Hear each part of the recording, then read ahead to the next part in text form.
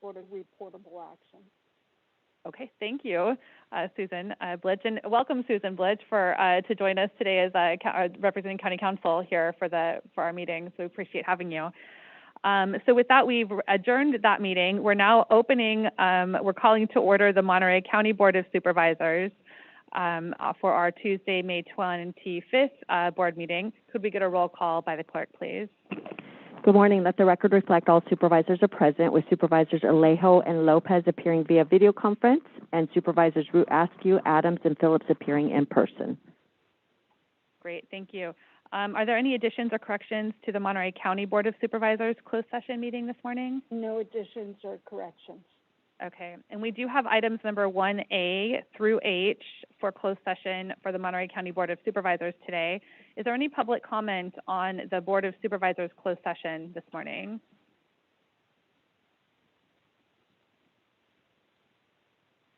Yeah, there's a few of them now. Yeah. We do, yes, welcome. You may approach we'll start with our audience member.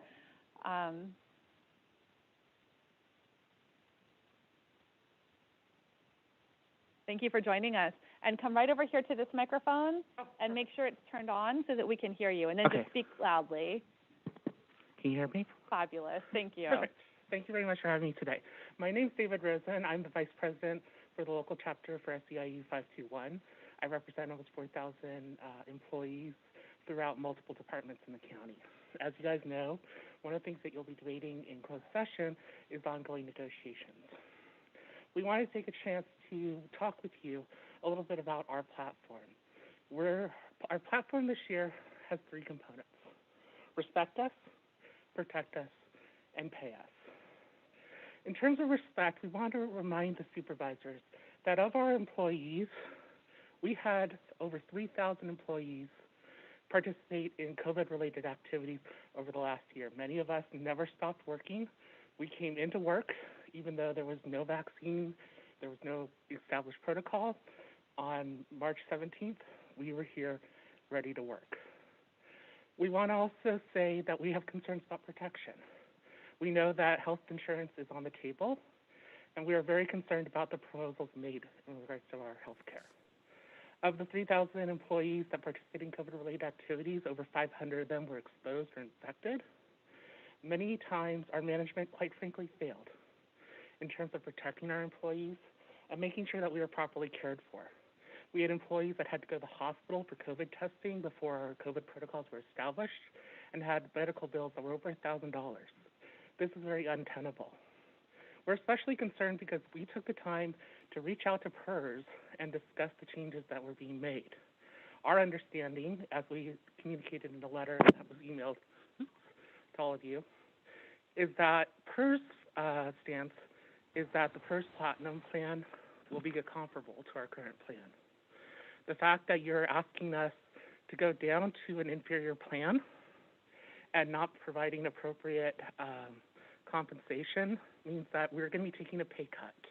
And we're going to be taking a pay cut off of health insurance, which is something that is, in our minds, untenable in terms of coming off a pandemic.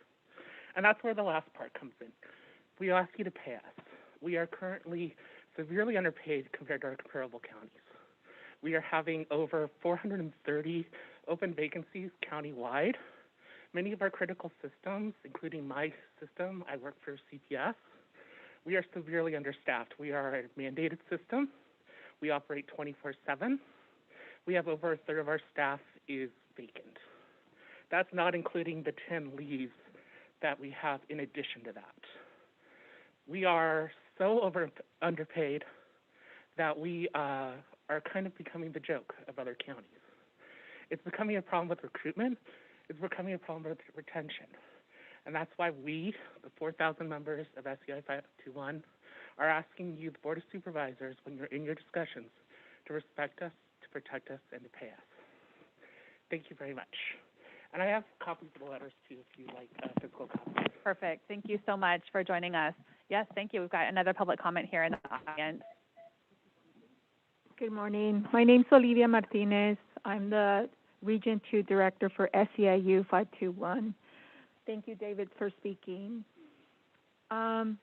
one of my concerns as the chief negotiator for negotiations is that your county bargaining team has not done the research, and a lot of the information that they first gave us regarding the CalPERS elimination of PERS choice was false. You pay a consultant to get information about changes of CalPERS, and their first proposal to us was one with not accurate information. The union had to go and talk to CalPERS and meet with the directors of CalPERS to actually get accurate information about the changes that CalPERS were making. So CalPERS is eliminating PERS choice, but they are making the change to PERS Platinum. Your county management is proposing a flat amount for each employee only, employee plus one, and employee plus two.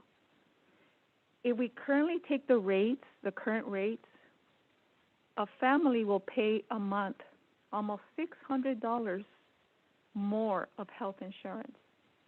That's almost $7,000 in a year of health insurance during a pandemic. So we're concerned that your consultant did not make the research necessary, provide us a proposal with false information instead of doing the accurate research it needed to do regarding CalPERS.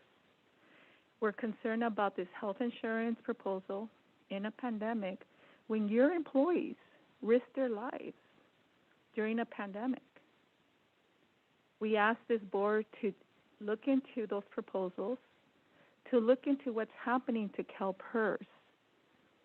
And we have letters from CalPERS stating different information from the letter we received from county management regarding the changes of CalPERS. So we're concerned that we started negotiations with misinformation that your county bargaining team provided us. I thank you for listening to us today, and we look forward to meeting with you in the future regarding negotiations and providing you information at the table. Thank you. Thank you. Thank you and it's good to see people in the audience here in person too. Thank you for joining us. We do have a handful of public hands raised from our Zoom.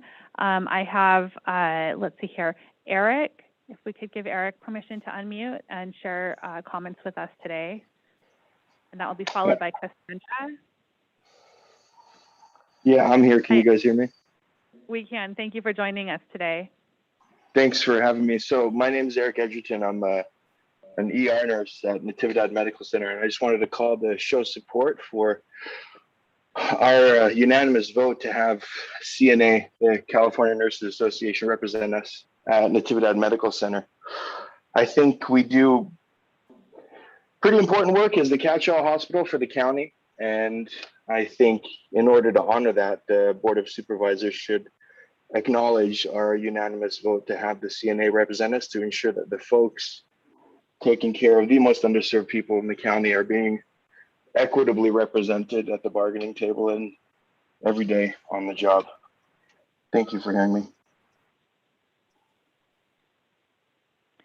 Thank you for your comments today, Eric. Next up we have, I believe it's Cassandra.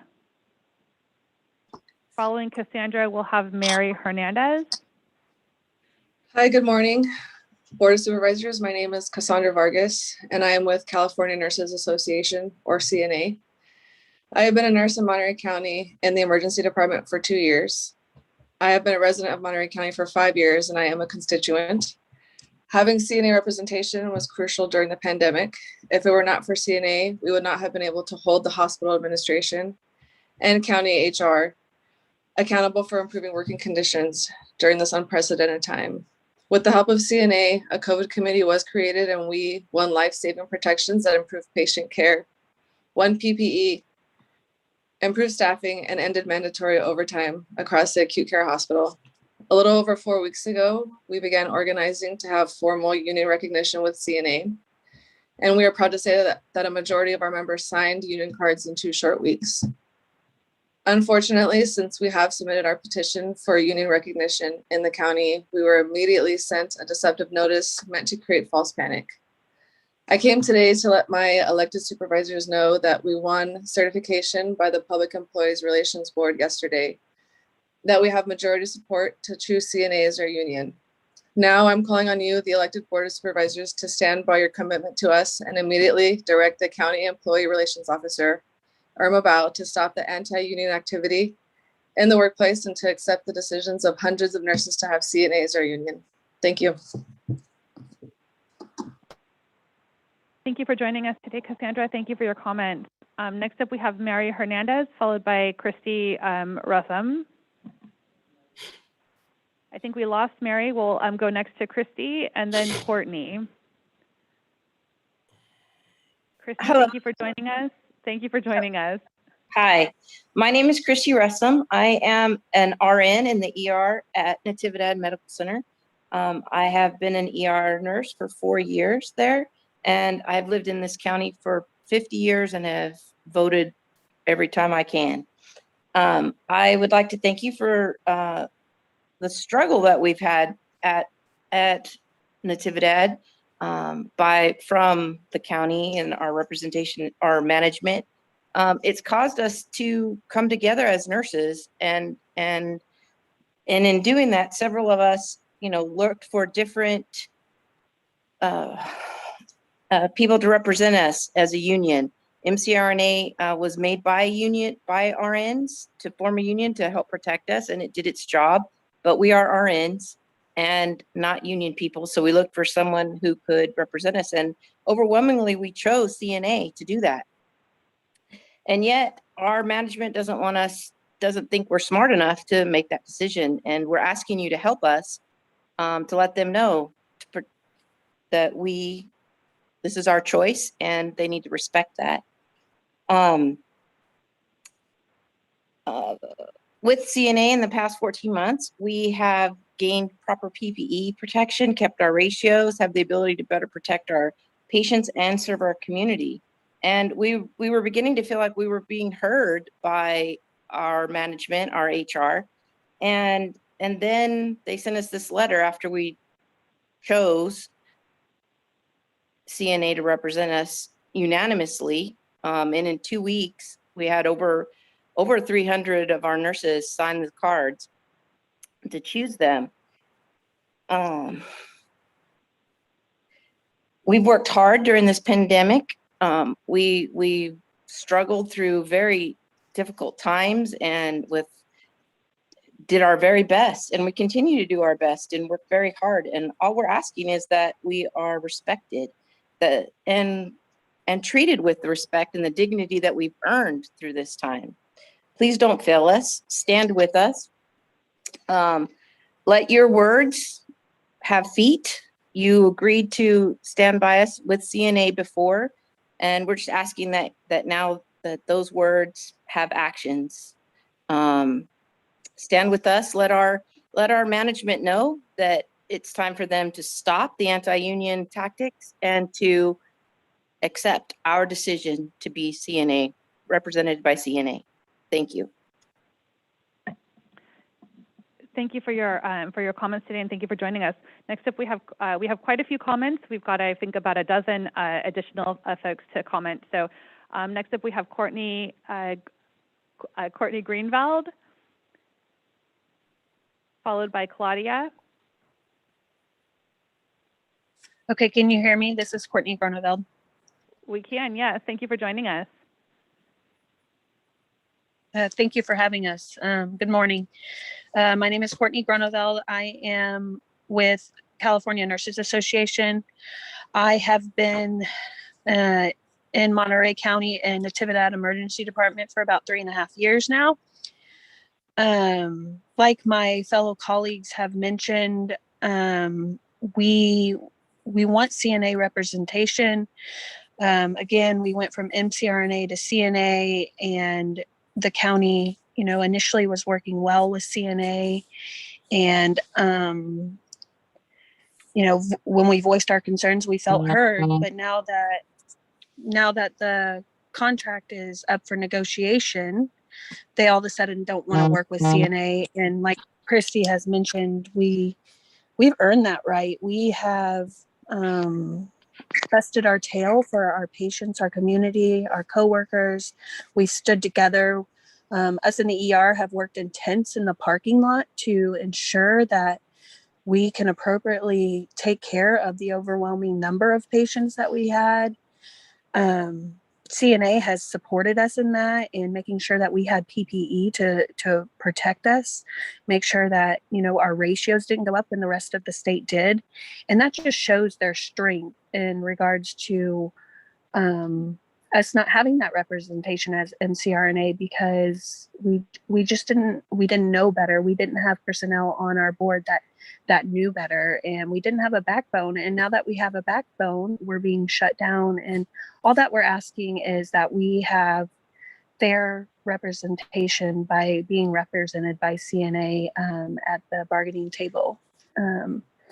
So if you would support us in that and not fail us now, we would greatly appreciate it. Thank you. Thank you. Next up, we have Alana, followed by the Vargas family. Alana?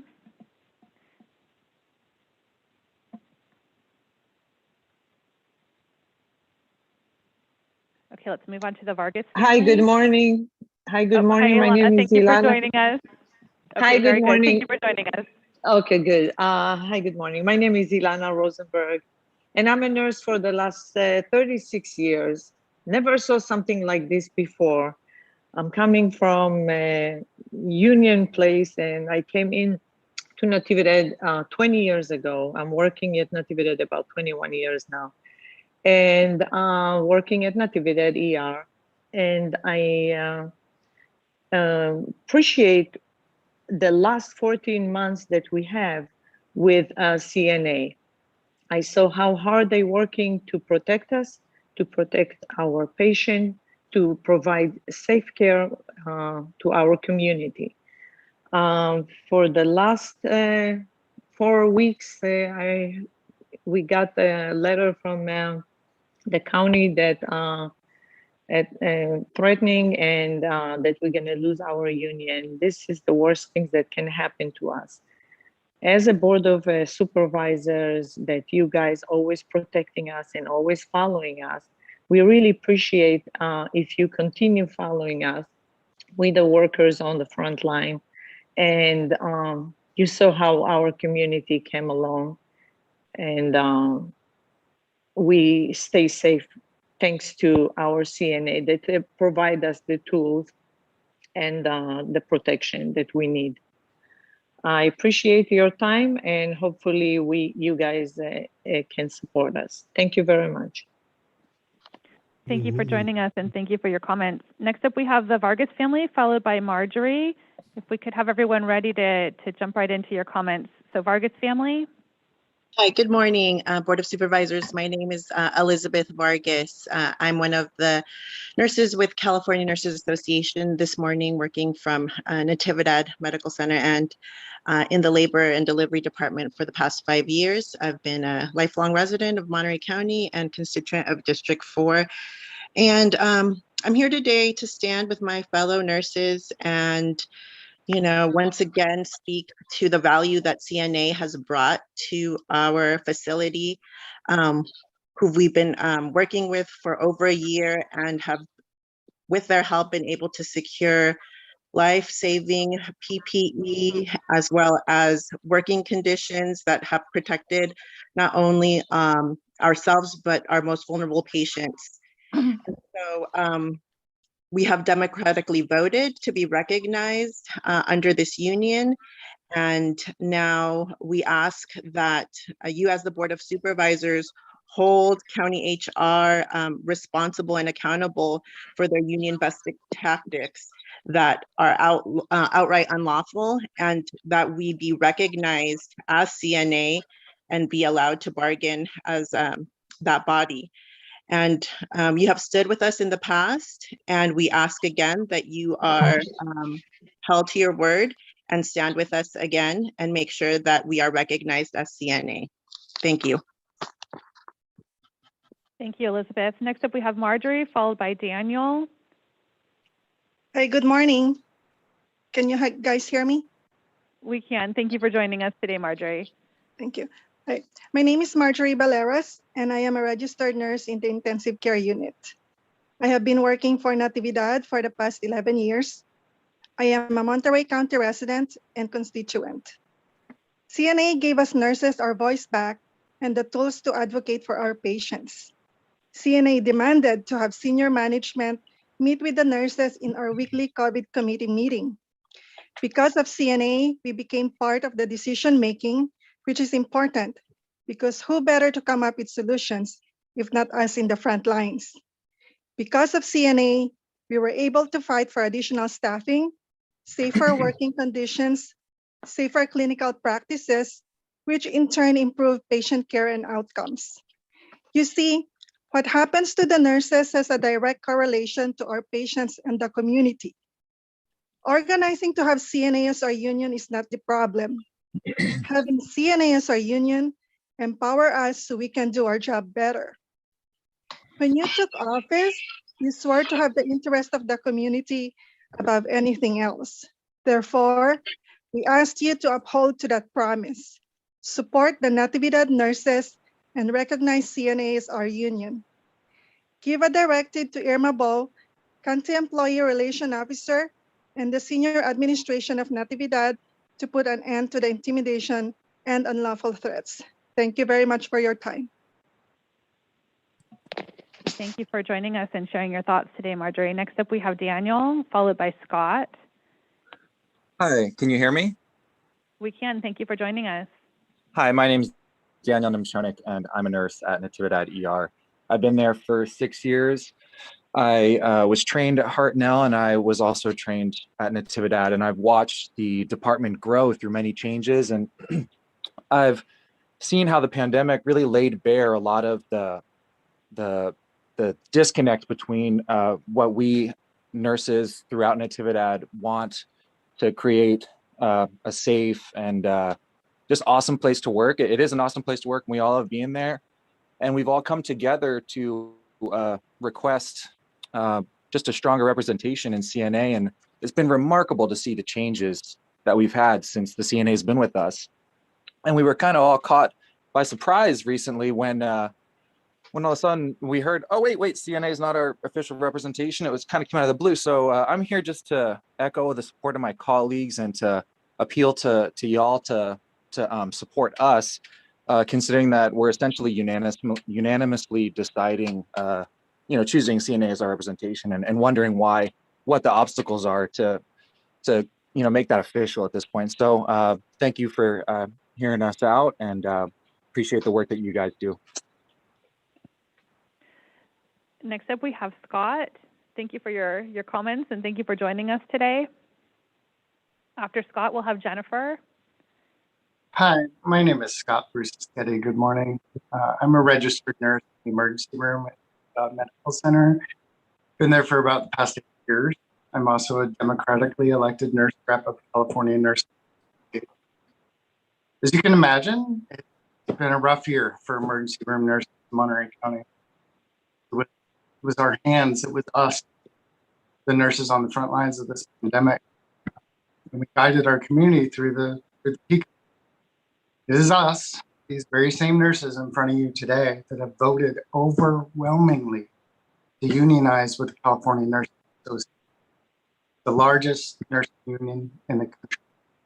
In order for our voice to be heard, almost 90% of our nurses have signed union recognition cards at the California Nurses Association represent us in the union. I personally met with some of you in private Zoom meetings. You have indicated your firm support for the nurses of Monterey, represented by the union virtually, to have our voices be heard. Seems like a minor request from frontline nurses, fresh off the front lines from the wave of a pandemic, but it is everything for us. We were there for our community. Now we need you to be there for us. We're tired, we're exhausted, we're desperate, and will not be silenced anymore. We are no longer asking, we are demanding that you show your commitment to the Monterey County nurses and direct Irma Ramirez-Baugh, the Director of the Monterey County Human Resources, to immediately recognize CNA as our voice, our union. The nurses have spoken, the nurses have voted. In the name of democracy, we have nothing less than our voices heard. Thank you. Thank you for joining us today, Scott. Next up, we have Jennifer, followed by Marlena. Jennifer, we are ready for your comments. Thank you, Supervisor Root-Eskew. Good morning, Supervisors. My name is Jennifer Jean-Pierre. I am a registered nurse at Natividad Hospital in the intensive care unit. You may have also known me in many of our Zoom call meetings in the past. I am the Chief Nurse Representative for California Nursing Association for Monterey County. I stand with the nurses on this call.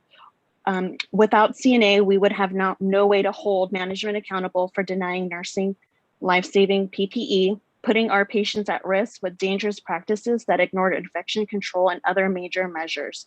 Today, I am here with my fellow registered nurses to call on our elected Board of Supervisors to stand with us, to keep your word to our nurses, and to immediately direct Irma Baugh, County Employee Relations Officer and Senior Administration, to recognize CNA as our union and to put an end to the unlawful threats, coercion, intimidation, and union busting tactics. Thank you.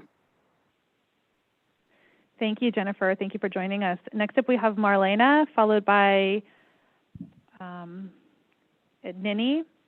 Marlena, followed by Nini. Thank you for your comments. Good morning, Board of Supervisors. My name is Marlena Santos, and I am with the California Nurses Association. I have been a nurse in Monterey County in the NICU department for 5 years and a resident of Monterey County for 10 years. We began working with CNA more than 14 months ago to win the rights and protections to safely advocate for our patients, community, and nurses' working conditions. Yesterday, we won certification by the Public Employees Relations Board that we have majority support to choose CNA as our union. We have been told that as the County Board of Supervisors, you will stand behind the nurses and will honor and respect the rights of our workers to choose our own union.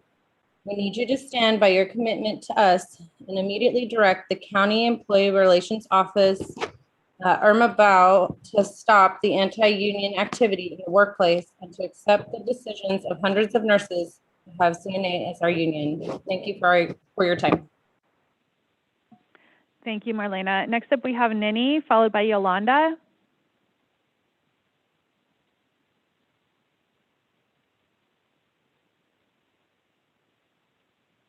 Okay, we'll move on to Yolanda. Can you hear me?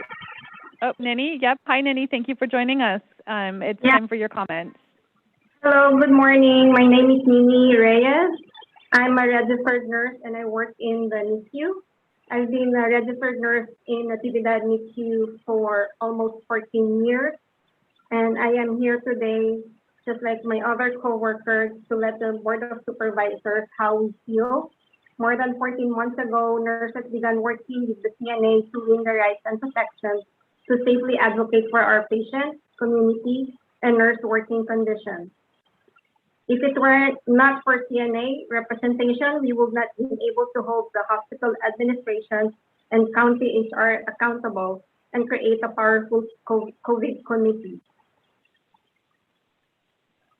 I came today to let my elected supervisors know that we won certification by the Public Employees Relations Board yesterday that we have majority support to choose CNA as our union. Now I am calling on you, the elected Board of Supervisors, to keep your word over the past month to our frontline nurses and direct county management to recognize our union, CNA. Thank you so much and you have a good day. Thank you for joining us today, Nini. Next up, we have Yolanda, followed by Angie. Hello, can you hear me? We can. Thank you for joining us. Okay. Good morning, Board of Supervisors. My name is Yolanda Martinez, and I am a card-signing member with California Nurse Association. I have been a nurse in Monterey County NICU for 15 years, and I have lived in Salinas for nearly 50 years. It's hard to believe that this time last year, we were at the start of a global-wide pandemic, a nationwide shutdown. Before this pandemic started, NMC nurses began working with CNA to win rights and protections to advocate for our patients, our community, and working conditions. Working hand in hand, CNA and nurses created a strong COVID committee, a committee that helped us reassure that us nurses had plenty of PPE, up-to-date infection control, and safe staffing. During the height of this pandemic with high patient census, the COVID committee presented to the hospital that NICU nurses would float as helping hands to non-COVID units, decreases the chances of endangering our most vulnerable and fragile patients from this unpredictable virus.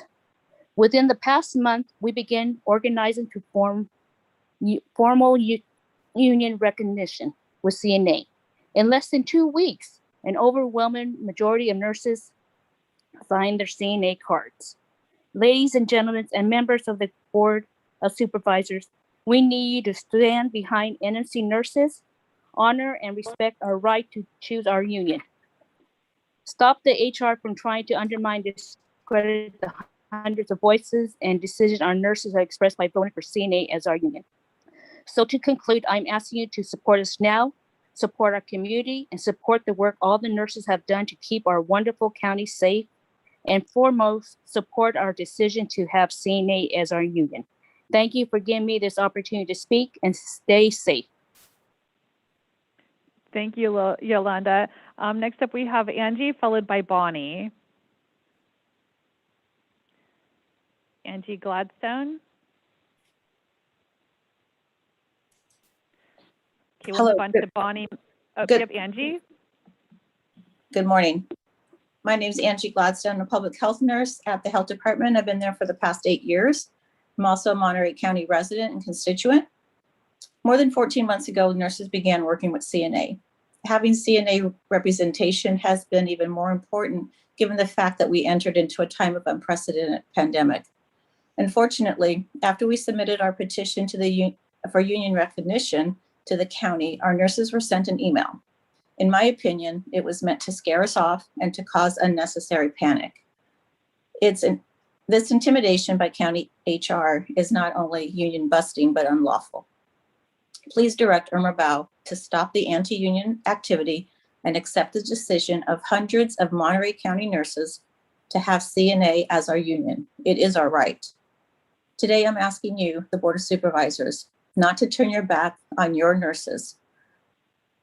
Please keep your word to Monterey County nurses and direct Irma Ramirez Bao and county management to recognize our union as California Nurses Association.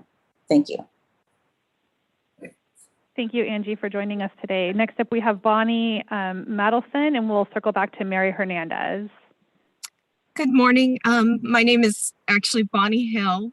I'm a nurse with the Nurse Family Partnership of Monterey County at the Public Health Department. Before I was caring for first-time moms in our community, I was caring for moms in the hospital, including those with COVID-19. CNA has supported nurses through this pandemic to safely advocate for our patients, our communities, and nurses' working conditions. Nurses of Monterey County have demonstrated in an overwhelming majority that we choose CNA as our union. I am asking you to show your support and commitment to your nurses and direct county management to recognize CNA as our union. We've never wavered in our commitment to the health and safety of our patients and communities, and I'm asking you to do the same. Thank you. Thank you for your comments today, Bonnie. Next up, we have Mary Hernandez.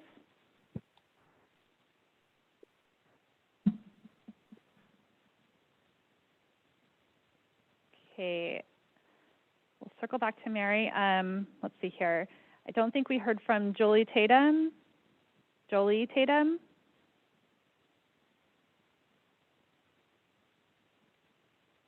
Okay, we'll come back to Jolie. Sonia Cortez? Hi, I'm sorry, I had it on mute. Can you hear me? Oh, good. Hi, Jolie. Thank you for joining us. Okay, sorry. Good morning. My name is Jolie, and I am a nurse at Natividad. And I've been with Monterey County for about 3.5 years now. I came as a travel nurse from a non-union state I was excited when I decided to hire on at Natividad because it is a special place. And I thought, oh, this is going to be great. I'm going to have a union and finally some decent representation.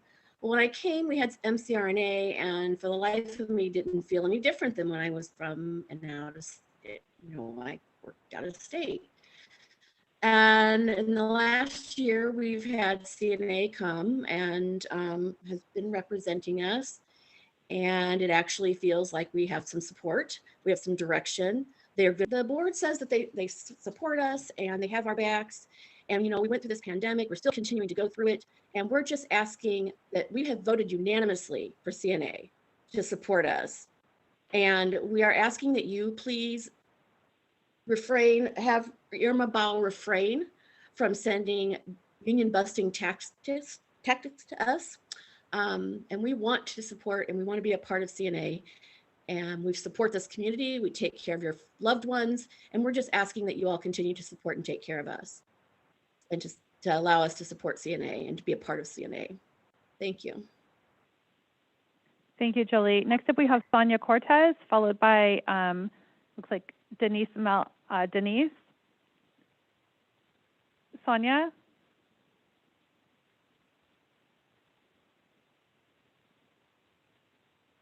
Okay, just want to make sure we're not missing anyone. So the last three names I have on my list are Sonia Cortez, Stephanie, Denise Melching, and Mary Hernandez. And Claudia Soria.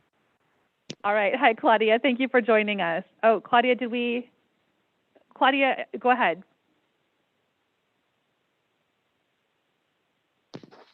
Hi, my name is Claudia Soria, and I am with California Nurses Association.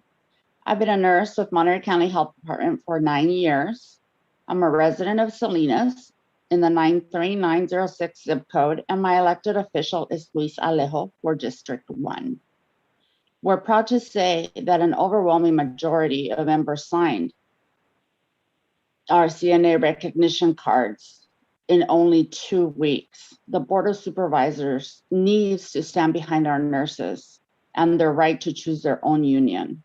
After all nurses have done to keep the community safe and healthy during the pandemic is not over.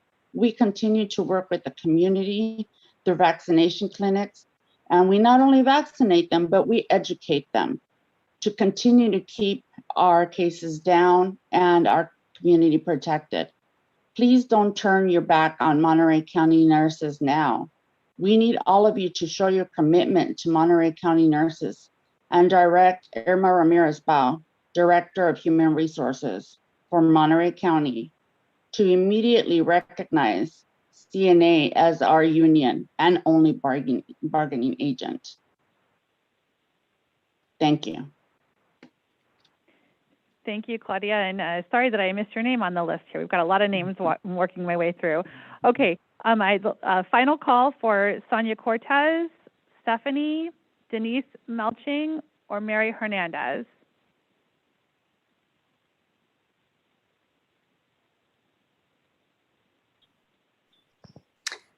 Hello, my name is Denise Melching. Do you hear me okay? We can, thank you. Good morning, Board of Supervisors. My name is Denise Melching, and I'm with California Nurse Association. Have been a nurse in Monterey County in the ER for 5 years, and I'm one of the signer of the petition to join the CNA, and I am just asking of you to please honor and respect our desire to have the CNA represent us. It is a democracy, and this is our wish. That is what we want. Please. Thank you. Great. Thank you so much for your comment. So for anyone else who wasn't able to comment today, we do accept emails to the Board of Supervisors. You may email us at cob@ca.monterey.ca.us. We always welcome hearing from members of the public. Are we having any other hands raised? Me, Stephanie, I'm unable to say anything. Oh, okay, Stephanie, welcome. Thank you for joining us. Good morning. We'd love to hear your comments. Good morning. Can you guys hear me? We can, thank you. Okay, good. My name is Stephanie Cruz, and I am a registered nurse at Natividad Medical Center in the ER. I've been working there close to 5 years, and I'm born and raised in the Monterey County. I came today to you guys to let you know that we, as a unanimous frontline workers, public health workers, want CNA to represent us as our union. These last 14 months and continuing have been uncertain, and it's been lovely to have CNA help us get the appropriate PPE, helping us with our staffing ratios. And it's a little disappointing how MCRNA HR is not, not supporting our wishes at this time.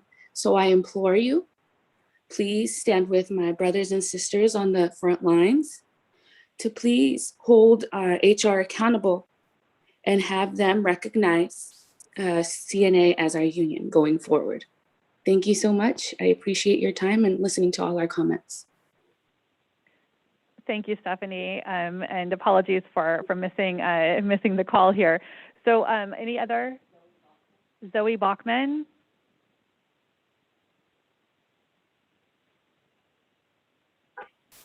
Do you hear me? This is Zoe. Yes, thank you for joining us, Zoe. Please proceed. Okay. Good morning. My name is Zoe Bachman. I'm a registered nurse in IMC. I've lived in this county for 28 years. We ask the Board of Supervisors to keep supporting us as Monterey County nurses for the betterment of the county's nurses caring of patients. And without the CNA's complete support, we could have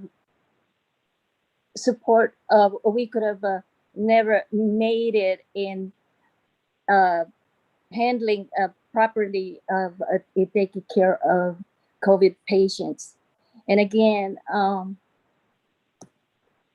as Monterey County nurses, we are asking the Board of Supervisors complete support for the long run as Monterey counties. We prefer to be represented by the CNA. And thank you.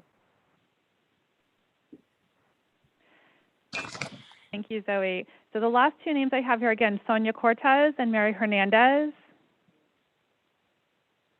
And anyone else would like to comment, if you could raise your hand so that we can make sure that we don't miss anyone. Maria? Hi, yes, can you hear me? We can. Thank you for joining us. Hi, good morning. First of all, I'd like to thank the Board of Supervisors for taking the time to listen to us. And I would like to say that I am a longtime resident of Monterey County. I have a long history with Natividad, and it's one of my favorite places to work. It serves our most vulnerable and underserviced community, our homeless, our immigrant community, and nurses at Natividad not only work there because it's a job, they work there because they love the community that they live in and the people that they serve. I feel that the Board of Supervisors needs to put pressure on Natividad administration so that they can recognize our union. Natividad nurses with an overwhelming majority have voiced their opinion, their concerns, and they demand for our union to be recognized. I think that there's a sign outside Natividad that says heroes work here. You know, they should respect the nurses' decision and recognize CNA as our union. Thank you for taking the time to listen to me. Thank you for joining us today, Maria. And thank you to all of our nurses for taking the time to attend our meeting this morning and to speak in our public comment and share your testimony. Again, for anyone who was not able to connect, we do appreciate always hearing from county staff. You can email us at cob@co.monterey.ca.us. I think we've covered everyone who had their hand raised, and we will be now recessing into closed session for agenda items on the Monterey County Board of Supervisors that we were announced earlier. We'll be back here at 10:30 to reconvene into open session. Thank you again, everyone, for taking the time to meet with us this morning.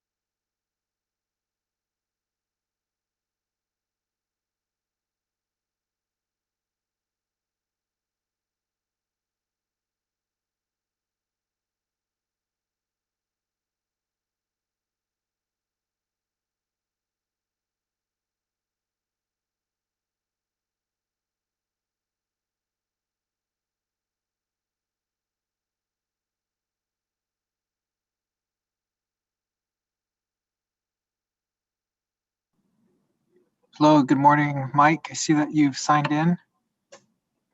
I am going to promote you as a panelist.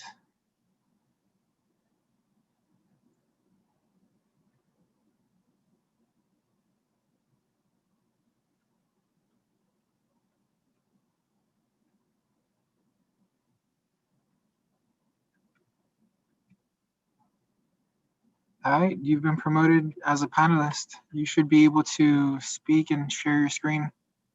Awesome. Fantastic. You want to test your mic to see if we could hear you? Yeah, can you hear me okay? Yeah, I can hear you.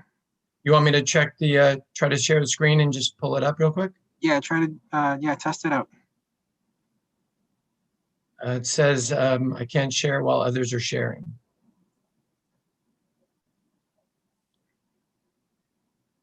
All right, give me a second. Let me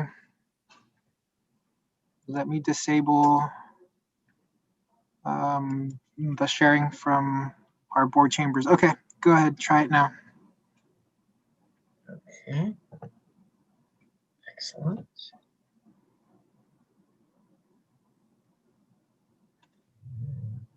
All right, I can see your presentation. Everything looks good. Just remember, yeah, there you go, slideshow. Yeah, looks good. All right, want me to stop the share real quick here and get back? Yeah, go ahead. I'll stop share and then put yourself on mute. And then when it's your turn, you'll be able to share your screen. Excellent, will do. All right, thank you.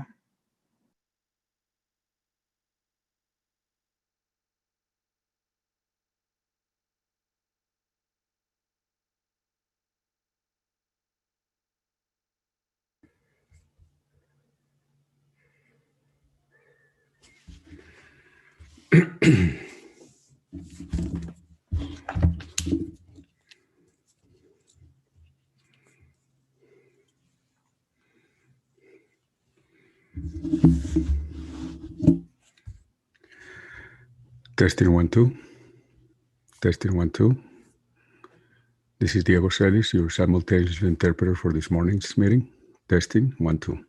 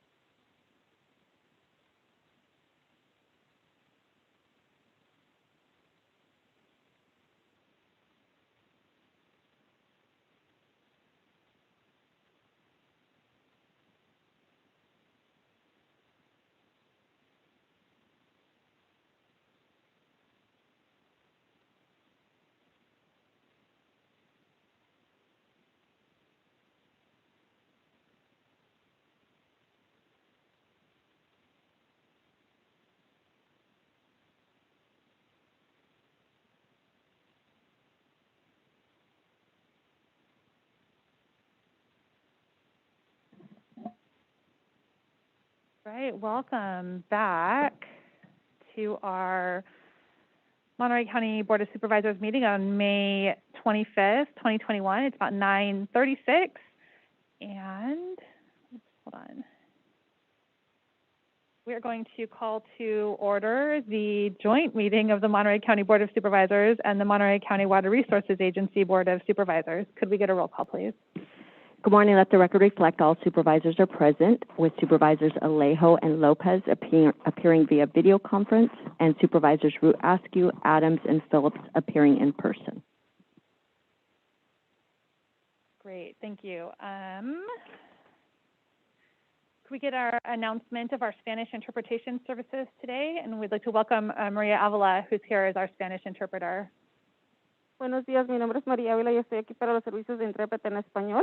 Interpretación en español está disponible vía Zoom. Por favor, de seleccionar el icono de global del intérprete en su pantalla. En este momento no tenemos el servicio de intérprete en llamadas regular. Wonderful, thank you so much. Are there any additions or corrections to our public agenda items today? There are no additions and corrections. Okay. I'd like to welcome Naomi Hreprich, who's a registered dietitian and the WIC director for our Monterey County Health Department. Do we have Naomi on the line? Okay, wonderful. The Women, Infants, and Children program serves over 14,000 individuals monthly. WIC provides nutrition and health education to families to improve eating and physical activity behaviors, and issues benefits to purchase specific foods important for good health. WIC also provides breastfeeding support, education, and supplies, including electric breast pumps for moms with high-risk infants or returning to work. WIC is a trusted voice in Monterey County and shares local resources and provides referrals for numerous other programs in our community, including mental health services, housing assistance, CalFresh, and low-cost legal services, just to name a few. Naomi, thank you for joining us to lead us in the Pledge of Allegiance this morning. Thank you. So everyone, please join me in the Pledge of Allegiance. I pledge allegiance to the flag of the United States of America and to the republic for which it stands, one nation, under God, indivisible, with liberty and justice for all.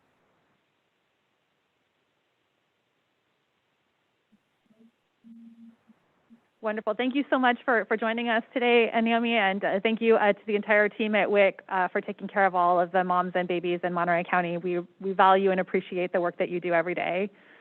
Thank you. Thank you for having us. Yes, of course. Okay, next up, we're going to call for any general public comments. This would be for any general comments on items not on today's agenda anywhere else.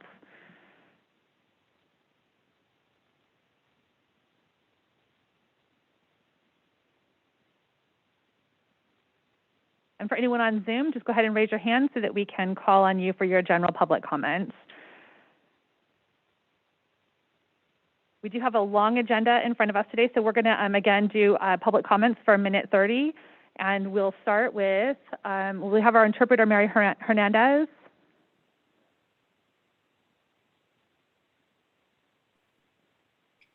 Good morning. This is Mary Hernandez. I am an interpreter for SEIU 2015. I have 11 members on the line.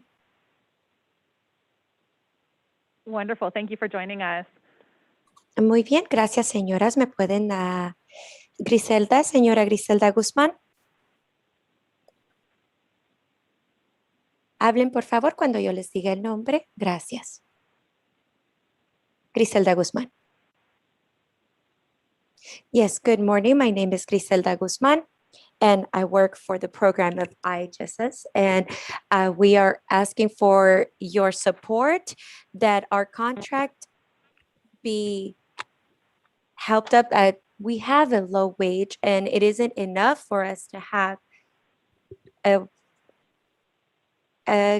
I do believe we ask for your support for the community as we benefit and we take care of the elderly. And it would be great that you support us. And since they have contributed with the state and us as providers, we do need your support so that we can have a better wage. Thank you very much. Señora Maria Pinto. Yes, good morning. My name is Maria Pinto.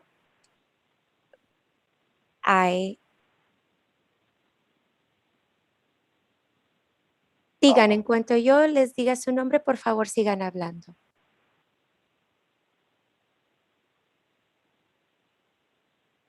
Señora María Pinto. Virginia Jacobo. Virginia Jacobo. Good morning. My name is Virginia Jacobo. I work in the program IHS, and I am asking for your support during our bargaining sessions with our contract. For me, this work is extremely hard because we work day and night, and these are disabilities that are extremely severe, and I work nights and mornings, and sometimes I work without a pay. And with the pandemic, this has been even more difficult. And that's why it's extremely important that we have a new contract. Thank you very much for your support. Muy bien, ahora la señora Fabiola Díaz.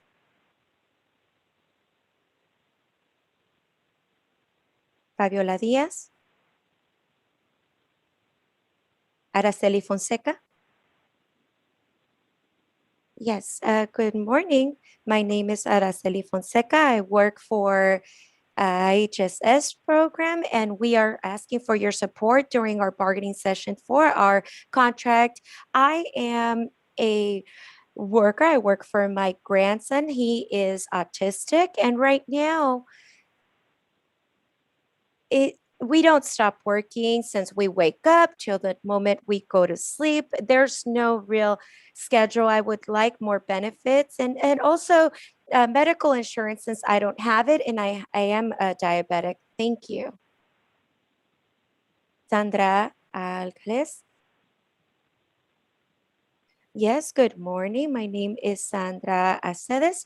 I'm a provider for my son, and also, just like the rest, we need that the contract be renewed and more support so that they can give us better wages and that this the program continues to work, because truly it's a very hard job to have a special needs child. And thank you so much for your support. Thank you very much. Señora María Rodríguez.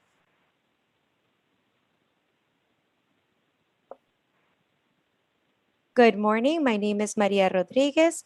I have worked more than 10 years as a provider, an in-home care provider. Right now, we are bargaining, and it is very important to us that you support us because the work that we do is extremely difficult and it isn't compensated how it needs to be. And we've been working right now during the pandemic. We didn't stop. And right now, we need for you to support us as we have supported you when you are going to run for office. So now we need your support during bargaining sessions and to be able to have a pay rate that is decent. Thank you, and we hope that you support us in this contract. Señora Ramona Jarate.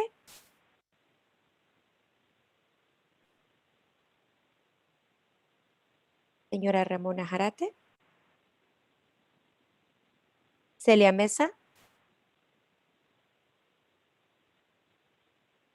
Good morning. My name is Celia Mesa. I work for IHSS program, and we're asking for your support during the bargaining session for our contract, simply because for a lot of us, it isn't enough. Our pay wage isn't enough. We have family and we need to pay our rent, bills, food, and it's the need. We need for you to support us, for our providers, and for those that need our assistance.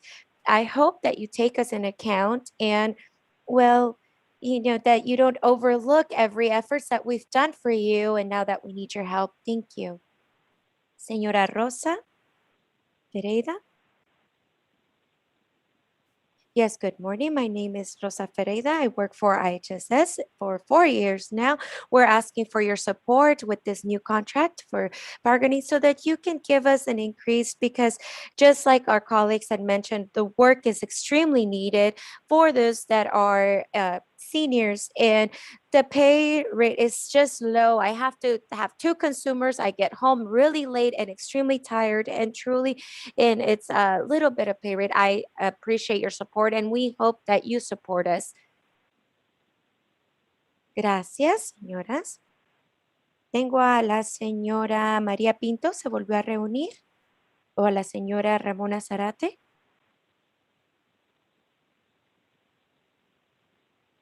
Okay, yes, good morning. My call got dropped. Okay, diga, señora.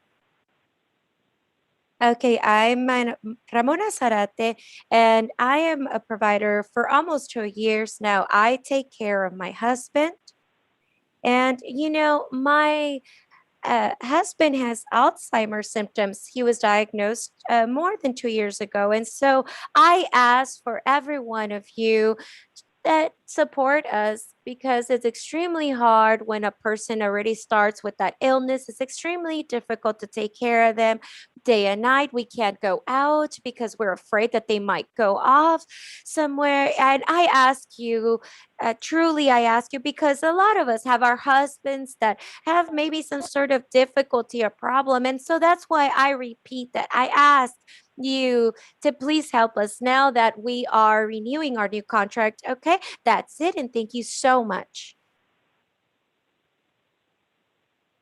Okay, thank you, board. That is it on our SEIU phone line. We appreciate your time.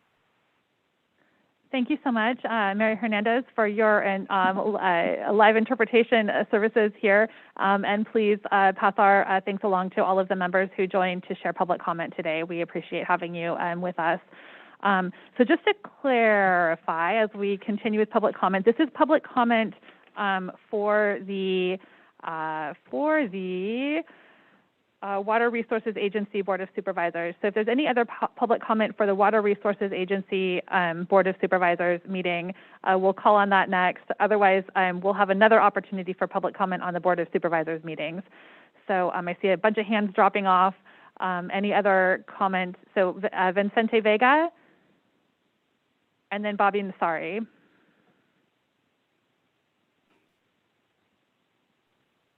And Vincente, we have a minute 30 on the clock for you today. Thank you. Thank you. Hello and good morning, Board of Supervisors. My name is Vicente Vega. I'm an organizer with SEIU Local 2015. We represent long-term caregivers in California. And I'm here today along with other IHSS providers to ask for your support with our negotiations for a new contract. Throughout this pandemic, home care workers have been praised as heroes for doing the work of caring for our most vulnerable populations, ensuring that they continue to be able to stay healthy and at home in the midst of a crisis. Workers have been putting themselves at risk to ensure that people were getting the care that they need. And so many times I've heard from workers that they have been doing even more work than they are authorized, working more hours than what they actually put down on their timesheets. And I believe, and I hope that you believe as well, that IHSS workers deserve better.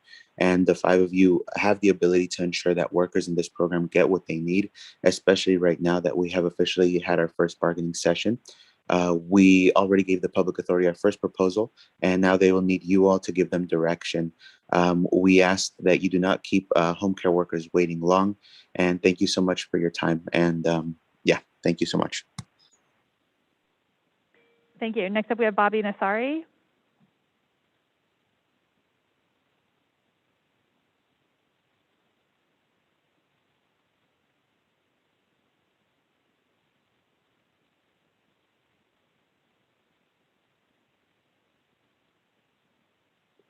We have public comment right now for Water Resources Agency, and we have a hand raised from Bobby Nasiri.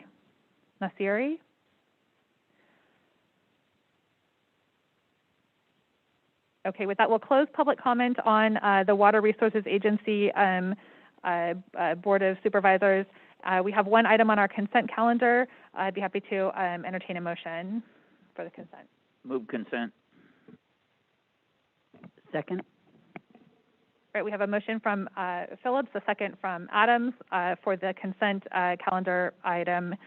Is there any public comment on the consent calendar agenda for the Water Resources Agency? And again, I have Bobby Nasiri. This is public comment on the consent calendar for, okay, dropped off. All right. With that, we'll take a roll call vote. Thank you. Supervisor Alejo? Aye. Supervisor Phillips? Aye. Supervisor Lopez? Aye. Supervisor Adams? Aye. And Chair Supervisor Root Askew. Aye. All right. That motion passes, and we will adjourn our joint meeting of the Monterey County Board of Supervisors and Monterey County Water Resources Agency Board of Supervisors. We will call back to order the Monterey County Board of Supervisors with a roll call vote, please. Or roll call, please. Good morning. Let the record reflect all supervisors are present, with Supervisors Alejo and Lopez appearing via video conference, and Supervisors Root Askew, Adams, and Phillips appearing in person. Are there any additions or corrections to our public agenda today? There is a correction to the Health Department consent calendar. Item number 24 is in receipt of a revised board report. And there is a correction to the General Government consent calendar. Item number 40 is in receipt of a board report, a revised attachment A, and adding attachment A1. Great, thank you. And just in terms of order of things, we're going to move item number 11 to just after our, in between ceremonial resolutions and appointments to keep everything flowing today. With that, we will move on to our ceremonial resolutions. We have a very, very special ceremonial resolution to approve today, honoring Dr. Gary Gray upon his retirement from the Natividad Medical Center and his public service to the Monterey County residents. And I believe we have, would you like to join us, Dr. Gray? We have, let's see here. We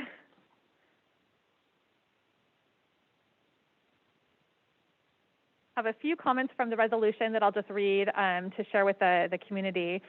Dr. Gray has served Natividad in medical and leadership roles for 20 years. Prior to joining Natividad, Dr. Gray worked as an Army staff physician at Fort Ord and the Presidio of Monterey, as well as in private practice in Colorado. While serving Natividad, Dr. Gray oversaw a team of more than 300 medical providers and led the development and designation of Natividad Medical Center as a Level 2 trauma center. Through all of this, Dr. Gray never lost sight of the fact that Natividad is a safety net hospital committed to caring for everyone in Monterey County, including our most vulnerable neighbors. Thank you for your service, Dr. Gray, and congratulations on your well-deserved retirement.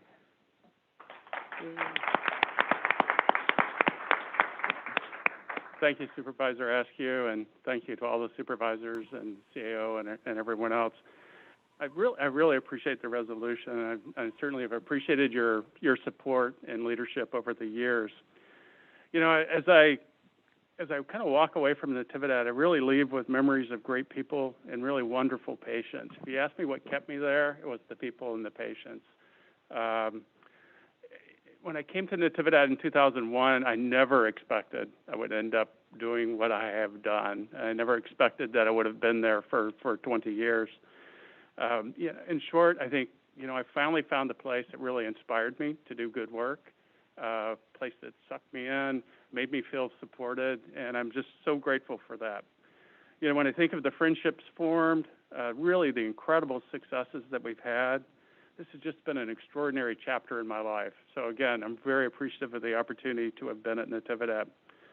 You know, I'm looking forward to the next turn in kind of my personal road. But I think I'll be forever grateful to Natividad and the entire county family for your support over the years, and I wish everyone the best of luck. So thank you very much.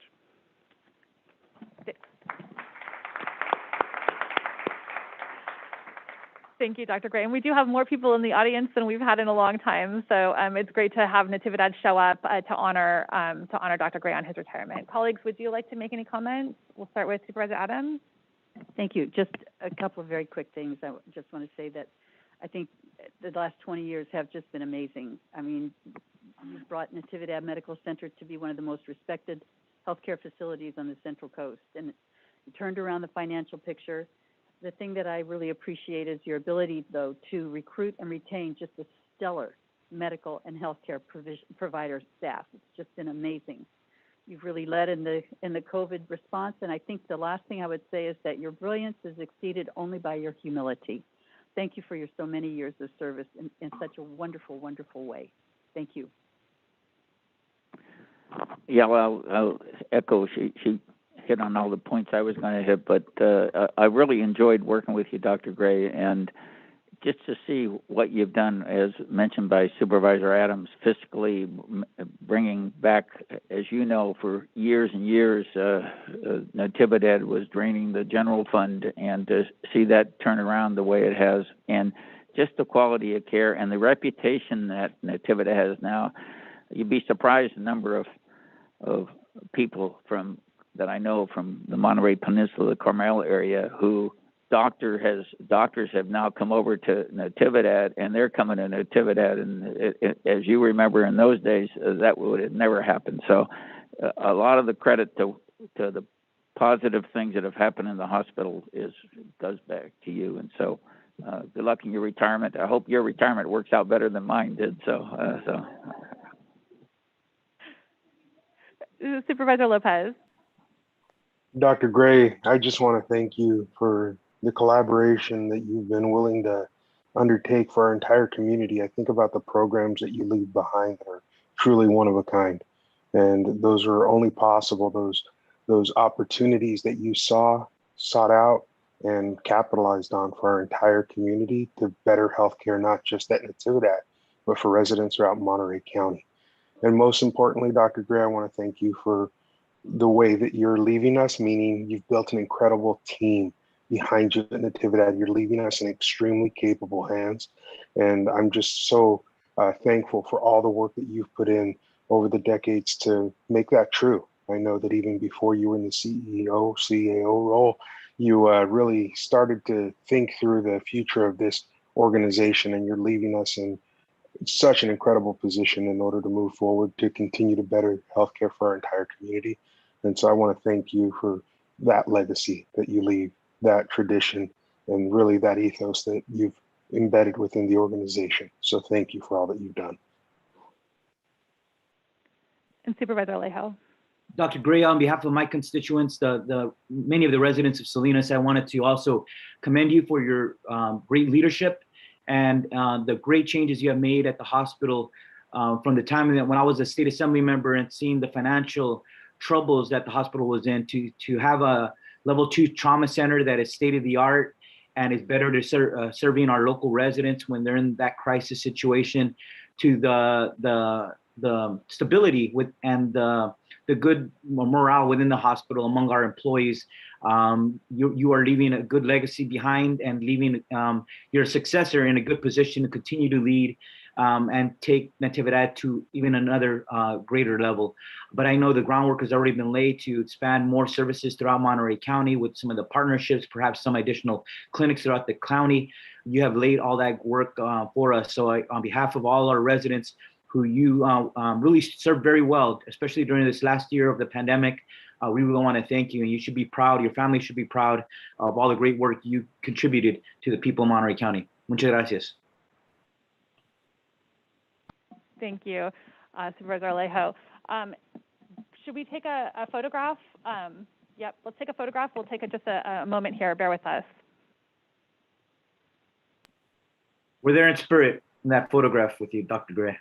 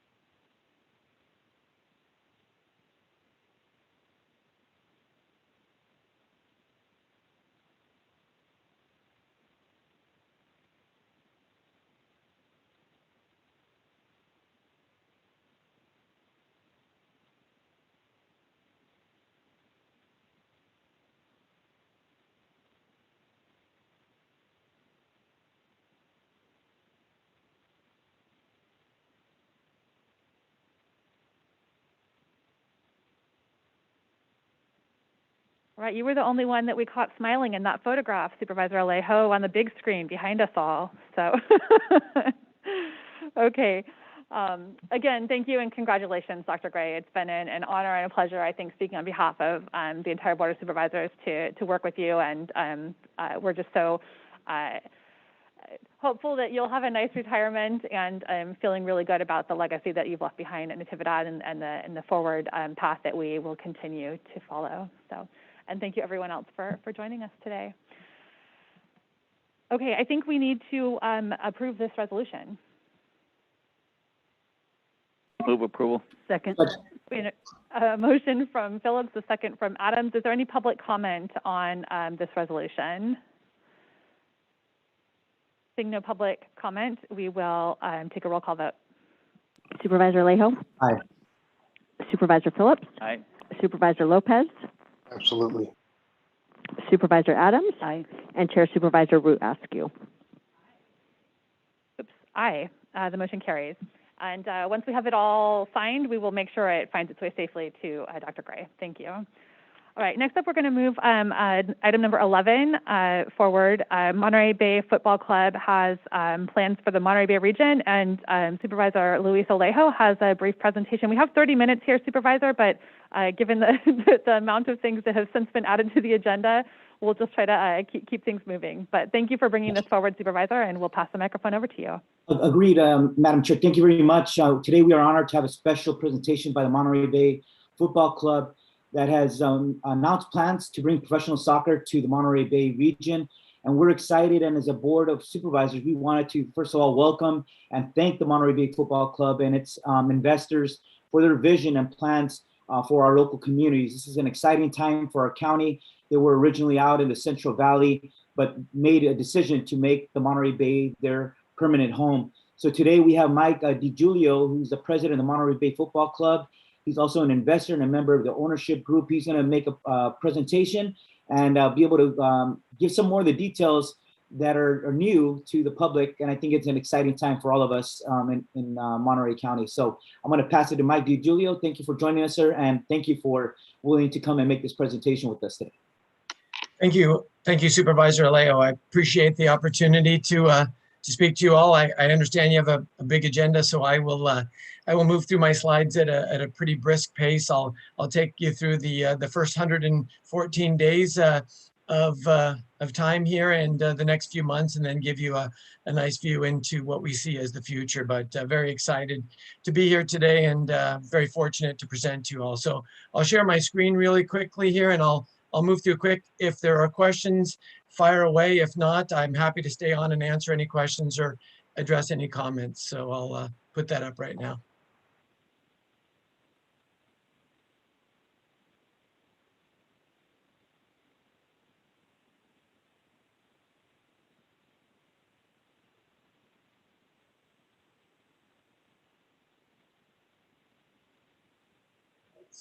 Let me just get this.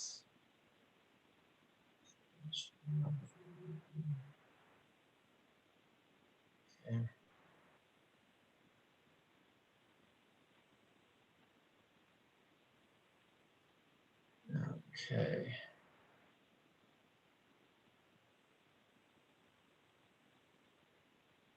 I hope everybody can see my slides here.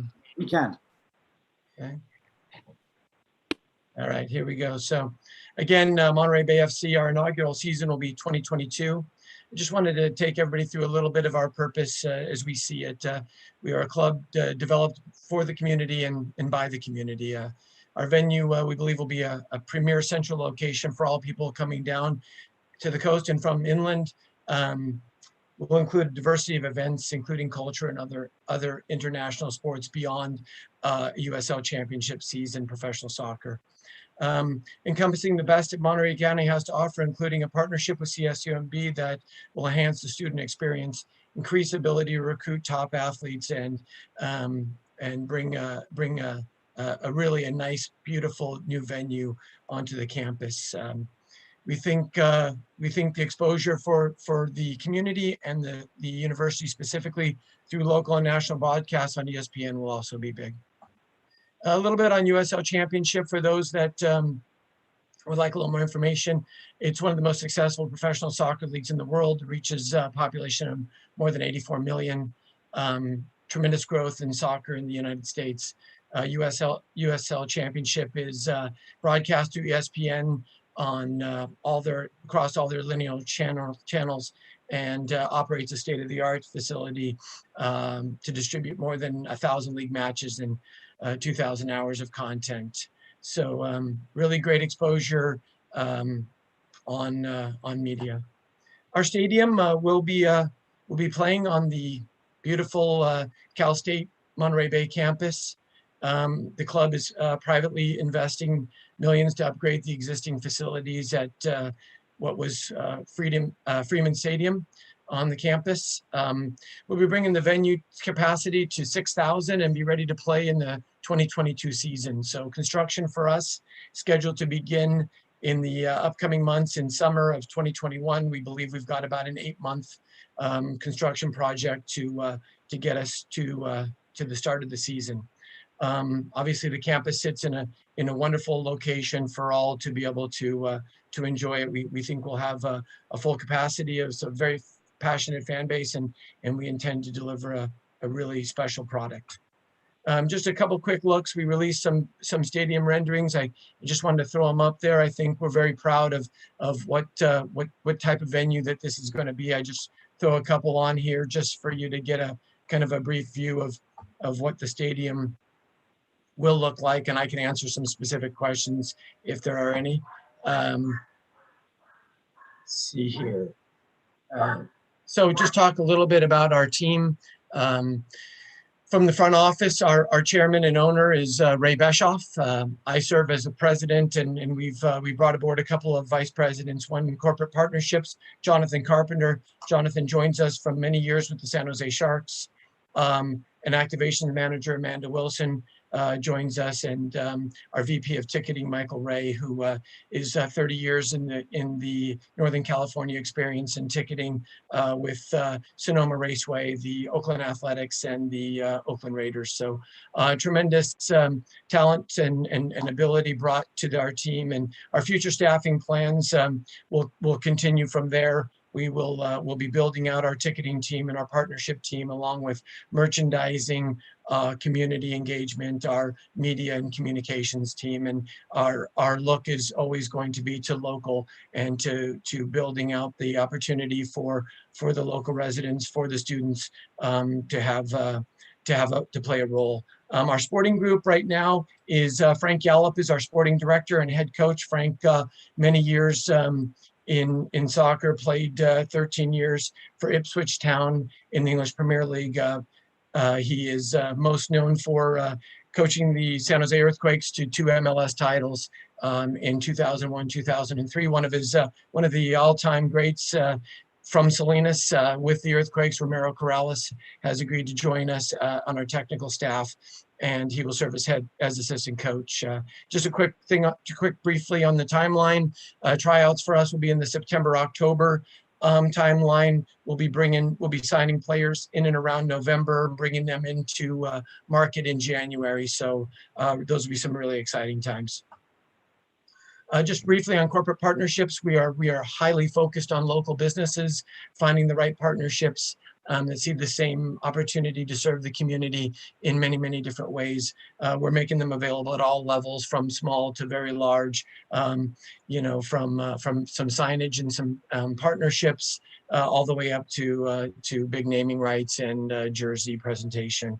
They're all very highly customizable, and we're engaged in many, many right now. There will be a couple of very, very significant new partners announced in the next 30 days with local businesses taking some substantial partnership roles with us, which we couldn't be more excited to share, and we're really looking forward to that. Just a brief on the upcoming announcements and events in June and July. Again, the next couple of months, again, the major announcements will be a couple of premier partnerships. I will say, Jersey and other. And then we really are going to be thrilled to announce our crest kitten colors, the flag that we'll be playing under, hopefully the wonderful look and feel that everyone will be wearing And then stadium updates will begin in the summer also, all planning for an opening night in 2022 in March at the stadium, which will be fantastic. Obviously, we've done a lot of research and had a lot of conversations in the community. It's obviously very vast, and there's lots of opportunity for us to provide for the community and the surrounding areas. We do know that there's 3 very, very important voices that we've been reaching out to and have been very responsive, and that being the folks in the Salinas Valley, the Monterey Peninsula, and especially the students on campus of CSUMB, 7,400 students, and really want to provide them with a wonderful venue also and great opportunities. From the community, I think one of the things that we're really proud of in the last 100 days is we held 9 listening sessions in English and Spanish. Really, they were based upon developing our crest kit and colors. They were great sessions. They all ranged for about 90 minutes, and the participation all over the county was fantastic. We're going to continue to hold these type of listening sessions. We did them all virtually, obviously, but we intend to hold them live as we go forward to make sure that this continues to be an organization that listens to the community and follows the lead. We also had a wonderful response on a survey to find out the important factors in developing our club. We had about 200 people participate in that also. Again, community focus is something that you're going to continue to hear us say. We feel like there's some great job opportunities for all, especially students and maybe some retirees looking for part-time work. Game days are going to be staffed up with a lot of locals, and we really are looking forward to that, especially our full-time and our part-time work. I've engaged in conversations with public transportation to make sure that we're offering rides to the games from the coast and from the inland Salinas Valley. We're going to highly encourage bike and scooter valleys to encourage 2-wheel transportation to games and walking. We think the location is well set up for that. And we've had tremendous conversations with local chambers, especially Salinas Chamber and the Monterey Peninsula Chamber. Been very helpful in building relationships with local businesses and finding synergies between us and the work we're looking to do. The partnership with CSUMB is obviously a tremendous one for us. We feel we can give back a lot there with student internships, with scholarship opportunities, with the ability to support the athletic department and continue from a recruitment standpoint. And then stadium use, great opportunity for the university, even upwards of being able to host national championships in a beautiful venue. And we think the exposure through ESPN broadcasts will bring that to light also. So really excited about that for the university. And I guess as I kind of move towards the end, on our listening sessions, really what has been made most clear to us, and we concluded each session with one question to each participant, and that's what could we do? What's the most important thing we could do in bringing pro soccer to Monterey County? And that overwhelmingly it was to focus on the youth, which is right in line with what our core values are. We want to promote an active, healthy lifestyle with participation from players of all ages and raise the level of the game in the community. Healthy education through partnerships and local sponsors and nonprofits, and the opportunity for clinics and exposure camps for wonderful players out in Monterey County to give them a path for advancement, whether that is through college athletics or ultimately to be able to play pro soccer, will be terrific. And that's we will be focused on that 365 days a year. Again, that kind of gives you a brief overview. I tried to move through it as quick as possible and be mindful of time. I'm happy to answer any questions that come up or any concerns. Here's my contact info. I'm available at any time via cell phone or email. Love to connect with anyone, and I'll stop to share right here and see if there's any topics you'd like to discuss a little further. But I appreciate the opportunity to spend a few minutes. We're very, very pleased with what we believe we can bring to the community. And I think the opportunity to have a venue like that for a variety of uses, both entertainment and charitable is going to be a wonderful opportunity. So I'll stop the share right there. Thank you very much, Mike. And before I pass it back to our chair, I just want to first of all really thank you and the entire team for really reaching out. I know so far you've got a lot of support and welcome messages from our state legislators to our Congress member to mayors all across Monterey County. So I think we're all excited, and I think our message for the public is that we want to embrace your effort here in Monterey County.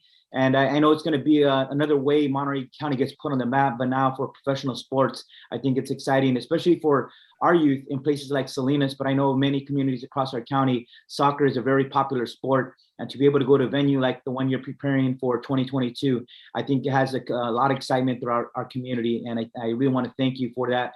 Only last question I would say, I know people are already putting deposits down for tickets. You could just mention quickly, how can people do that? Yeah, absolutely. If you go to our website, MontereyBayFC.com, you'll see the deposit link, and you just click on it. It's $22 reserved per ticket for the 2022 year. I will say we've really just kind of put it out there, and thank you, Supervisor Leo, for bringing it up. We've had over 500 individuals reach out for season tickets. We're currently putting together the manifest for all of our seating maps, and we'll be reaching out to those individuals who have those deposits, and it'll be very exciting to have them select their seats very early on. So definitely, if you're interested, it's a great place to go, and it'll allow you to kind of choose where you'd like to see the game from. Thank you very much. Look forward to that inaugural game next March. It's going to be an exciting one. So back to you, Chair Askew. Great, thank you. Any other comments, questions from my colleagues on the board? All right, well, with that, I will, Mike, thank you again for joining us and for the presentation. The stadium is literally walking distance from my office in Marina, and as someone who grew up playing soccer as a child and through high school, I do look forward to the partnership that you're working to collaborate with CSUMB and our local cities. And we have many more questions, but we will defer those, I think, for an offline conversation. So thank you again for joining us. And Supervisor Alejo, thank you for bringing the Monterey Bay Football Club into our board chambers. Thank you all very much. We'll see you soon. Okay. Bye-bye. Next up, we have our appointments, which is items number 2 through 7. This can be approved as a consent, a group of items in one vote if we have a motion. Move approval of the appointments. Second. Right. I have a motion from Adams, a second from Phillips for appointments number 2 through 7. Is there any public comment on our appointment calendar today? Seeing none, we'll bring it back for a roll call vote. Supervisor Alejo? Aye. Supervisor Phillips? Aye. Supervisor Lopez? Aye. Supervisor Adams? Aye. And Chair Supervisor Root Askew. Aye. All right, next up we have our consent calendar, items number 18 through 46 with the corrections noted earlier. Is there anything on the consent calendar that needs to be pulled? Full consent. Second. We have a motion for consent from Alejo with a second from Phillips. Is there any public comment on the consent calendar today? We have one hand raised from Bernie Gomez. Bernie, thank you for joining us, and we welcome your comments. We're going to stick with 1:30 again today just to get through everything, but thank you for joining us. All right, thank you. Good morning, Chair and Board. I just want to comment on items 34 and 35 regarding services for our youth involved with the justice system. I appreciate all the services being provided to these youth, but why is it that in order for our youth who are struggling through the clutches of poverty, the lack of positive resources, struggling with recidivism, intergenerational trauma, substance abuse, alcoholism, domestic, the list go on and on. Why should they, must be funneled into the system in order to receive some sort of treatment or attention at that? On top of that, having probation be the middleman to the available scarce resources, is only perpetuating those cycles of harm. I mean, going into the system, you have a record, so on and so forth, right? Understanding that all the youth in the Division of Juvenile Justice have high recidivism rates, which only raises a question: how has the status quo been effective? Why are we still believing that these old, outdated practices will yield new results? So, I just ask that, in the future, that the probation department be looked at as what it is, a law enforcement agency, and allow organizations and services that provide, these components of healing to be the ones that have direct action, and preventative measures, to address these issues before these kids, actually have to join and go through that pipeline. But I know my time's up, and thank you. Thank you for joining us today, Barney, and for your comments on our consent calendar. We have a motion, a second. Seeing no further public comment, we'll call for a roll call vote. Supervisor Alejo? Aye. Supervisor Phillips? Aye. Supervisor Lopez? Aye. Supervisor Adams? Aye. And Chair Supervisor Root Askew. Aye. Great. Our consent calendar carries. Next up, we have item 7.1, which is consider adoption of a resolution censuring the Monterey County Sheriff Stephen Bernal for failure to faithfully perform his duties by allowing inappropriate expenditures of county funds during the 2019 California State Sheriff's Association Convention in Monterey County. I will ask CAO Charles McKee to brief us on this item. Yeah, thank you, Madam Chair, and I think also County Counsel Les Gerard's also available to comment. I think the item, the board report, speaks for itself. That request for the board to consider censure in relation to expenditures that were made under the while the sheriff was the leader of the department of the Office of the Sheriff, and obviously. It's under his responsibility at that point. And so I'd turn it over to Mr. Gerard, see if he has any additional comments, and then turn it back to the board for action. Thank you, Mr. McKee. Honorable Chair, members of the board. Due to some technical difficulties, the draft resolution wasn't available online until actually this morning. I previously provided it to the supervisors for the benefit of the public. Let me share my screen and run through it real quickly. The draft resolution has a number of recitals about the authority of the Board of Supervisors to take this action, recites the history of the District Attorney's investigation, reports some of the findings from the District Attorney's report, and then the penultimate paragraph is towards the bottom. Pursuant to its authority set forth in the government code to supervise the official conduct of the sheriff and see that the sheriff faithfully performs his duties, the Board of Supervisors hereby censures Sheriff Stephen Bernal for his failure to oversee and supervise his office, such that the actions described above, as reported in the District Attorney's report, took place, costing the taxpayers of Monterey County approximately $22,000 without corresponding benefit. So that is the essence of the resolution, supervisors, and that concludes my comments on the matter. Thank you. Colleagues, any comments or questions?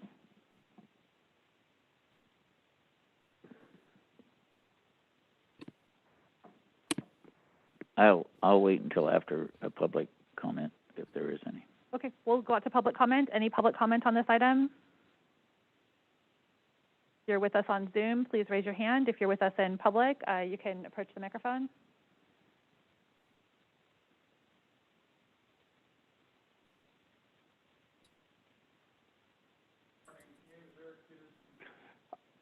This just doesn't go far enough. All the allegations in the report are true, sure, but look at all the other shenanigans he's been involved with. Both alleged and things we know about.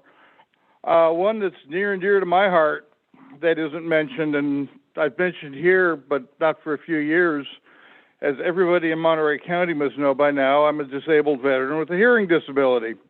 I encountered one of his deputies one night, and all we did was yell at each other. I have no idea what she said. And it was obvious she'd had no training in how to deal with somebody with a hearing disability. People have been shot and killed by police because they couldn't hear the police. This is something that is potentially very serious. And that's just one more thing to add to the list. The allegations about borrowing a cabin for recreational interests. There have been bringing his friends up from Southern California and convincing a previous board to hire them at a higher pay grade, things like that. This just doesn't go far enough. If the recall efforts that are rumored are true, I'm certainly going to vote to recall. Thank you. Thank you for your comments today, Eric. Next up. Good morning. Muy buenos días. Israel Villa, right here from Salinas.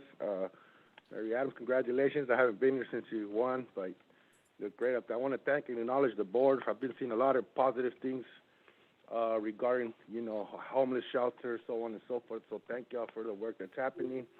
I'm also here with the same sentiments as this gentleman. I think this is it's a good start. I do want to acknowledge my supervisor Alejo for pushing his palabra to ensure that this was made public. I also feel this is not enough. I mean, I've been home going on 7 years. We've been here plenty of times. The community have shown up plenty of times with a lot of concerns around the budgets. I know several years ago we were in conversations of financial and management audit, and then our county auditor was audited to kind of set us back. But I think that with this recent fine, I think it's a great time for an audit so that the community, the board, and all of our county can get the transparency and the accountability that we need. I think it's long overdue for this board to exercise. I know it's kind of interesting because he's an elected official as well, but whatever powers you do have, that the full extent of them be exercised to get accountability for our community, and hopefully we will be able to get a better sheriff in this next ballot. And thank you all very much again. Thank you for joining us today, and thank you for your comments.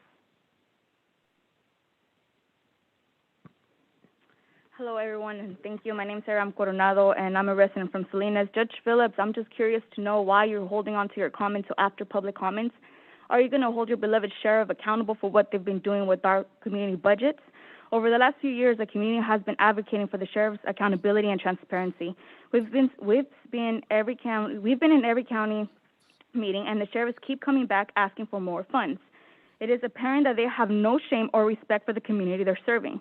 How can we trust our representatives if you keep protecting the sheriffs and not holding them accountable? Are they still going to be getting away with this, or are you all going to start reinvesting in our communities and follow the list of demands that the community has been asking for? I don't see privileged folks from Monterey, Pacific Grove, or Carmel showing up demanding for community investment as much as communities of color has been showing up. Thank you. Thank you. We also have some comments online. We'll start with Carla Lobo and then move along to Christian.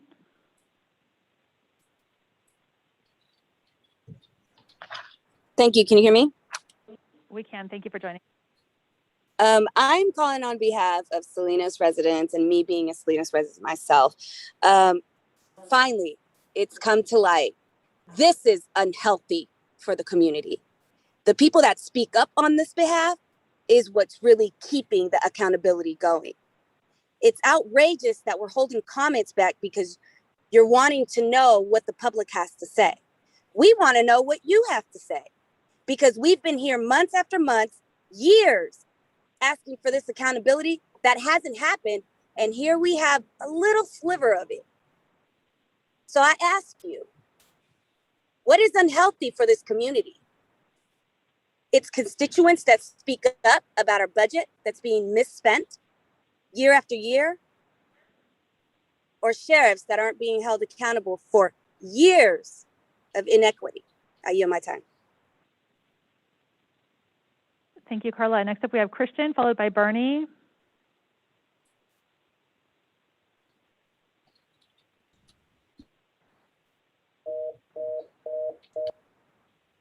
Hello. Hi, Christian. We have you up for public comment. Thank you Great. for joining us today. Thank you.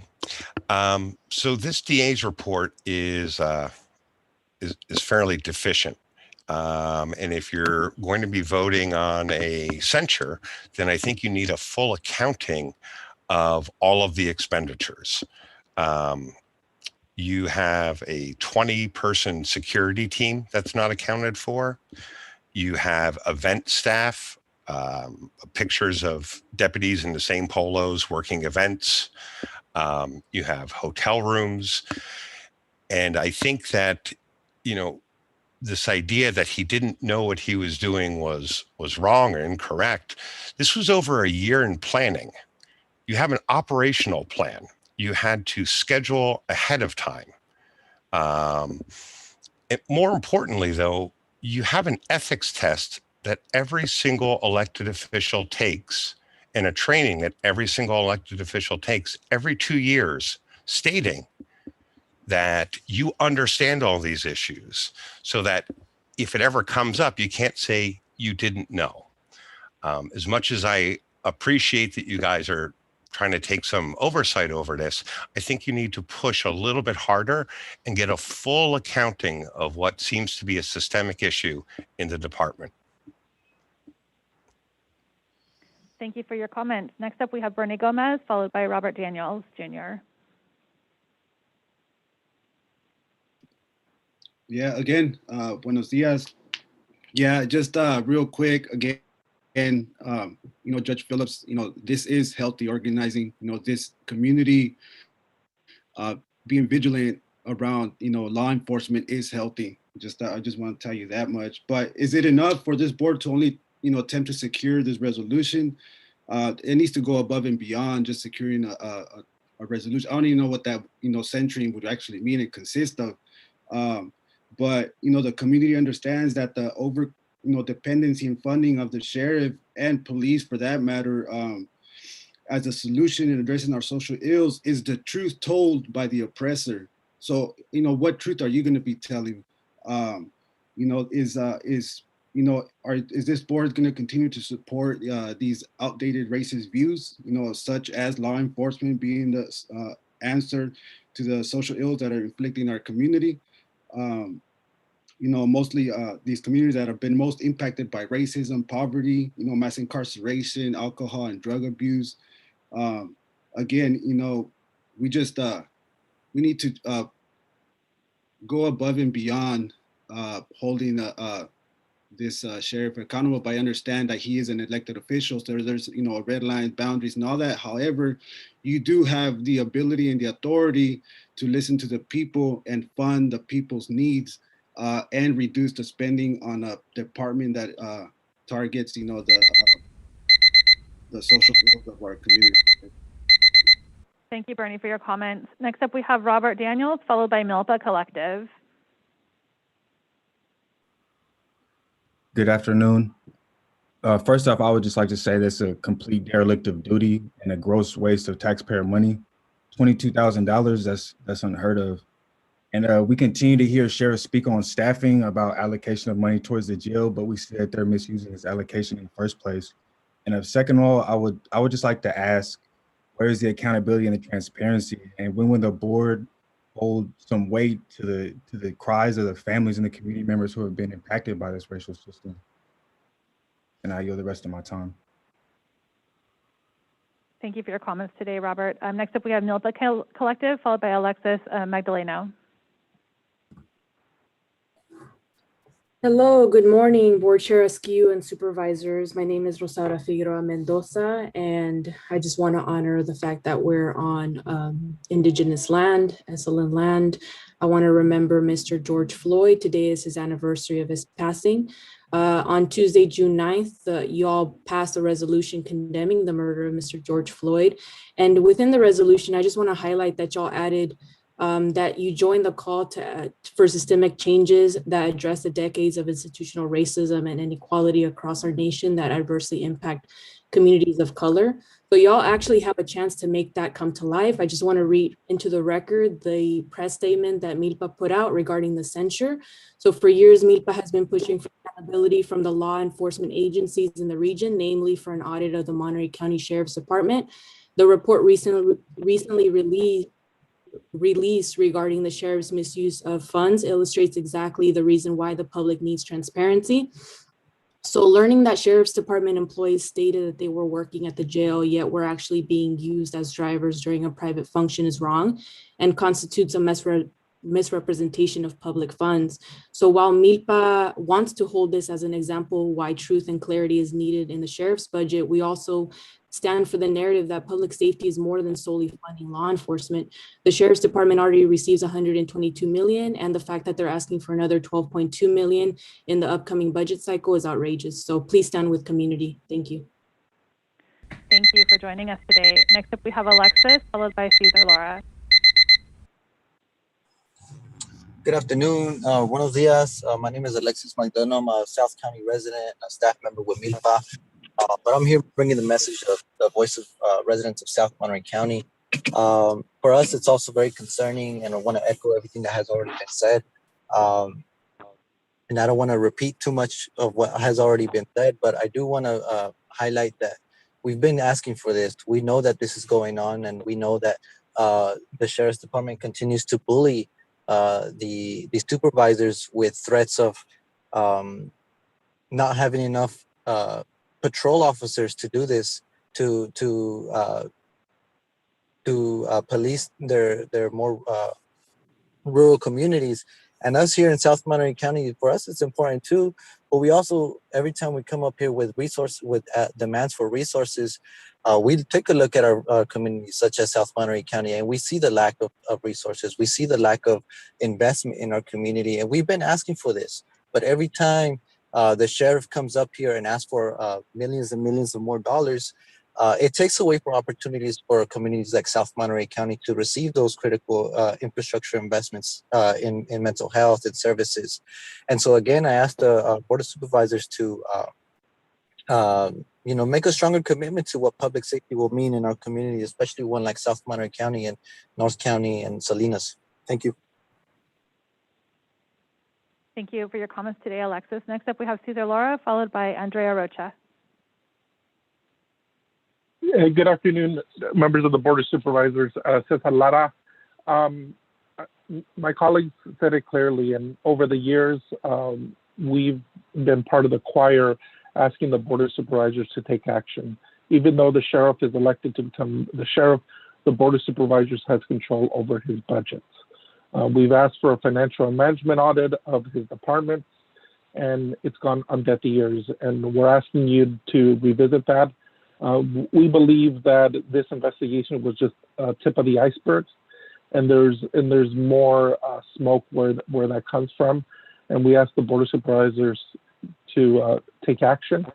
It's significant that that over the years, every time the sheriff comes to you all, even some of you have said this is what he deserves, more money, and this is how he's using the money that you're giving him, the taxpayers' money. And when community asks for more services in our community, they go mostly on deaf ears or they're tokenized. The sheriff's budget is as much as the city of Salinas budget. And so that's a lot of resources, that's a lot of taxpayer money. And we're asking you to pass this resolution, but actually be stronger than this and ask for a management and financial audit of the sheriff. And unfortunately, law enforcement is going to protect law enforcement. And shame on the DA and the Attorney General. Thank you. Thank you for joining us today, Cesar. Next up, we have Andrea Rocha. I believe this is our last comment. Hello, everyone. My name is Andrea Rocha. I am a Salinas resident from District 6, and I just ask you to please stand with the community.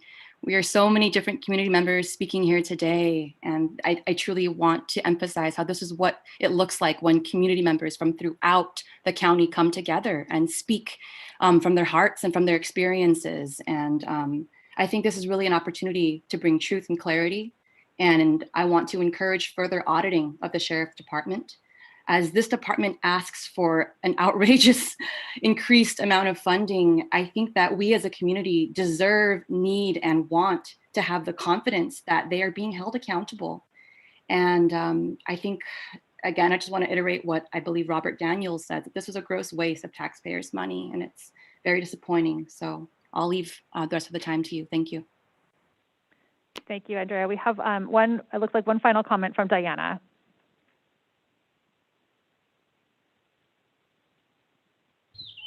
Yes, buenos dias. Can y'all hear me? We can. Thank you for joining us. Hi, my name is Diana. I am, yes, acknowledging that we are on indigenous land, right? Ohlone, Pusilone, Nessalim land. And so, but I am represented, I live on District 4, so here in Salinas. I just want to uplift everything that the truth that has been brought up, and the pressure and the necessity to continue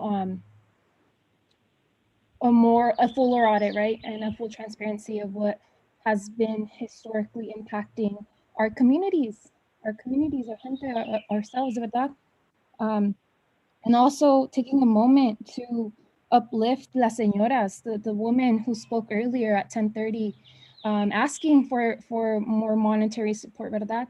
And shifting our idea of professionalism, because we can wear a blue uniform, a white collar, but how are we showing up in integrity?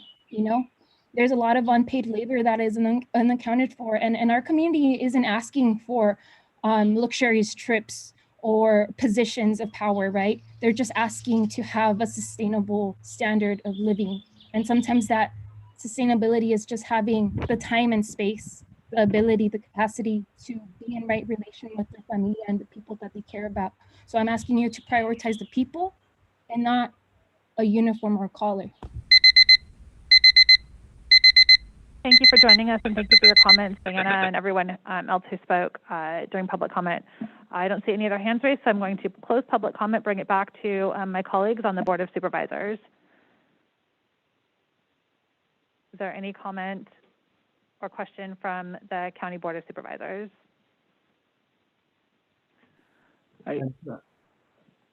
Supervisor Phillips? Yeah, it's the first time I've been criticized for waiting to hear what the public has to say before I say something. But I got to say, after we saw this, and we've all been, at least from my past careers, we've all been in some situations where we're having all the district attorneys here, we're having the Judges Association here, CSAC comes here from time to time, and each time, we do use resources, if nothing else, in helping in the planning process to make sure that whoever's coming here has an enjoyable time and wants to come back to Monterey County. Looking at all this, I thought the resources that were put into this by the Sheriff's Department went too far, and I had a concern about it, and I think the sheriff looks at it now and probably would have done it differently. It should have been done more like when the Sheriff's Department is working on the AT&T or Laguna Seca, and they send a bill and get the reimbursed for the officer's time there. And so the censure was about the only way that some of us felt that we could lawfully express our concerns about it. To me, it wasn't saying he's not doing a good job or I lost confidence in him whatsoever. It was just how the fundings were expended. I am a little concerned that this is becoming a bit political, and I'm concerned about, as we saw the last time when the sheriff's budget comes up, that he gets beat up with this at the time of the budget things. But if the motion's made, I will support it with those comments. Thank you. Thank you, Supervisor Phillips. Supervisor Alejo. Thank you, Madam Chair.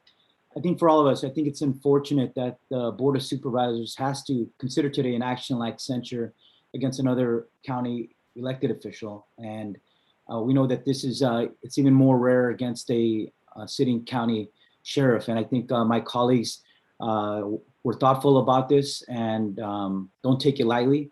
I think, but after certainly reading the extensive report by the District Attorney's Office, it brought us to this position today. The findings of the District Attorney's report were very troubling and demonstrate an egregious misuse of taxpayer dollars and a total lapse of judgment on numerous occasions by the sheriff and some of his top leadership. Our deputies, as the report highlights, were made to serve as Uber drivers, taking people shopping, to go play golf, to go to dinners or to other non-work related events, and were placed truly in a compromised position by being told not to wear their protective vest, and which is a sheriff departmental policy violation. Sheriff deputies were then told to fraudulently code their hours as if they were working in the jail or on patrol, when those hours should have been billed to the conference, as Supervisor Phillips rightly pointed out. Moreover, thousands of rounds of county ammunition were used at a non-work related event and purpose, and was used at an event where people were also consuming alcohol at the gun range, and that could have really brought a lot of liability to the county with our county ammunition being used in such a fashion. If I would have misused that amount of county resources for non-work, leisure-related purposes, I would be in jail right now. And I'm saying that very honestly. And if this conference was modeled after the two previous conferences in Santa Barbara and San Bernardino, I'm sure their boards of supervisors would also want to know if similar public resources were also misused. Our sheriff is one of two of the highest law enforcement elected officials in our county. And I think in this situation, he must be held to a higher standard of accountability. The censure is the least we can do to ensure that this doesn't occur again, and that we send the right message to our public that no one is above our county policies nor our state laws. I do want to thank my colleagues for making sure this report was not kept out of the public eye. And as we know, the public has a right to know how their taxpayer dollars were completely misused in this case. Thank you, Madam Chair.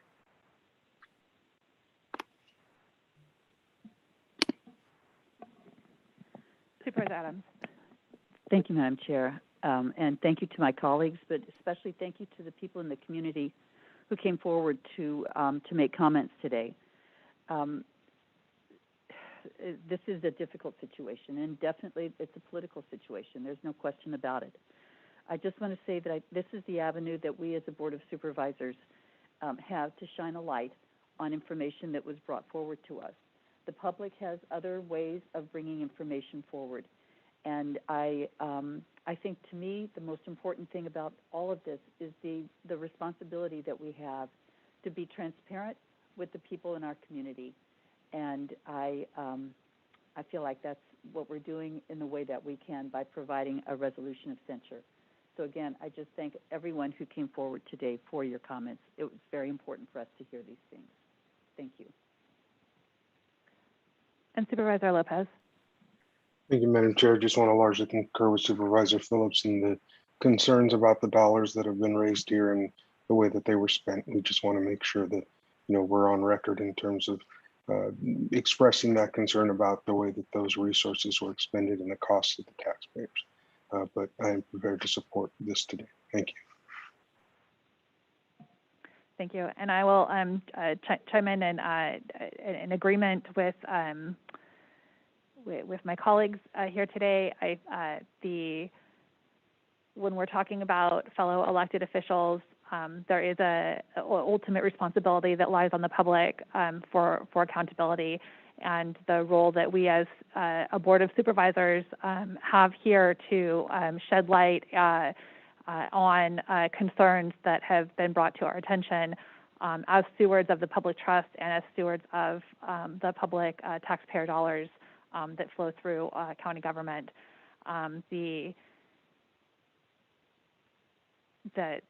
The district attorney's report that was made public earlier this week, or I guess last week, it was deeply concerning to me in reading it. The lack of judgment that was used, the lack of care for for ensuring that decisions are made with integrity and holding fellow employees within the department accountable. Ultimately, the responsibility for those, the culture that exists and the decisions that were made, and the falls onto our elected sheriff. And as a board here, it is our responsibility to bring that information to light for the public, and to make clear that that is not an acceptable culture to exist in Monterey County government, and that we do hold high expectations for everyone who works with and engages with Monterey County local government, and what we saw was not acceptable. So with that, I will pass it back to my colleagues to entertain a motion. We have, as listed here, considering adoption of the resolution as presented by Les Gerard. I'll make a motion to approve the censure resolution drafted by County Council, Madam Chair. And I'll second that, Supervisor Alejo. We have a hand raised, sorry, by Supervisor Lopez. I'll call on you, Supervisor Lopez, and then we can bring it back for a vote. No, sorry, that's a legacy hand. Forgot to take it down. A legacy hand. Okay. Don't want to miss anyone. All right. We have a motion by Alejo, a second by Askew, and we'll bring it back for a roll call vote. Supervisor Alejo? Aye. Supervisor Phillips? Aye. Supervisor Lopez? Aye. Supervisor Adams? Aye. And Chair Supervisor Root Askew. Aye. That the motion carries. And we will move along to board comments. Board comments. Would anyone like to go first? And I'm just doing a time check. It is 11:52. We still have a couple more items to get through this morning, and another full lunch with more closed session headed into a long afternoon. So Supervisor Lopez, we'll start with you. Yeah, just two brief comments, Madam Chair. One is that tomorrow night I will be holding a budget online town hall for my communities, and just welcome folks to join us for that, to share their thoughts on our budget. And secondly, want to just say, as we head into Memorial Day weekend, this is our last meeting before that. I'll be at several ceremonies throughout the district, making sure to honor those who give everything for our country, and just invite the public out to those ceremonies from King City to Soledad and Gonzales. There'll be a lot of opportunities to remember and say thank you, and I'll be joining those events for that reason, and I hope that the public will come out and join us. Thank you, Madam Chair. Thank you, Supervisor Alejo. Yeah, very quickly, Madam Chair, same here. I wanted to take a moment to just acknowledge, as we honor Memorial Day, to mourn and to remember all those who have given their lives in service to our country in the armed services. And so I will also be joining other events taking place here in Salinas, honoring our veterans and their families who have paid the ultimate sacrifice to our nation. So we just want to take a moment to acknowledge their sacrifice and that they're never forgotten. Thank you, Madam Chair. Thank you, Supervisor Adams. I hadn't intended to say this, but I will.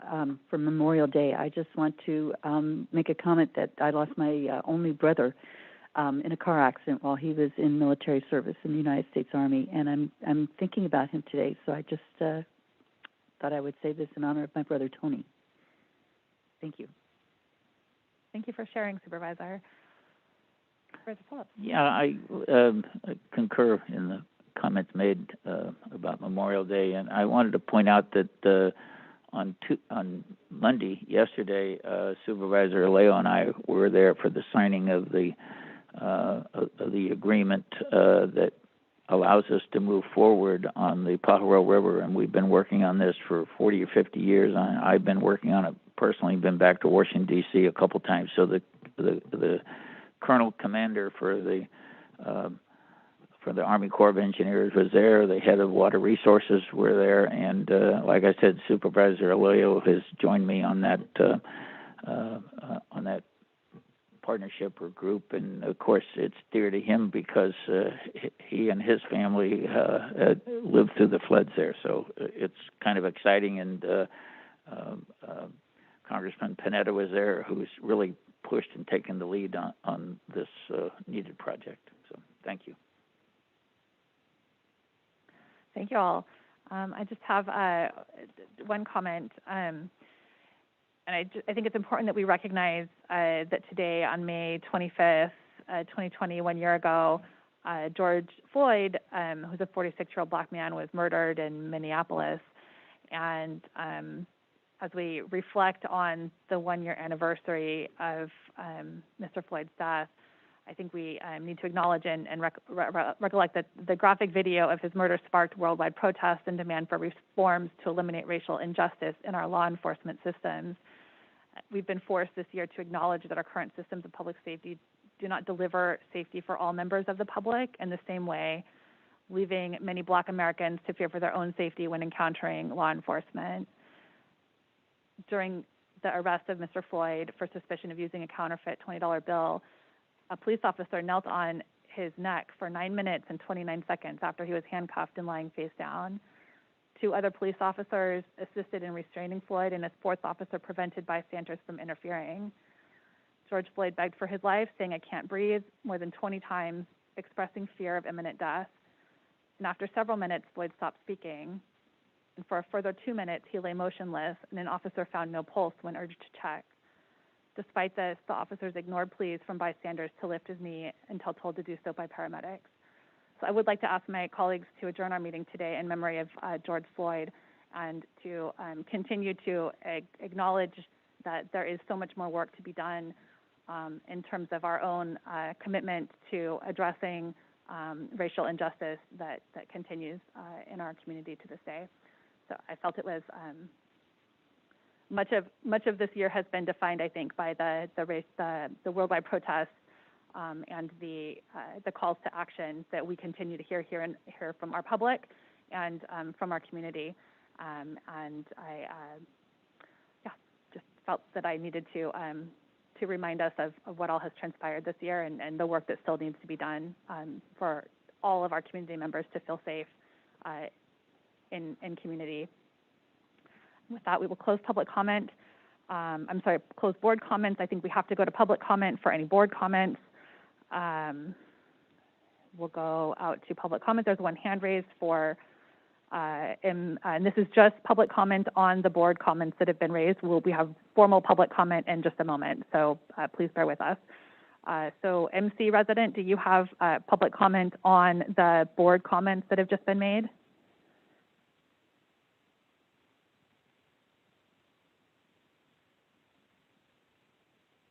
MC resident? All right, we'll come back to you for public comment.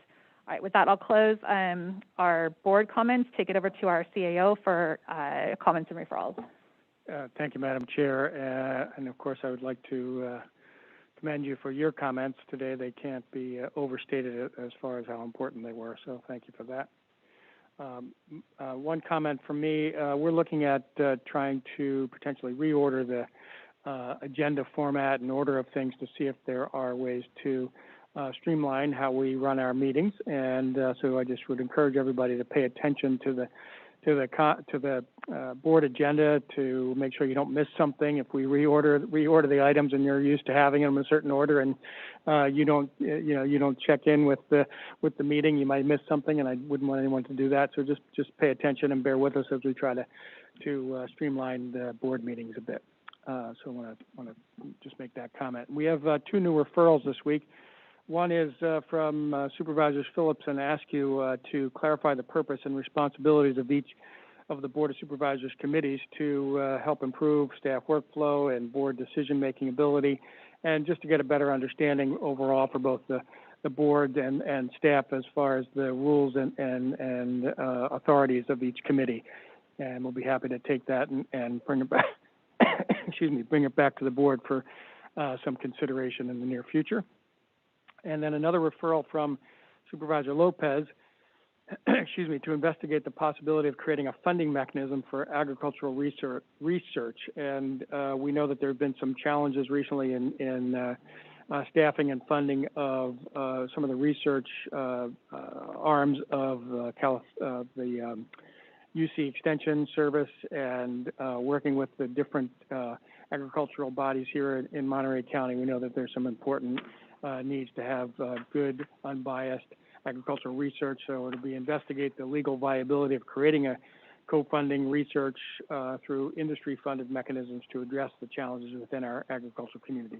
And we'll be happy to work with County Council on bringing something back on that item too. Thank you, Madam Chair. Thank you. I think we have to go to public comment on any of the CAO comments. I don't see any hands raised for the CAO comments, so we'll close public comment and move on to general public comment. Madam Chair? Excuse Yep. me just 1 second, please. Sorry, Is yes, this thank an you. appropriate time to ask questions about the referrals? The ones that were made, certainly. Correct? Yes. Okay, great. So first, I'm very happy that we're going to be doing the review of the board committees. I think that's terrific. With the second one from Supervisor Lopez, I guess I want to make sure that 3 questions are asked as this goes forward to staff as far as what the review would be. And I would want just to know what kind of existing research programs already exist, and if we have a mechanism already in place through the agricultural extension. And then thirdly, if there has been a demonstrated need for this kind of program. So if those could please be included in what is put forward to the County Council for review of it, or whomever, I would appreciate it.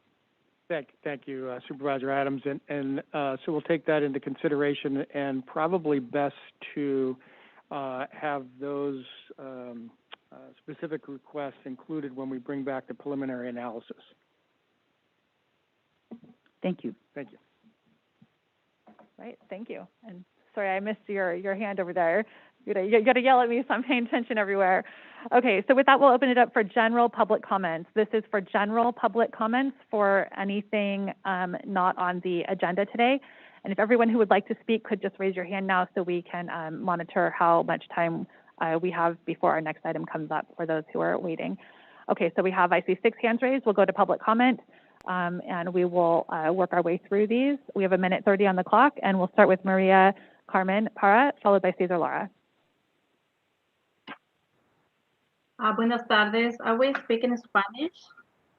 Mi Yes, nombre of course. es María Carmen Parra y soy representante de nuestro grupo de mamás líderes de Salinas de parte de la iniciativa de Bright Beginning. En este caso voy a dar el comentario público de parte de Ana Hernández, una mamá de nuestro grupo, donde su comentario dice así: mi nombre es Ana Hernández, soy madre de familia de 2 hijos y madre líder de mamás de Salinas Abogan de Bright Beginning. Mi prioridad... ¿Para poder interpretar eso? Sí. Ok, ¿estás interpretando por Ana? Sí. Hi, I'm Ana Hernandez. I am a mom, a single mother of 2 children. I am here in behalf. Okay, siga. Mi prioridad como mamá es de que todos nuestros niños, comenzando desde la temprana edad, tengan los recursos emocionales para su vida. As a mother, I am concerned about development of my children from the beginning to all the necessary health issues. La pandemia ha dejado a muchos niños con salud mental afectada. COVID and pandemic has left a lot of kids with a lot of health issues. Y ellos necesitan recursos mentales para saber lidiar sus emociones. And they need mental resources. La salud mental en estos tiempos de crisis es muy importante para nuestros niños y familias. The mental resources are very important for these families at this time.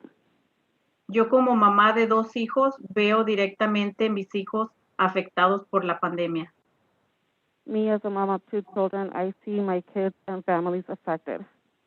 Mis hijos sufren de depresión y angustias por no saber lidiar sus emociones estando encerrados.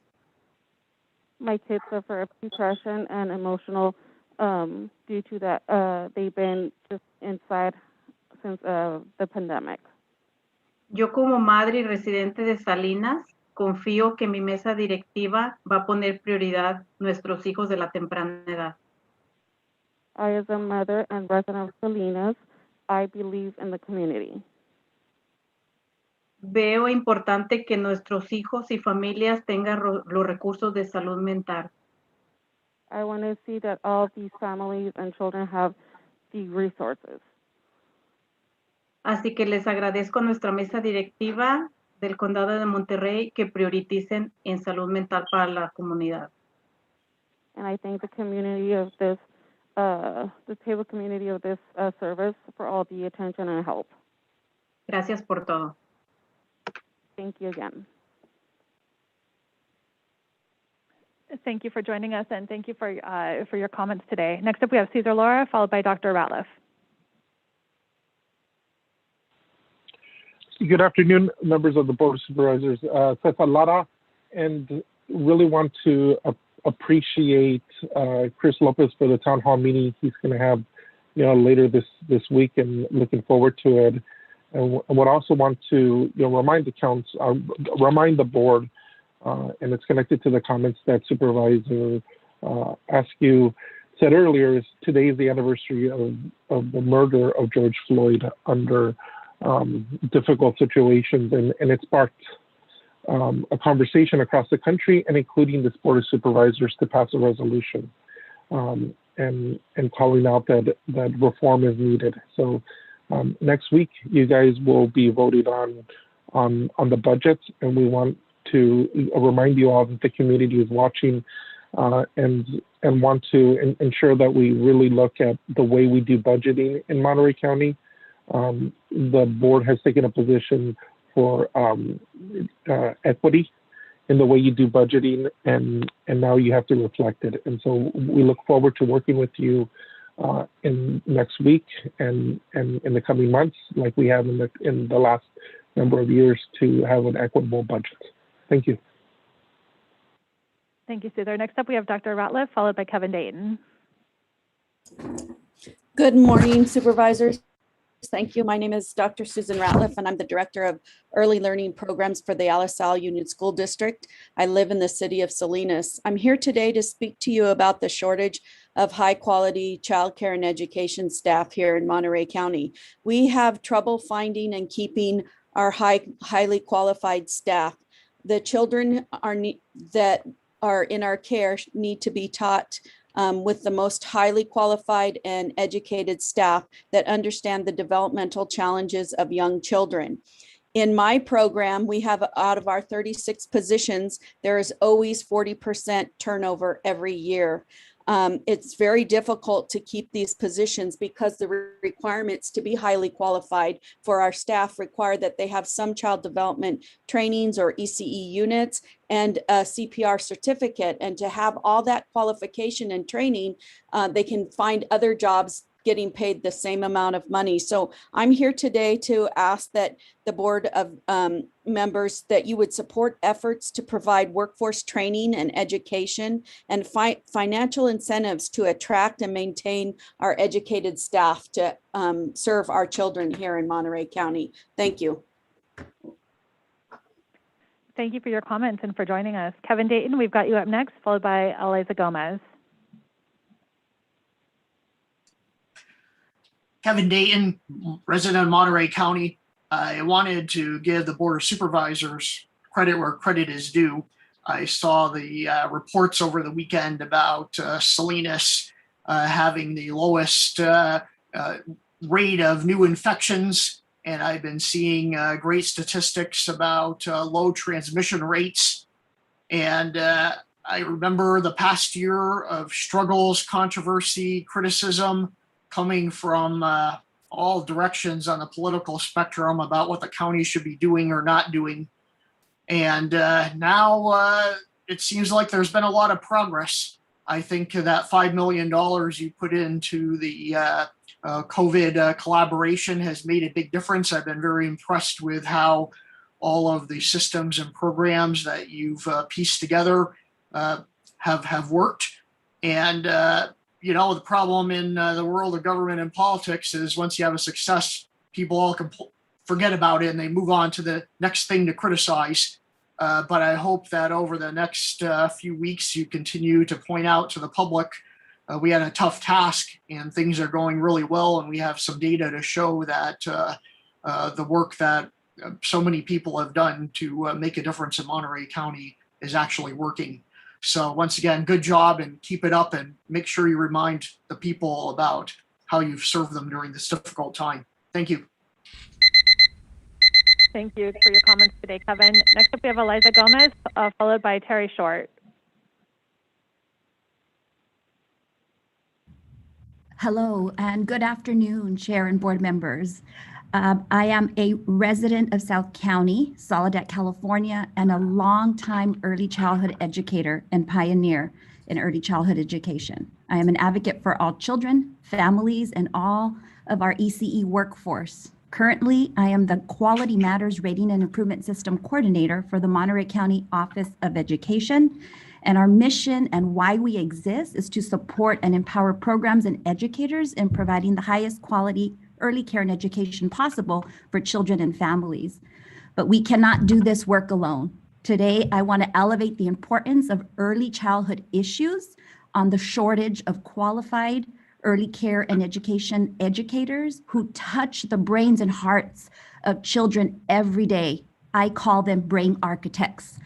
And it is important that we get your support in financially providing the support on incentivizing our early educators who will continue to grow and sustain our collective efforts in our early care and education work that we've been doing.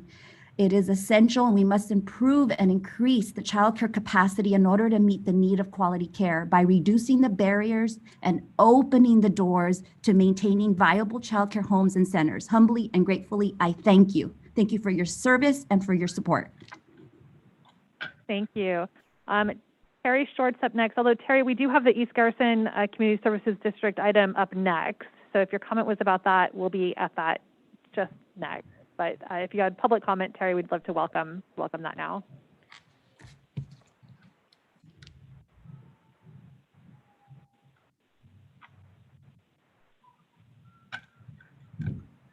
Good afternoon, Chair Ruth Askew and board members.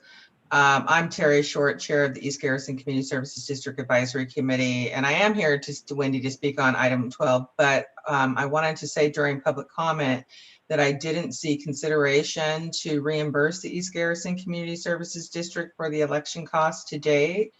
And so I don't want that to get lost because it's not on the agenda. And I was told by staff that it would be on the agenda. So I just want to make sure that we are asking to be reimbursed the $5,019.46. And I just want to be on record that, you know, we are requesting that.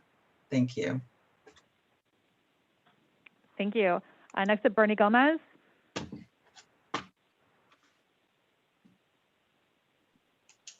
Again, gracias, buenas, and good afternoon. Bernie Gomez with Milpa here, and I just want to comment, you know, we have the budget coming up, you know, the recommended budgets and just the whole, you know, the leading up to the vote, right? Herein lies another, just a great opportunity to, you know, listen to these public comments being made, the you know, offline conversations being done.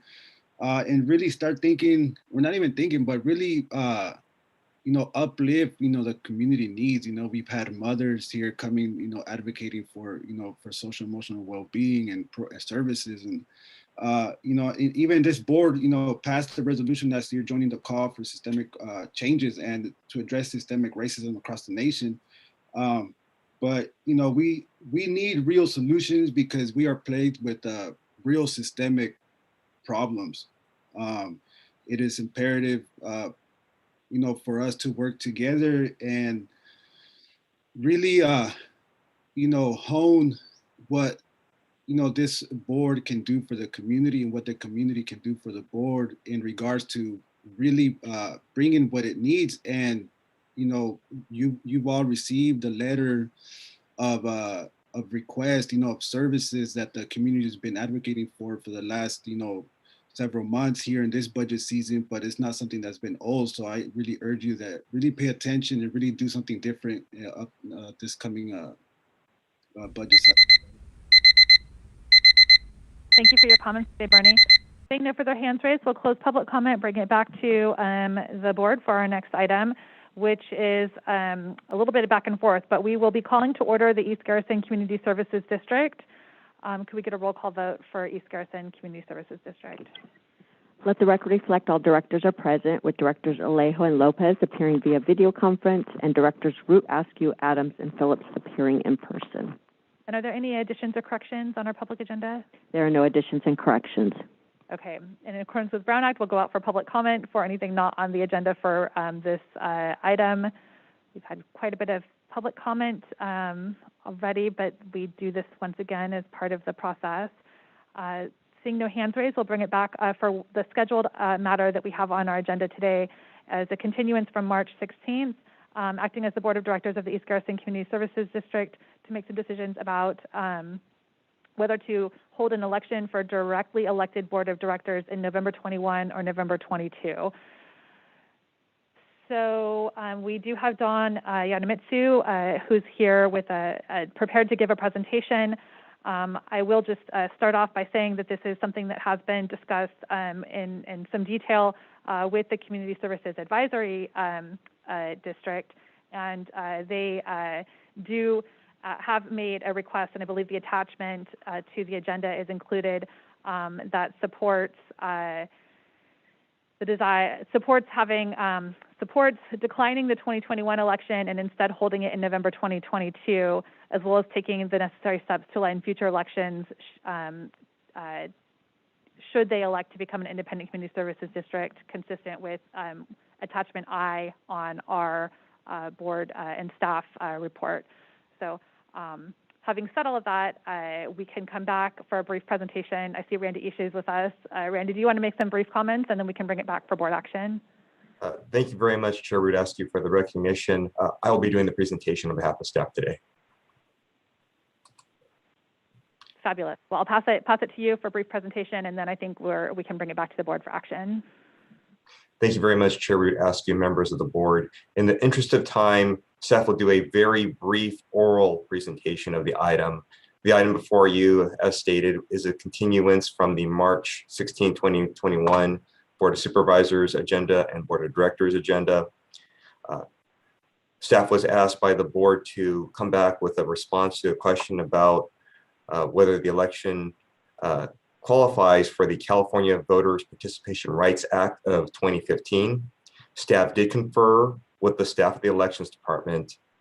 And as noted in the board report, while it's not absolutely required by the California Voter Participation Rights Act, it is recommended that the election be held in 2022 by the Elections Department. There's other state legislation that's pertinent to the East Garrison Community Services District election.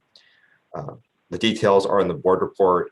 However, it is the board's prerogative and option today that the election be held in either 2021 or in 2022.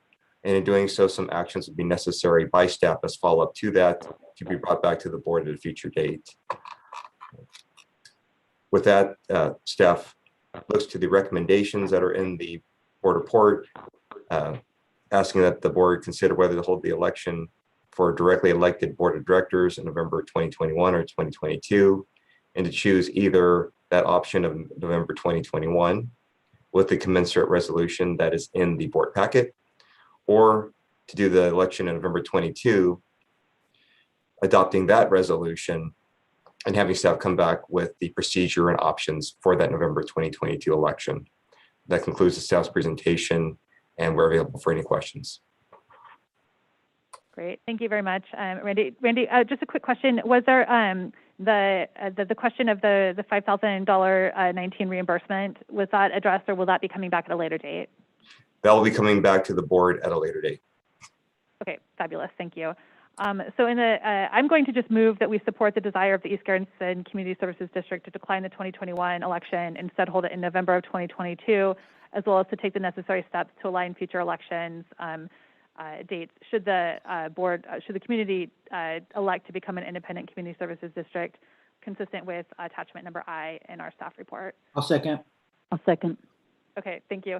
So the motion from Askew, a second from, I believe it was Alejo. Is there any public comment on this item?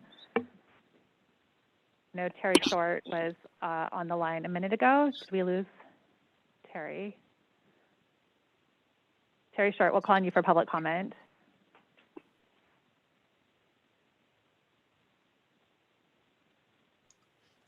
Thank you, Chair Root Askew. I want to thank staff and Public Works and everyone for really working with the advisory committee on this. I've heard from many of our residents.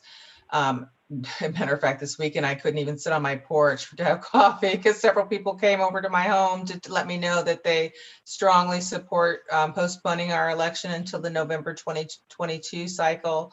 And I haven't heard anyone actually in support of having it this year. I'm not sure. I'm sure there are those who potentially could feel that way, but no one has communicated that to me.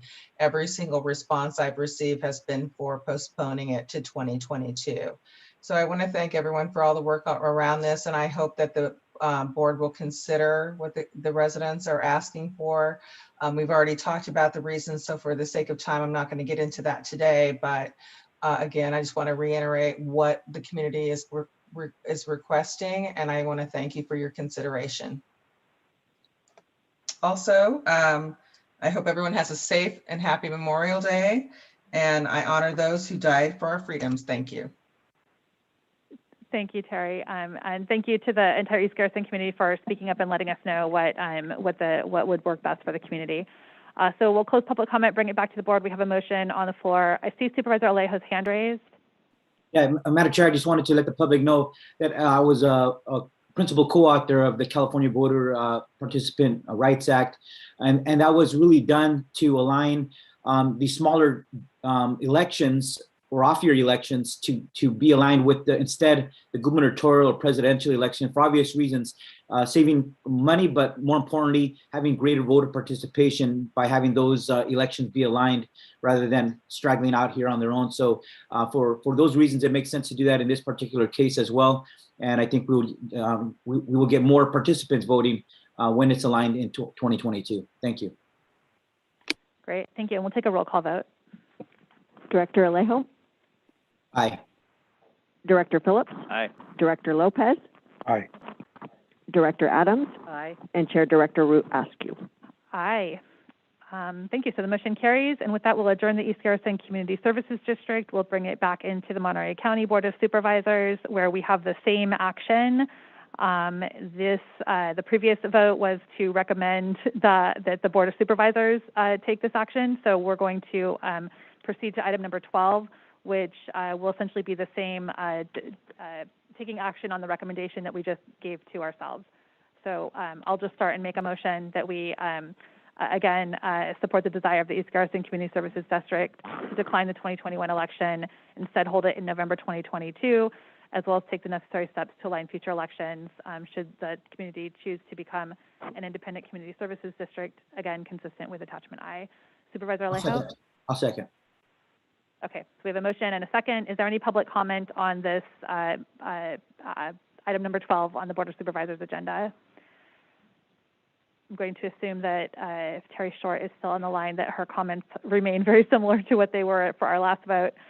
Seeing no hands raised, we'll close public comment and bring it back for a roll call vote. Supervisor Alejo? Aye. Supervisor Phillips? Aye. Supervisor Lopez? Aye. Supervisor Adams? Aye. And Chair Supervisor Root Askew. Aye. Thank you all. The motion carries, and we will now recess to lunch. We will recess back into closed session for lunch. We'll return to reconvene at 1:30 here in chambers. Thank you all for joining us this morning, and thank you all for the public comment this morning as well.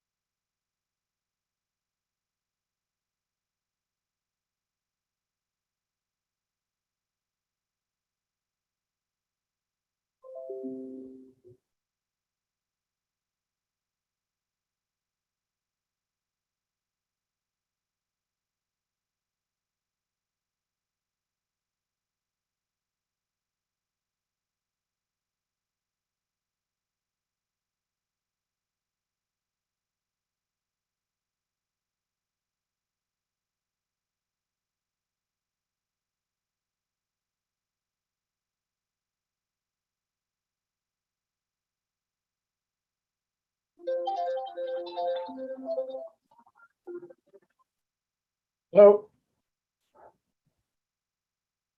Hello. Thank you for choosing Visa and MasterCard services as your legal financial advisors. This is an important message regarding your existing credit card accounts. Thanks to your good payment history and good credit score, you have been qualified for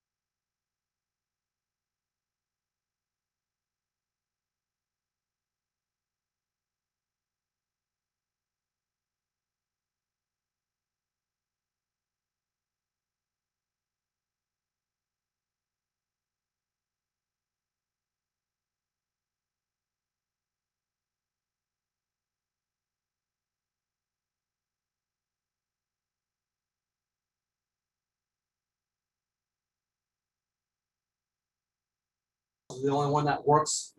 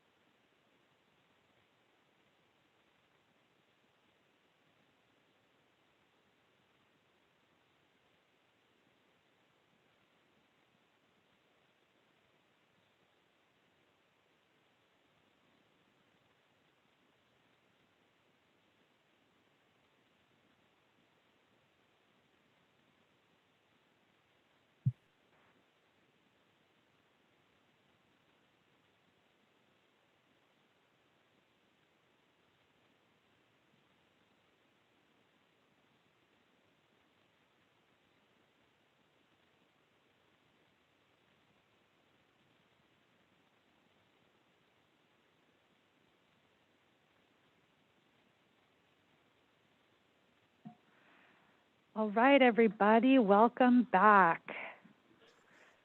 We are going to reconvene the Monterey County Board of Supervisors. Could we get a roll call by the clerk, please? Good afternoon. Let the record reflect all supervisors are present, with Supervisors Alejo and Lopez appearing via video conference and Supervisors Root, Askew, Adams, and Phillips appearing in person. Fabulous. Thank you very much. Could we get an announcement of our interpretation services for this afternoon? Buenas tardes, Jocelyn Martínez, intérprete español. Se les anuncia que hay interpretación en vivo disponible vía Zoom.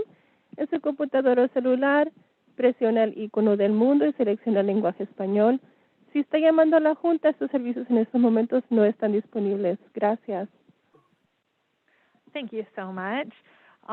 We are going to move on to item number 13, which is a briefing and update on COVID-19. I believe we have Nick Chilos on Zoom to introduce our speakers today. Good afternoon, Madam Chair and board members. Thank you very much. We have a fairly brief update for you on COVID. Dr. Moreno is going to give you a public health update this afternoon, and I believe he is on the line. Good afternoon, Dr. Moreno. Good afternoon, Nick. Good afternoon, supervisors.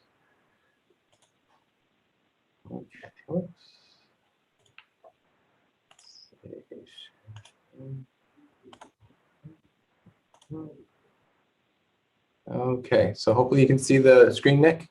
Okay, good. All right, I'll get started then.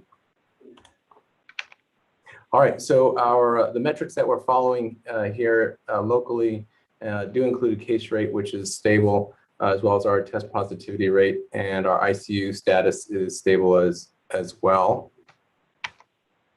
At the state level, the state continues to incorporate the blueprint for a safer economy, and within that blueprint, we have the state calculating case rates for each county, for each jurisdiction. So our case rate that was announced, is now publicly available, is now 1.9 per 100,000 for the week May 9th through May 15th.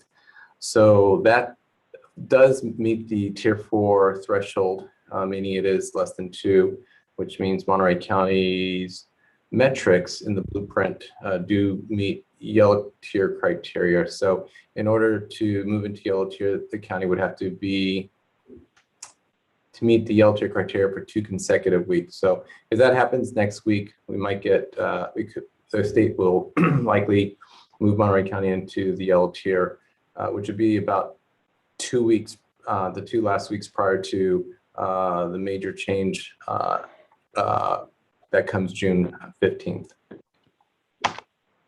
And as a reminder, we have testing information on our Monterey County Health Department website. The public's welcome to visit. We also have vaccine information on our Monterey County Health Department website that's available to the public.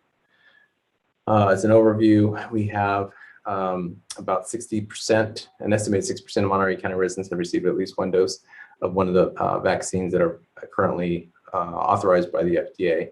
And this is, you can see the breakdown between the 4 regions that we've been reporting on for some time, with the highest rates of vaccination among those 12 and older in the Peninsula, Big Sur area, and the Salinas area. And I'll just go ahead and end with the CDPH updates. This is information that came out last week, so it's not brand new, but I will go over it. It's the most recent guidance that's come out of the state. So effective June 15th, the state will no longer be using the industry and business sector guidance documents, and businesses for the most part can return to usual operations. There are some, excuse me, indoor and outdoor requirements and recommendations that the state will continue to have an effect. There's 5 that were shared by the state. One of them is vaccine verification and testing prior to participation in certain events. And these are required for indoor mega events, which I'll talk about in a moment, and recommended for outdoor mega events, which I'll also talk about in just a moment. As far as capacity limitations, many people and many customers, many businesses are familiar with capacity limitations. No capacity, 25% capacity, 50% capacity, depending on the tier. But moving beyond June 15th, there won't be capacity limits there, so there are no restrictions there. Also, with regards to physical distancing, from what told by the state, there'll be no restrictions for either attendees, customers, or guests for events. And as far as masking, there will be an expectation that people continue to follow the most current CDPH guidance on face coverings, and also with regards to travel, that people will still be required to follow, or expected to follow, recommendations that may be from the California Department of Public Health, which may be updated from time to time, as well as travel recommendations from the CDC. So getting back to the mega events, there are two types. There's indoor mega events and outdoor mega events. Indoor mega events are those events that have more than 5,000 attendees. So conventions, conferences, expositions are just a few examples. And in those settings, there must be verification of fully vaccinated status or negative COVID test upon entry for all attendees. And then as far as the outdoor mega events, which are 10,000 or more attendees, those include music or food festival, car shows, large endurance events. Those are just a few examples. And for those, verification of being fully vaccinated or having had a recent negative COVID test are strongly recommended for all attendees, but not required. And those attendees that don't have a vaccination, don't have evidence that they've tested negative, should be asked to wear a face covering during the event.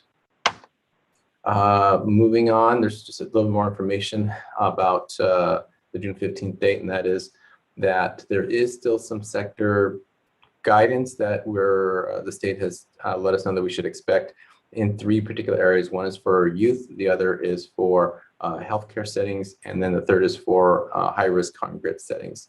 And then finally, we can still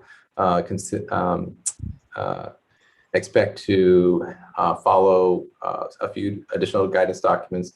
They're not sector specific, they're more population based. One is guidance for face coverings, the other is guidance for fully vaccinated people, what fully vaccinated people can do now, the travel advisory and any updates to travel advisory, and also something that's not coming out of California Department of Public Health, but comes out of Cal OSHA, is the emergency temporary standards, which the committee on the standards is expected to meet early June to take action on proposed updates to hopefully align the emergency temporary standards, which employers in Monterey County have to abide by with California Department of Public Health guidelines that have been issued.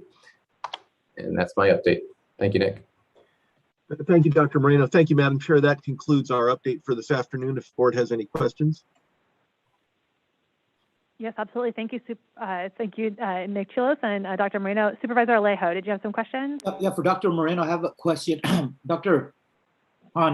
As we're looking at what's coming around in the fall about perhaps a booster shot or perhaps another vaccination, can you give us any insight on what you're hearing at CDPH about what our county needs to prepare for? I think we've come a long way. Obviously, reading the news reports from where we were at just a few months ago to the numbers reported in the press yesterday about Monterey County. And I know you made a point to make sure that it wasn't only Salinas metro area, but that included numbers from throughout Monterey County, which kind of reflects on us as a whole of making some significant progress. So I applaud that. I applaud all the efforts that we've made to turn things around. But I know we have to stay ahead of the game and continue to plan for what else we're going to need to do in just a few months. And I know the big question about the booster shot is a big question that I think will help us in making determinations of resources and programs that may continue into the fall, based on that the work that's going to have to happen. But we haven't heard the latest on it. Thank you. Thank you, Supervisor. So I don't have any new information on the boosters. So just to be clear for the public, a booster shot is, you could consider booster shot a vaccination that occurs after an initial series of vaccinations. It's intended to reintroduce the vaccine material to the immune system. And once the immune system has memory from the initial series, a booster will stimulate the immune system and drive up the antibodies and the cells that fight off the infection to a higher level, so that that individual has a higher level of immunity after the booster shot. So the booster shots are being more and more discussed, as mentioned Supervisor Alejo, and the reason is because one of the reasons is due to the fact that we do have still emerging variants. These are variants are versions of the virus that causes COVID-19 that have certain mutations in their genetic material that can either make them more, can transmit more effectively or cause more severe disease. So we continue to see emergence of new variants throughout the world. And although we have more and more people vaccinated with the first series of against COVID-19, we do certainly need to think about what we would need to do to prepare. So one of the things, Supervisor, that we are actually working on now, and this has emerged from efforts to get our adolescents vaccinated, is to get more providers that haven't been vaccinating until now, more of them signed up with the state to accept smaller quantities of vaccine that they can easily store and start vaccinating their patients as they come into their offices with appointments. That could be an appointment for a sick visit, a mild illness, an appointment for a well visit, for example. And those are, or an appointment if it comes to kids, appointment for schools that are required, vaccines that are required for school entry.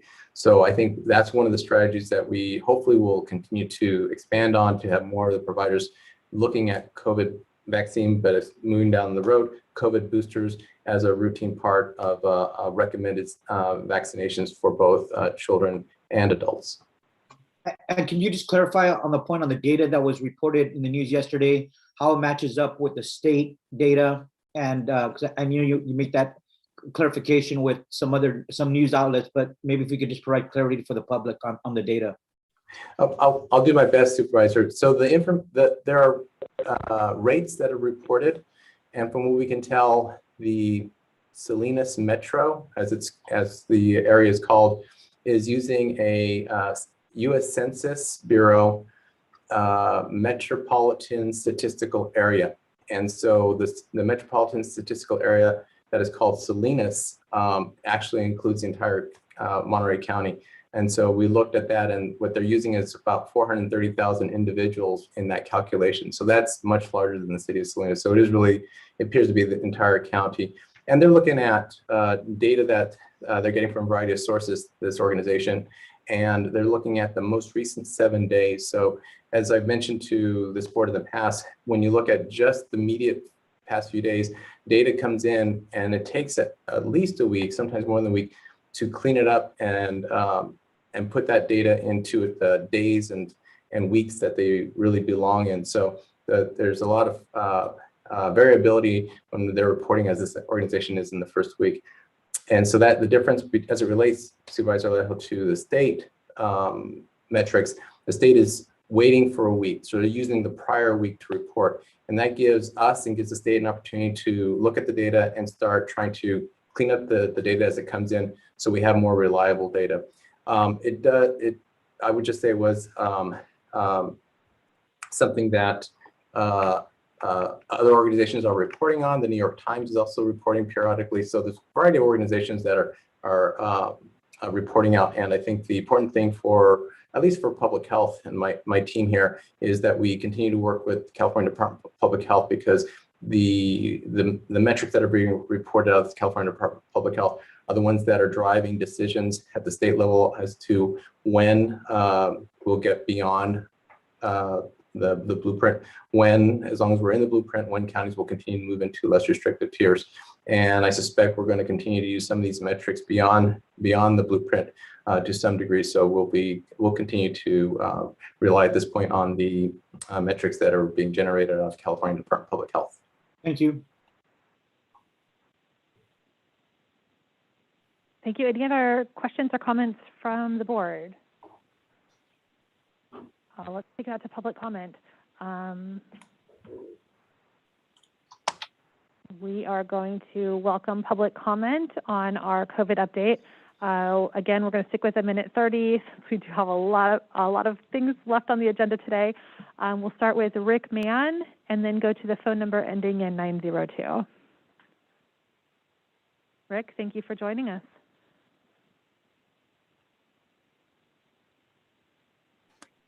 Well, thank you very much. I'd like to thank all of the supervisors and our public health officials for coping with this most difficult, challenging period.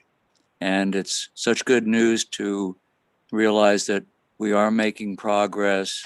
People are wearing masks, complying with the guidelines, maintaining social distancing, and that we can look for a brighter day here in the peninsula. Thank you so very much. Thank you, Rick, for the comments and for joining us today. We'll go next to the phone number ending in 902. And I believe you'll need to press *6 in order to, we should have you ready to speak. Thank you. This is Nina Beatty. I was disturbed by Thursday's Herald article, which was filled with misinformation using the word safe and protect to describe the vaccines. There hasn't been any debate or discussion or evaluation locally. It's certainly not in the media. It's only been one point of view. And labeling others as ideological opposition to science and conspiracy theorists is crazy. This is not vaccine hesitancy. This is the British Medical Journal and Pfizer's former head of research and doctors here and internationally, as well as researchers.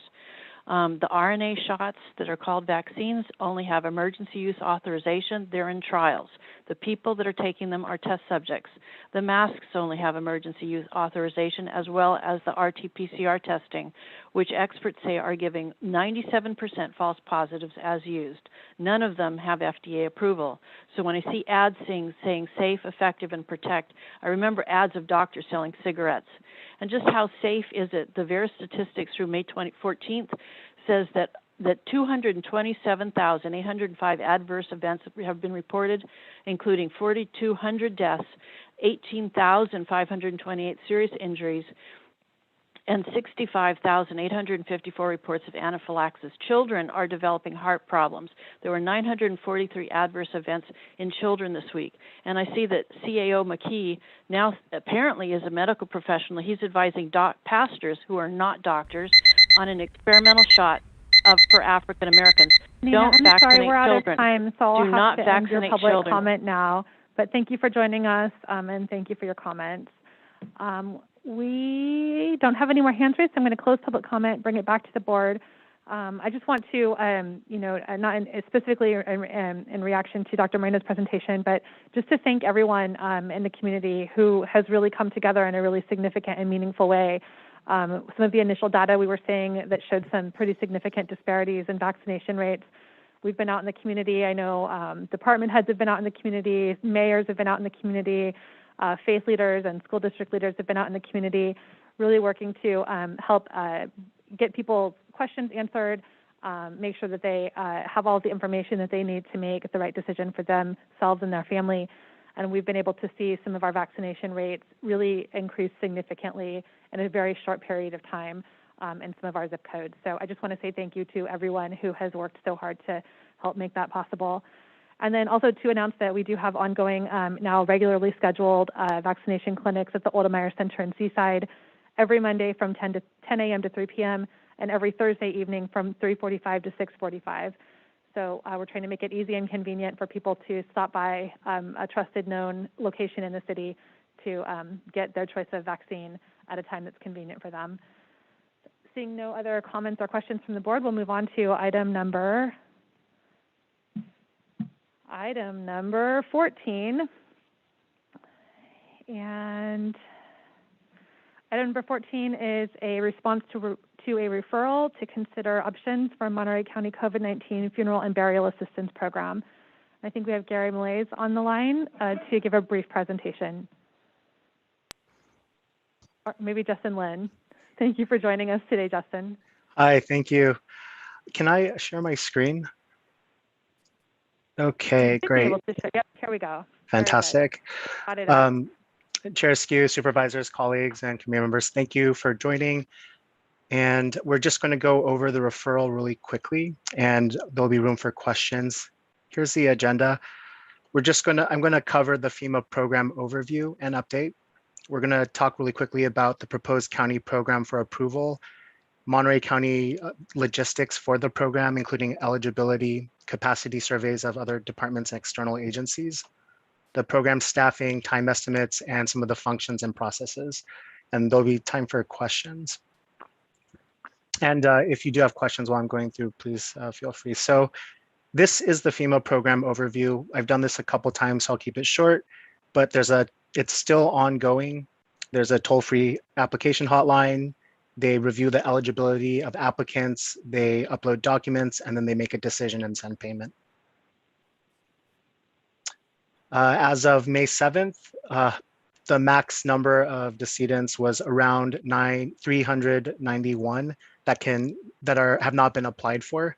And it keeps getting lower and lower. About 13 or so community members and our residents in Monterey County apply to the FEMA program. Here's around 13 a week. And yes. So, yes. Yeah, maybe let's finish the presentation and we can then ask all of our questions if that's okay with everyone. Thanks. Great, thank you. So you hear the directions we received from the last Board of Supervisor meeting. They wanted a program cap of $500,000, meaning for reimbursement through December 31st, 2022, the maximum reimbursement to applicants is $500,000. The funeral assistance will be up to $9,000 with funeral expenses and receipts per decedent.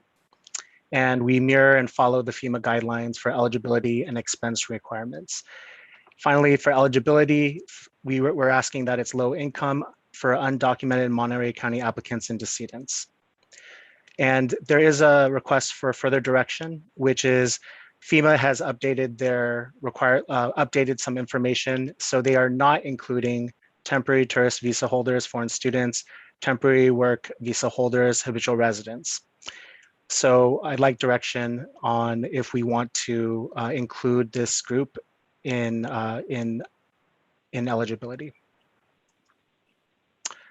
In terms of the departments that we've surveyed for capacity to implement the program, this includes Department of Health, Department of Social Services, and the Sheriff's Office through the coroner. And all three departments would have, some of them can implement partial parts of the program, but to implement the whole thing, there would be challenges. From the community partners, and two of which are running similar programs, we reached out to 211 United Way of Monterey County, Natividad Foundation, Catholic Charities Diocese of Monterey, and they've partnered with the Community Foundation. Just as a quick overview, Natividad serves some funeral assistance, but only to Natividad clients. And the Catholic Charities Diocese of Monterey, they've partnered with the Community Foundation through a $30,000 grant to serve community members as well. From that pool, they've already had 15 applicants, and 2 of them could potentially be applicants for our program. In terms of how much time from the departments to process an applicant, we estimate around 4 hours, and we took this information from FEMA after discussions on their process, as well as from external agencies who are running similar programs. And the breakdown is, it'll be roughly between an hour or 2 for eligibility review, 2 hours for document review and verification, and then an hour for processing disbursement. For total staff hours, it's about between 80 and 400 based off of the numbers below, with 20 applicants to 100 applicants. And in the appendices, we've included more description of processes, but I want to open it up for questions on specifics. All right, I think there were a few questions from the dais. Supervisor Phillips, did you want to ask your questions? I'm good for, Okay. for now. I just didn't hear the numbers there. Perfect. And then Supervisor Adams? Yes, thank you very much. So my question is, did I hear you say then that we've had 391 deaths so far? So let me see really quickly. The total number of deaths right now. No, sorry. Earlier it was 385 this morning. It's the number. Yeah, so this number right here, 391 potential applicants, is based off of a CDC number and a FEMA number, which is different from our county and California Department of Health numbers for decedents. They include they're still trying to communicate how much what their number entails, but they have an estimate of let's see, of around 500. 55 decedents, but this includes people who may not be considered of passing away from COVID on their death certificate. So if in fact, it's not, I have a feeling that most of the people who would be applying for the program probably have already lost someone, since our numbers have gone down, but that's not a guarantee. But if we've had a total of 385 deaths, is there any way of knowing how many people we have within that number who were undocumented and therefore would qualify for the program? That number is very difficult to get. So not even a ballpark? I don't, there would be too much speculation for that. Okay. And the other part of that is that FEMA, the primary applicant needs to be a US citizen or two of their other qualified categories. However, co-applicants do not need to be, or they don't necessarily require that for co-applicants. So it is hard to tell who will be able to apply and who cannot. Thank you for that.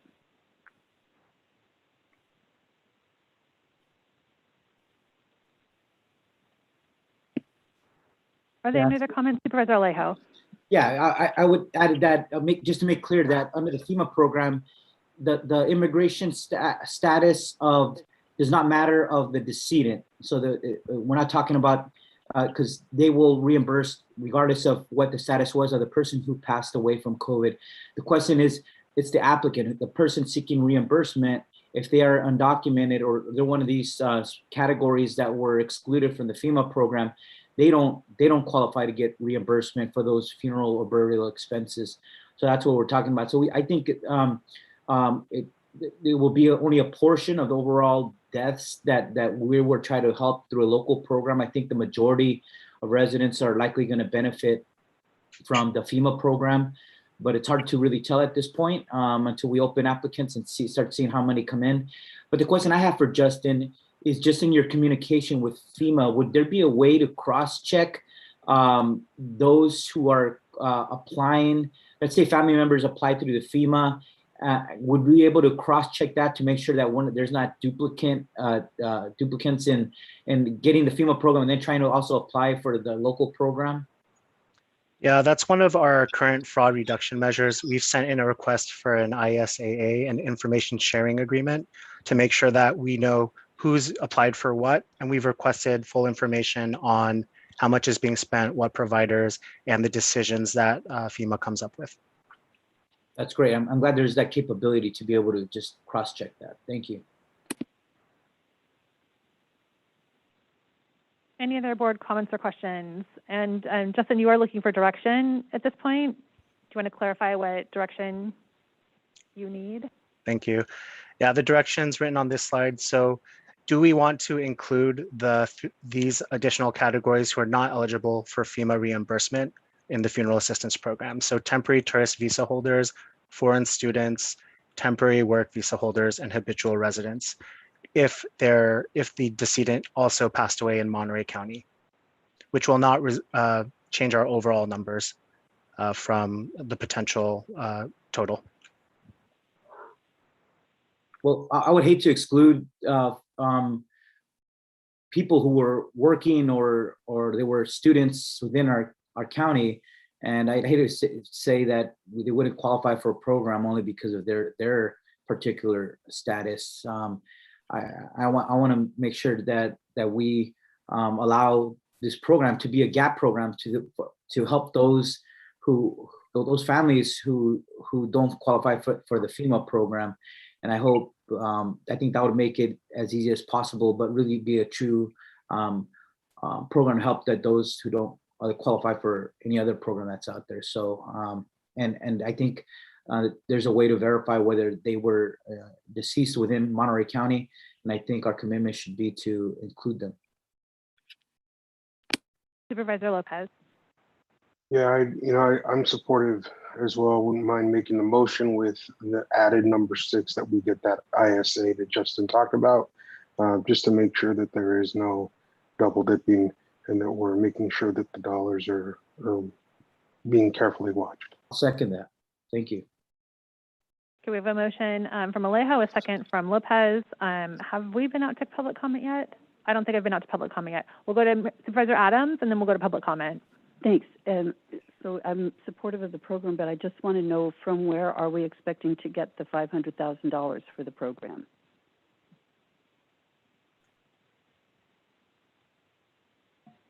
Justin, are you able to answer that question about the funding source? Would this be something that would be coming as an augmentation request in the budget for this coming year, or is this already funded? So this is not a funded program. This is something that the board needs to decide. Okay. But it would be eligible for some of the COVID funds? Correct. Correct. Okay.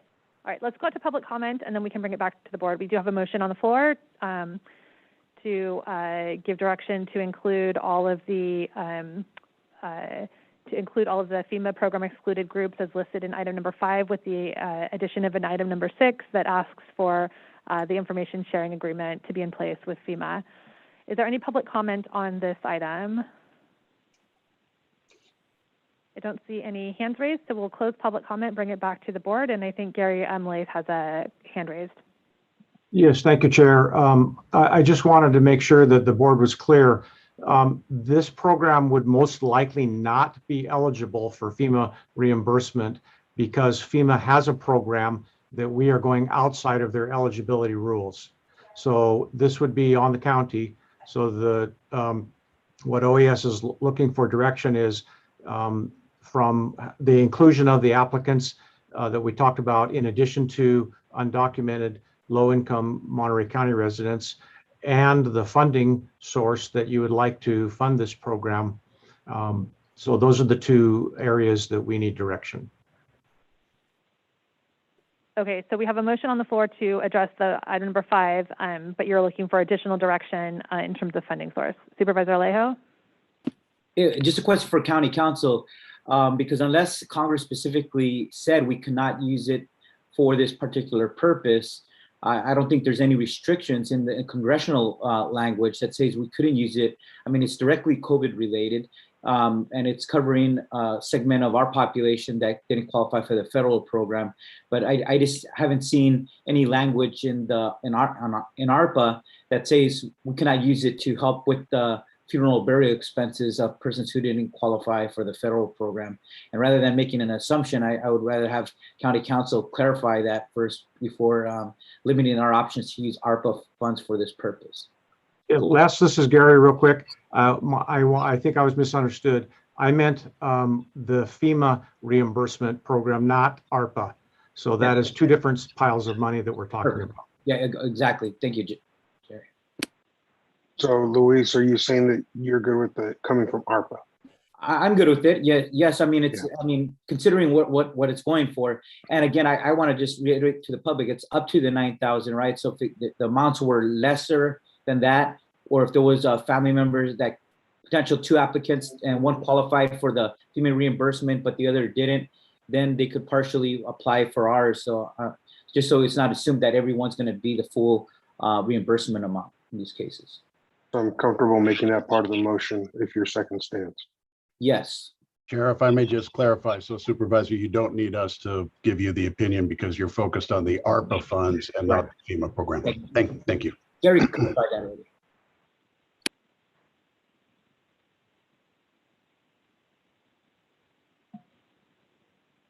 Okay, so we have a motion on the floor, we have a second, and we've added to that motion and essentially number 7 bullet that says direction to use the ARPA funds. And I guess the only question that I would have maybe from budget, I think the ARPA funds are at this point bucketed out for purposes, so this would fit into one of those buckets, I'm assuming. Madam Chair, I think if Mr. Woods is on, maybe he could comment on that. Yeah, this is Dwayne Woods. Can you hear me? We can, thank you. Okay, indeed. So this would be under the bucket called COVID pandemic response. And so there would be funds in there that aren't, they're in the bucket, but they're not specifically allocated. So then when we start building programs, we would say we would move 500,000 that's sitting in that bucket for this program. And then that would have to come back to the board for final approval once the program parameters are all set in place and everything. But the funds would be out of that bucket. All right. So we have a motion on the floor. Any other comments or questions? I think early on we did indicate that we would find up to 500,000 for this project. So. Okay, let's take a roll call vote. Supervisor Alejo? Aye. Supervisor Phillips? Aye. Supervisor Lopez? Aye. Supervisor Adams? Aye. And Chair Supervisor Root Askew. I'll support. I didn't support it initially, but I think that the funding process is something that I was concerned about, and making sure that we're putting all of our COVID needs into single conversation. But seeing that it's moving forward, I will support the motion and support the program, and look forward to making sure that all of our community members have their needs met as we look to recover from COVID and the pandemic. So with that, the motion carries, and we'll move on to item number 15. Thank you, Justin and Gary. Thank you. And in alignment with my comments, we will move on to item number 15, which is receiving an update on the Virus Integrated Distribution of Aid project, which was formerly known as our Community Outreach Education Pilot, a countywide project responding to the disparate impacts of COVID-19 on communities of color residing in the census tracts of the lowest quartile of the Healthy Places Index. I believe we have Rosemary Soto here with us to give a brief presentation. Yes, good afternoon. Can you hear me? Okay. Am I good? Yes. Okay, good afternoon, Chair. Chair Askew and members of the board. With me today is Dr. Krista Hani with the Health Department, as well as Andrea Manso with COPA, and Dan Baldwin, CEO, President of Community Foundation for Monterey County. What I would like to start off with is just to first take us back with a little bit of the background. The last time we presented before your board was for a request to approve a modification to our existing budget, and that was approved. So just to review, the total county contribution was $4.9 million. We also turned around and partnered with the Community Foundation to make grants to 10 VIDA project partner organizations. These are community organizations who are closely connected with those communities that are hard to reach and that are living in the zip codes with the Healthy Places Index with the lowest quartile. And so those are the areas that we also knew needed to receive most of the resources and connections to ensure that families and individuals are able to isolate and quarantine properly and recover with access to many of the resources that are available to those who are directly impacted by the COVID-19. We also were asked at that time to come back to present an expenditure report based on what the organizations have been able to spend down on their grants. And the challenge that we ran into is the fact that throughout all of the 10 organizations, there are different accounting practices and schedules. And so when we went back to these organizations in April, we found that we were not able to extract accurate and complete accounting figures to be able to show you an adequate report to demonstrate what are the expenditures so far. So at this point, with the information we were able to receive, we were able to estimate, and this is a conservative estimate for expenditures through the end of June, which is the term of the project. What we are looking at are two specific budget categories, which we know are more certain than any of the other budget categories for expenditures, and that is personnel, which is where our CHWs are charged to, as well as data analysts and CHW coordinators. And then there's the indirect administrative budget category that is also more certain. And this is an estimate of what we anticipate will be expended through the end of June. So this doesn't account for any of the other budget categories that were approved by the board. What we wanted to be able to do is, and what we feel would be a much better process so that we can provide you with more accurate information, is that we come back at the end of July with an update with an actual expenditure report, and also conduct an assessment for what is the community need at that point. One of the things that you'll see in the data reports that Krista will follow up on is that this project has proven to be quite successful at pivoting our strategies based on the need. When we initially began, the most critical need was to ensure that our community members had what they really needed to be able to isolate and quarantine properly. And so now at one point then we were prepping to begin to assist our community members with access to the vaccines. And then when we saw the testings being a need to focus on that a little bit more when those rates dropped, we also included that. So each time we pivoted, it was not just a bit of a change in our focus, but more of an addition as well. And so that is a way in which we can point to our ability to assess what is the community need, and we want to be able to do that again as we look at what occurs after the June 15th timeline, when we just learned and it was confirmed that everything in terms of our shelter-in-place orders and restrictions will be lifted and eased. And so we also need to be able to pivot and understand what is occurring into the fall months and the winter months. There's a lot of unpredictable factors that might determine that there is a difference in what our community might be needing at that point. And our request is to also be able to, once we've assessed and we have the more accurate expenditure reports, we'll know how much of the cost savings have occurred and how much longer those funds would be able to carry us with the existing grant from the county.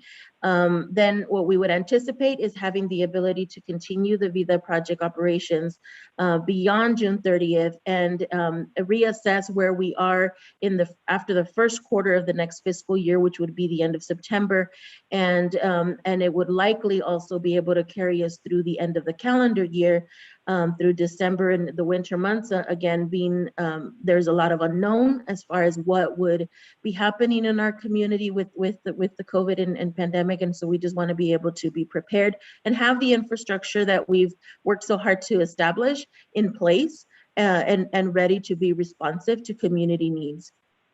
So with this, I will go ahead and pass this over to Krista, who's going to take us through some of the success points and data reporting for your information as well. Thank you, Rosemary. Thank you, Chair Askew, supervisors and staff.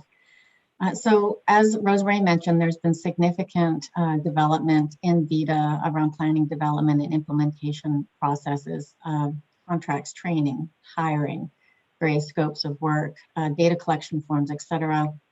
And while we were planning and implementing and doing all this work, the organizations were beginning to collect that data for us. And so today I'll be reporting more on some of the outcomes that relate to the logic models, a little less on those earlier implementation and planning measures.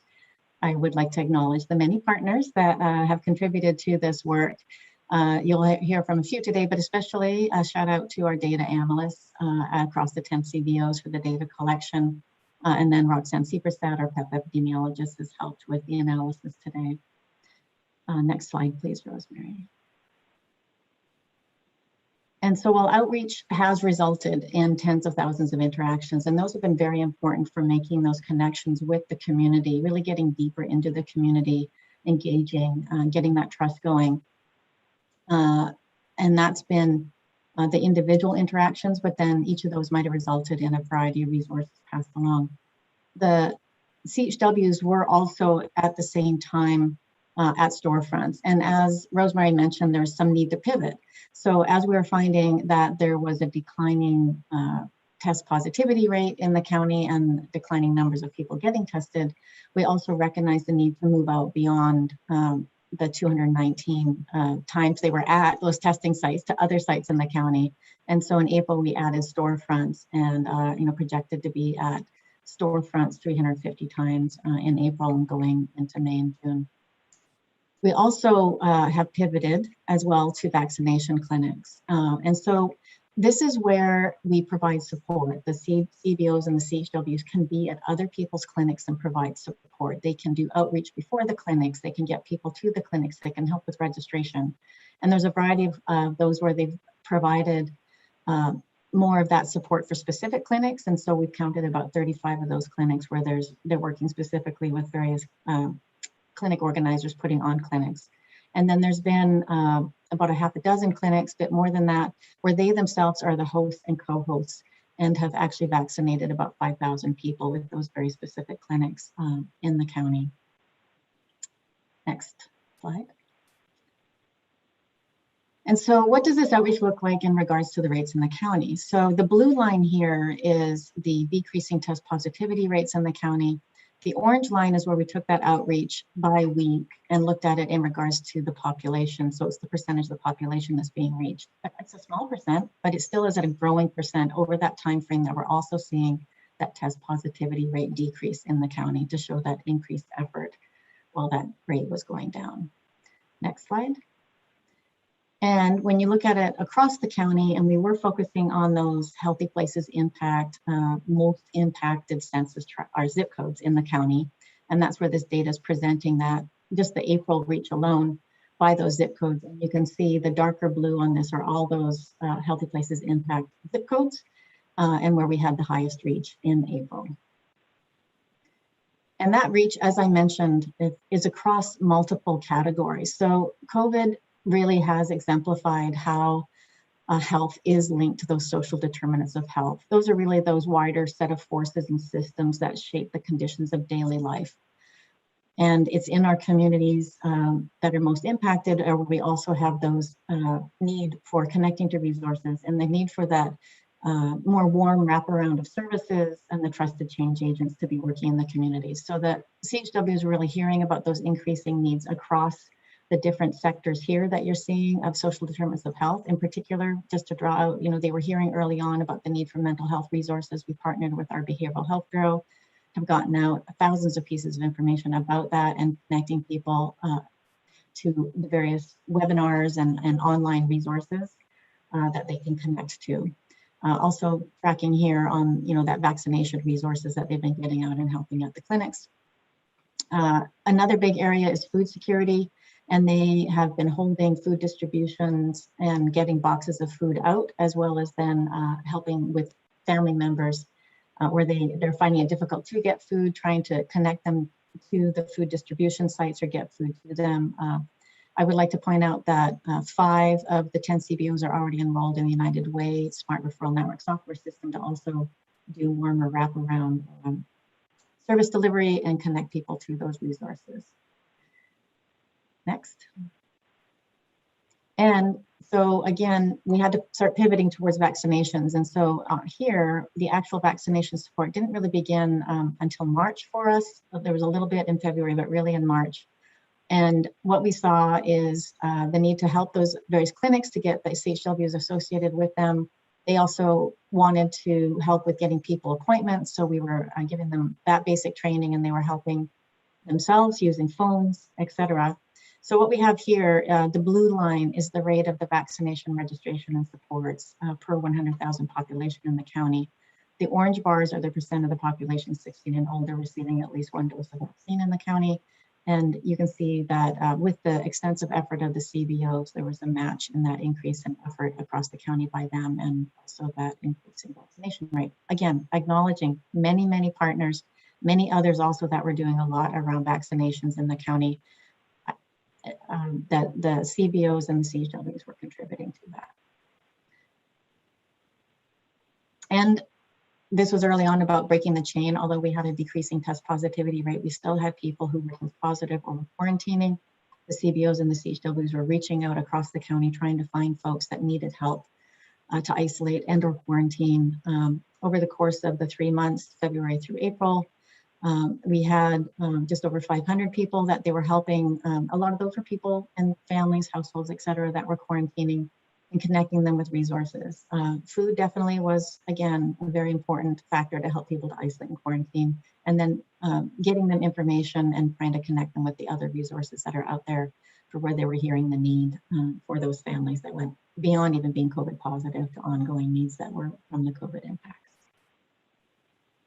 So that's a short summary of our data and those outcomes. I'll hand it back over to Rosemary to conclude. Thank you, Krista.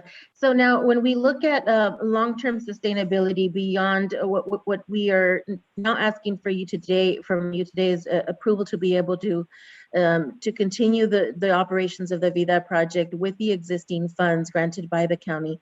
With sustainability for the project beyond that, what we want to be able to continue to look at is the existing support that the Public Health Institute has provided to this project to be able to fund any of the other areas that were not initially funded through the county. So, for example, swag and marketing and even support for project management that was also provided through the Packard Foundation. Those are two existing supports that we've received for now, and there is the possibility of long-term sustainability, as well as federal funds. There was a grant application that the health department submitted to the Health and Human Services for Minority Health, Office of Minority Health, to be able to sustain this project, perhaps at a different scale, at a smaller scale, but still would be, should that grant be awarded, it would be able to sustain the project for approximately 2 years.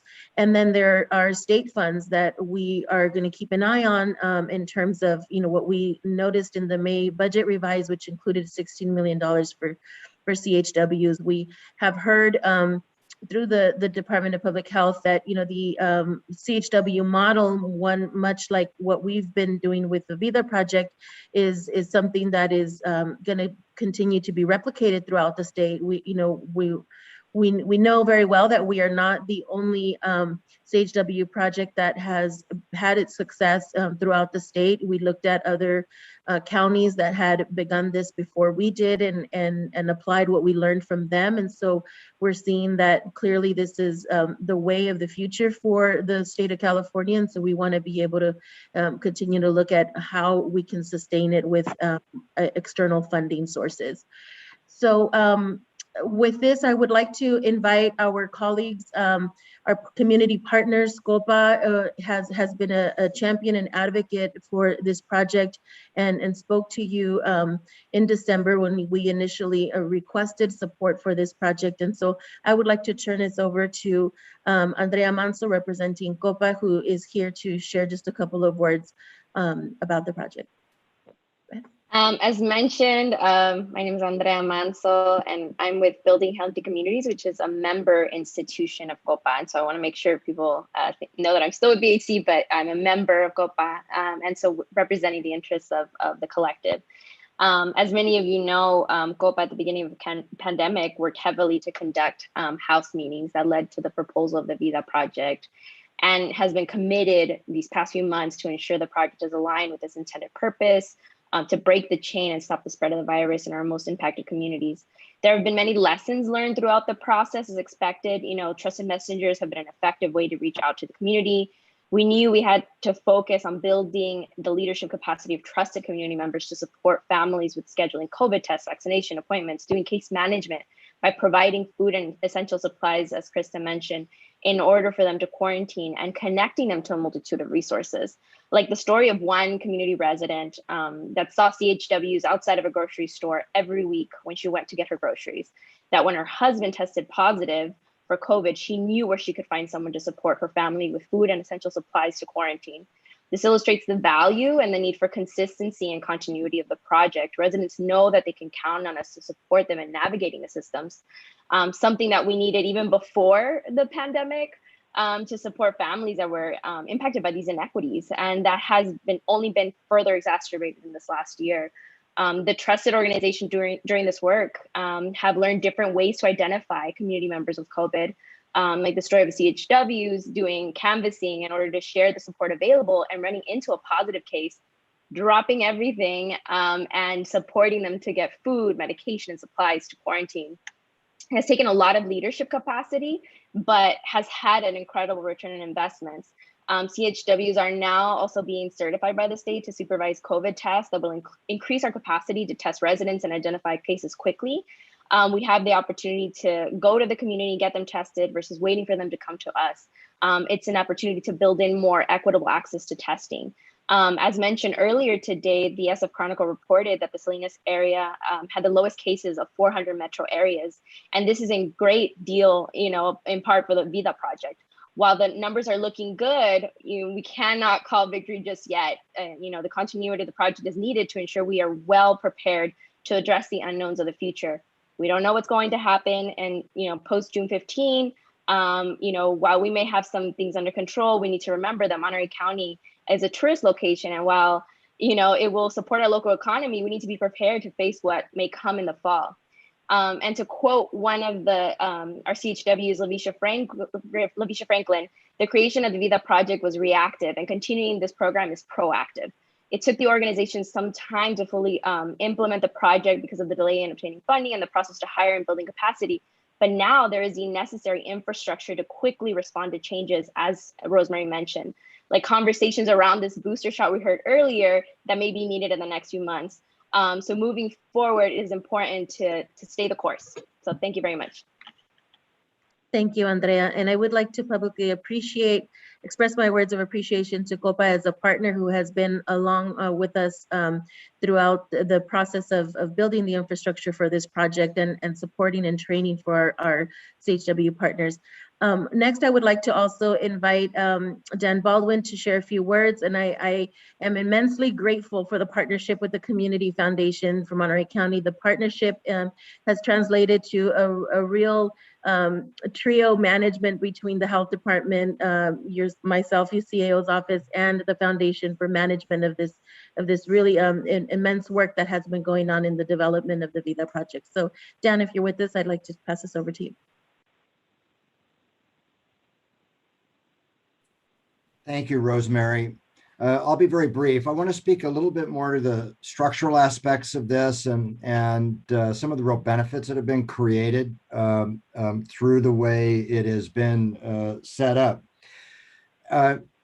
Some references made to the grants that have come to the Community Foundation in support of this project. And there was also the chart that you saw that there could be additional funding that could be supporting this project going forward. I think a hallmark of any good project is that it attracts resources. And I have a pet phrase, impact attracts resources. And clearly the impacts that are already being demonstrated that Krista outlined bode really well for the opportunities to see continued third-party funding for this.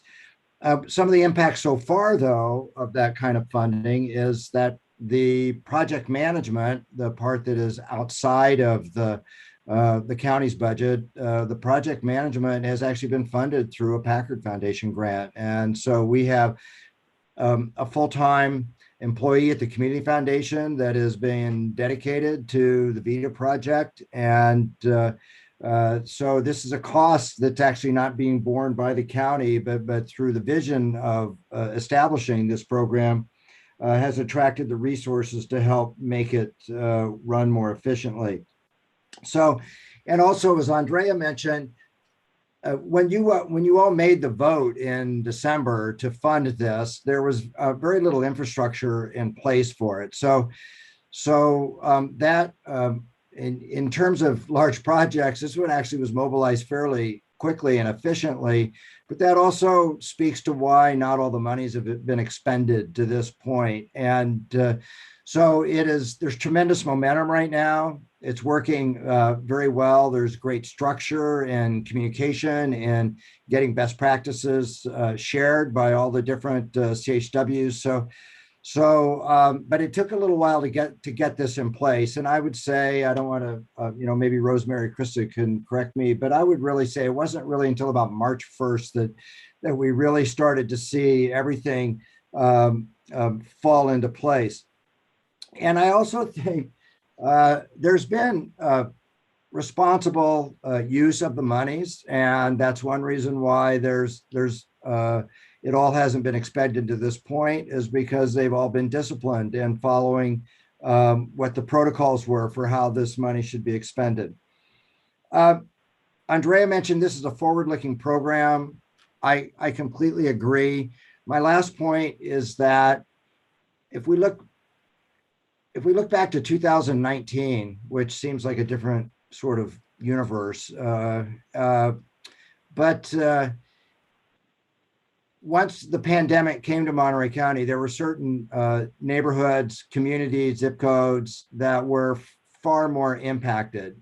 And that's one reason why this program was created.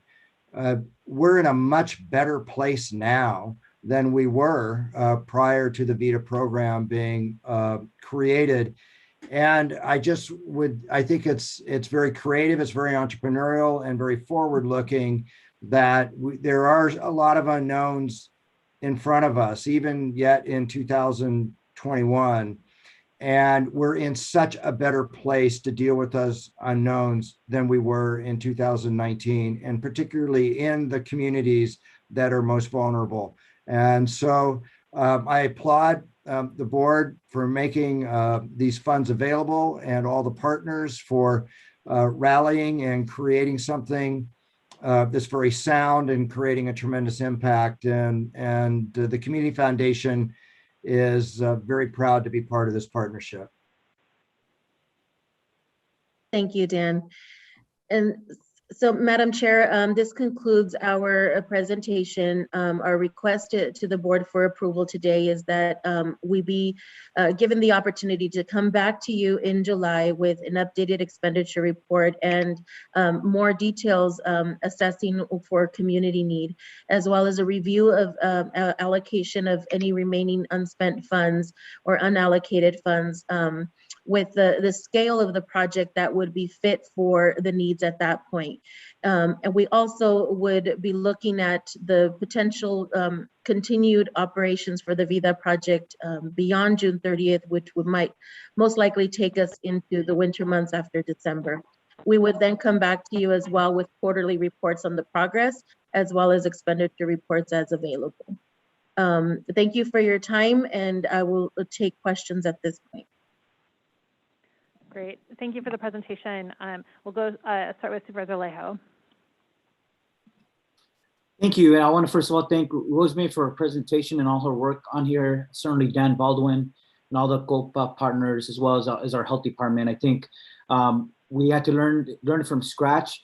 And at the time when we devised this program in December, I think the only counties that were doing something similar were Fresno County and Sonoma, and Monterey County became the third. And we tailored it to fit our own county and tailored by our own community partners that carried out this program. And I do understand that it did take time to find the right staff and train them and ramp up a program. And that got us up, I think, until March to actually get things really going. But they were the most critical months. As we got vaccine, we could deploy it, and we had the other programs in place. And I think the numbers speak to its effectiveness, being able to reach a significant amount of Monterey County residents that were in need, and taking a different approach as well, having trusted messengers to be able to do the handholding and follow through with community members is something that we recognize was needed, and I think they delivered on that. And I also want to thank the many VITA workers that also came to help Supervisor Lopez and I at the Rodeo grounds or at the King City Fairgrounds, because sometimes we were short staffed and they were always willing to come and help us out and help those clinics run very efficiently, get people in the door, get vaccinated and out the door as quickly as possible was critical. I think for having people wanting to come back, knowing that we were able to conduct those clinics with a lot of ease and expeditiousness. In terms of the future of the program, I'm good with reassessing where we're at in July, and I'm really proud that our staff have really pursued other funding, and hopefully that the state, the dollars that they've allocated, we could draw some of that funding down, and certainly with other available dollars, we should be reassessing how this program could continue as long as it can. I know that the need that was there when we didn't have any vaccinations in December and January is much different than where we are at today. So the needs are definitely going to change. And I think there's a recognition that this program needs to be right-sized for the needs of now, and they'll change perhaps in the next quarter in September or even in December. And I think we got to get as the months go on, is to get the program right-sized, and hopefully that will help stretch out some of these dollars to continue the program as long as we can.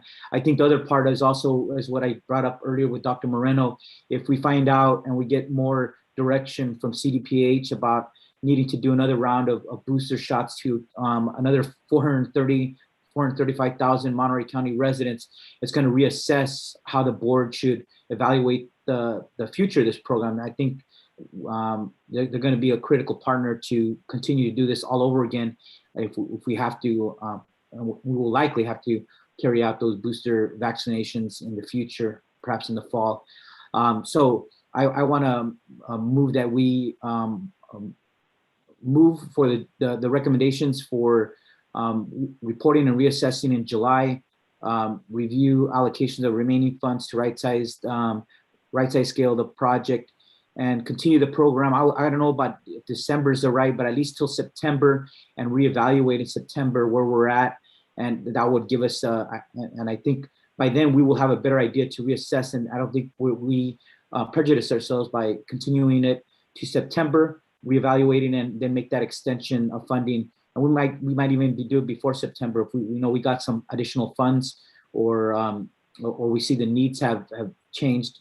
And I just want us to approach this strategically, but I think the community recognizes we have something good going on here. Let's not lose the trained staff and a program that we've ramped up to a point where I think it's carrying out its intended mission. And that would be my motion. I'll throw a second on that. Supervisor Lopez. Yeah, I've got a couple questions for you, Rosemary. Here on this slide, I see a review allocation of remaining funds with the right size scale of the project. In your estimation, what is the time frame for that right sizing? I would suggest being able to come back in July once we know a little bit more about where we're going and what needs have shifted in the community. Then we would be able to, between now and then, we would be looking at the process for scaling back and right sizing the project in terms of whether it be the quantity of CHWs on board or partners. We would need to be able to figure out a process for making those determinations and being able to right size the scale of the project. So it would be happening between now and the end of July, so that we know what is the right size scale of the project for moving beyond that period of time through September, and if needed through December. So you're proposing coming back by the end of July with the recommendations, or by that point you would start the right sizing? We would come back with the recommendations in July is what we were intending. Thank you. And then I see here on this slide, the continue through December 2021, I think the motion was September, but in terms of that, I want to be clear, are we saying that the funding that we currently have allocated would carry us through that window? Yes, sir, I'm just a little concerned because of your comment about the lack of clarity on funds expended, and I don't want to end up in a position where we go over and then, people aren't getting paid. Oh, thank you, Supervisor. We would certainly make sure that that does not occur. We would want to prevent that at all costs. So we want to be able to, what we're projecting is that by the end of July, we would know more with more accurate information about where we are with the expenditures. And we would be able, that would also help us in right sizing the scale of the project as well, because we would know what we have and how much that could carry us. So it would be a balancing act between knowing what is the community need and how much of this project needs to be going on, and what are the funds that are available to be able to carry us through. We definitely do not want to operate on a deficit. Thank you. My last question is, in terms of that work, I know that we've put quite a bit on your plate here for the coming few months with the last week's decision about looking at districting and everything else. I'm wondering who will be the lead for these coming months to make sure that all of this work that we're talking about now and these concerns about, transparency on budget as well as right sizing gets done. Who's going to be the management team on the county side behind that effort? Thank you, Supervisor. On the county side, we would definitely continue to call on our health department staff with Dr. Honey. My involvement in the project would likely transition to other assignments that I have received, and I would likely have to discuss further with my superiors to determine at what level I can remain connected to this project, if any at all. Okay. Personally, I just prefer that at least through that July right sizing that you continue to focus here. That's just my opinion. But with that, I'll let you take a deep breath, and that's the end of my questioning. Thank you, Madam Chair. Thank you. Supervisor Phillips. Yeah, I share some of the same thoughts that Supervisor Lopez expressed. I think we did a good thing. We put $5 million into one segment of our community that really needed it, and I was good with that. But at the time, Dan Baldwin will tell you, I expressed concern just the way we were setting it up. With it wasn't set up as much as a temporary thing as it was a permanent with the wages we were paying, the benefits. And I told him at the time, I just don't see this. The impetus is going to be for this not to go away when the crisis is over. And so, if we have enough funds in there to take us through July, I'm good with that. But I have a concern if they're coming back and saying, now we need more public money to do this temporary project that we were doing. There may be some scaling down. There may be, as Mr. Baldwin mentioned to me, there may be some private sector money that can assist in this on to do it. And I think it is a valid concern if we're going to have booster shots that we may have to have some scaled down version there so that we can make sure people are getting those. So those are my thoughts. Thank you, Madam Chair. Supervisor Adams. Thank you. I'm just delighted by the way this program has worked. I know we took a big risk when we put forward so much money into a project, but honestly, going back to Dan's comment about it's all about impact, it really is all about impact, and this program had a huge impact on our entire community. Certainly borne true by the statistics that we are the lowest in the state, in the country, in the world for COVID cases at this point. But why I bring that up is that I think that also goes to Dan's comment that there will be funding opportunities, significant funding opportunities for these kinds of programs. And I think that being able to show the impact that we've had, the outcome, and the actual success that we've met, I think is really going to augur well for our being able to access those funds at the state level very, very well. So my hope is that we will be able to put enough power into the timing of getting those applications in. I know we'll be able to tell a great story because the story has told itself. So I just encourage you to please go after the funding so that we can keep up this program just as you're recommending on a scaled back level so that we can just continue to ensure that we don't fall backwards if there is a change of the rate at which we're addressing COVID at this point. Thank you.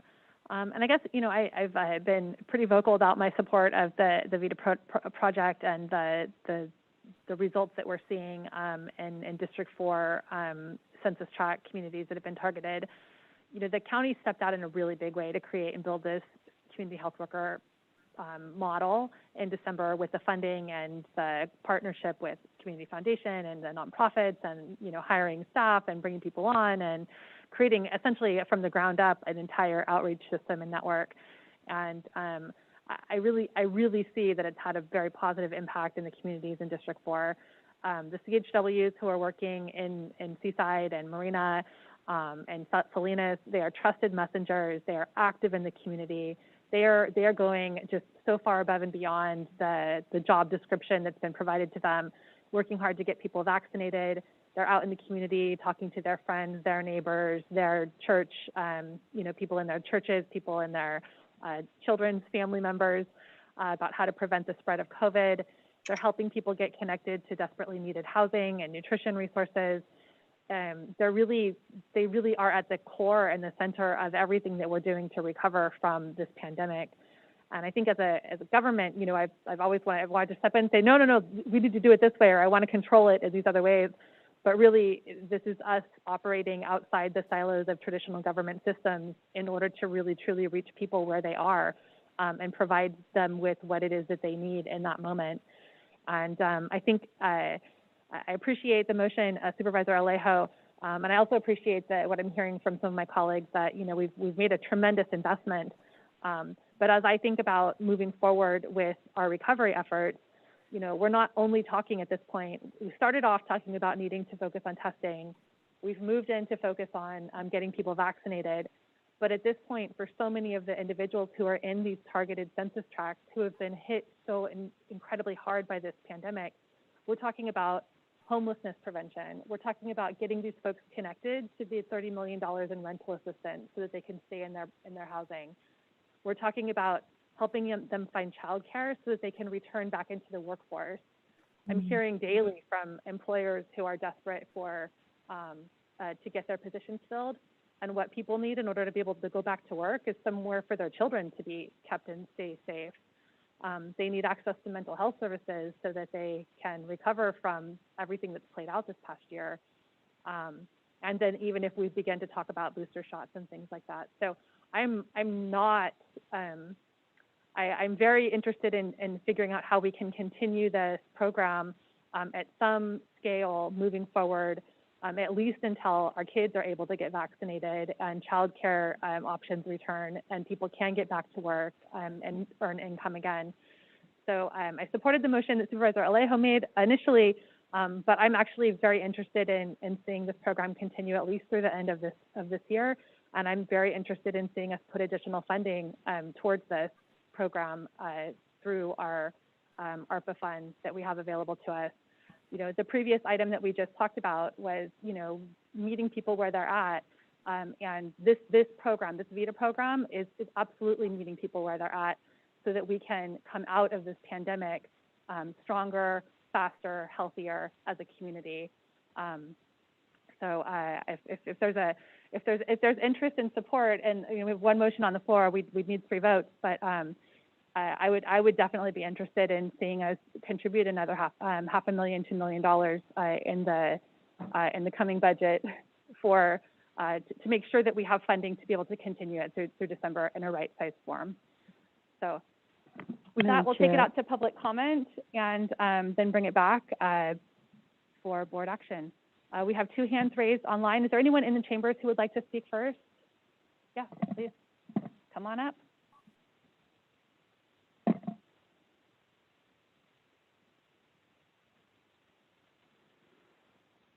Good afternoon, Chair Ruth Askew, members of the board. My name is Alfred Diaz-Infante. I'm the president and CEO of CHISPA. First of all, I want to thank you for supporting and funding the VITA program. CHISPA is a sub-grantee of this program. I can tell you that we've had great success in running this program. We were able to hire 6 community health workers that helped us in organizing 16 vaccination clinics. We were able to vaccinate a little bit over 1,000 people, provided outreach information regarding food, regarding health services, and just information about COVID and information about the emergency rental assistance program to over 4,000 people. We had our CHWs working in the North County communities of Marina and Castroville, also in Salinas, where we have 9 properties, and then down in South Monterey County. In total, our CHWs covered 24 of our rental properties, both seniors and families. Again, the program is much more successful than we ever expected. We hope it will continue. The trust has been built in the community. We've developed the infrastructure. I think the need will continue in terms of the type of services that our residents need, and we're here to help. So hopefully you will continue to fund this program. Thank you. Anyone else in chambers for a comment today? Okay, we'll go to Zoom comment. I see 5 hands raised. If you're here to speak on this item, if you could raise your hand so we can work our way through everyone. We'll start with Regina Mason. Thank you for joining us today, Regina. And after Regina, we'll move on to Christine Edmonds. Oh, hi. So this is Stacy. I'm the executive assistant. I'm actually on Regina's account right now. We're at the Village Project. I would like to thank you for this time to give some public comment. We are appreciative to be part of the VITA team now. We have 11 CHWs currently who are in the community to provide information to Seaside residents about the virus and resources available. Our CHWs not only do this, but they provide case management connections that help us refer residents to our services or outside agencies who are able to assist with their needs. The CHWs have been able to provide food assistance to various residents in need through some of these efforts, as well as allowed our agency to advocate for residents, including academic advocacy for their children. The agency is a social justice agency and has historically served the needs of the people, no matter if it is a program of ours. We are providing wraparound resources without always having the means to do so, because that is what the community needs, and we meet our community where they're at. We worked to get 2 county contracts with churches who can serve a vital role in the Seaside community. They are truly located and trusted within the community. When there was a clinic held through the collaborative efforts of one of the churches, our organization, and a woman who connected us with the PG pharmacy, there was almost 100% show up rate. This shows that if there is some place for them to go that they trust, they will in fact go. Thank you. Thank you for your comments today. Next up, we have Christine Edmonds, followed by Ignacio Avalos. Hi, can you hear me? We can. Thank you for joining us. Great. Hi, this is Christine Edmonds. I'm the interim executive director of the Center for Community Advocacy. And I would like to first express my and my agency's gratitude for the funding and for your support of this program, and to also express our strong support for the VITA program and for continuing the project beyond June 30th. CCA has recruited and trained 18 community health workers from the farm worker community to provide outreach and education about COVID-19, including the facilitation of testing and vaccines. I have no doubt that our community health workers are saving lives. The recruitment and training of community health workers and building trust in the community takes time. We have hit our stride at this point, and members of the community look to us to provide important services, including referrals and help with vaccination clinics and testing. We have momentum and are filling an important need, which will continue beyond June 30th. When we're out in the community, and we've been everywhere from San Lucas and San Ardo and King City all the way up to Castroville and Pajaro, we're hearing from people that they're grateful that we're there in their communities, speaking their language, and providing these services in a culturally appropriate way. And just really appreciate your consideration of the staff's recommendation to continue this project with the remaining funds. Thank you. Thank you, Christine. Next up, we have Ignacio Avalos and Lavisha Franklin.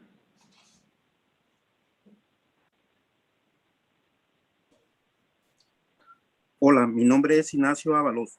Fui positivo de COVID a mediados de enero. Estuve en el hospital Ignacio, por 5 semanas. Ignacio, buenas tardes. Mi nombre es Jocelyn Martínez, seré su intérprete ahorita. Por Ok. favor, hable fuerte y tome pausas frecuentemente. Hola, Puede mi comenzar. nombre es Ignacio Ábalos. Fui positivo de COVID a mediados de enero. Estuve en el hospital por 5 semanas. Y supe del programa Vida por parte de Por favor, le pido pausa. Gracias. por Hello, parte de my mi, name is Ignacio Avalos, and I tested positive for COVID. I was in the hospital for 5 weeks. Terminé después de 5 semanas. Gracias. Puede continuar. supe del programa Vida por parte de mis compañeros de trabajo de Taylor Farm. Gracias a la información de los trabajadores, la información de salud comunitaria. No se le escucha. Ignacio? Sí, Okay, por ya lo parte escucho. de Déjeme interpretar. I found out about the program Vida through my coworkers at Taylor Farms. Gracias, continúe. gracias a la información de las trabajadoras de salud comunitaria sobre los recursos y asistencias que hay para personas positivas. El proyecto Vida surgió para mí en un momento difícil, ya que aún me encuentro en recuperación en la casa, con oxígeno y escuelas. Gracias al proyecto Vida que me han conectado a recursos como aseguranza médica, vacuna, educación, COVID y ayuda legal. Gracias por todo el apoyo que ofrece Vida. Gracias. Thanks to the community health workers, I was able to find the resources I needed. I'm still recovering from COVID. I'm on a ventilator.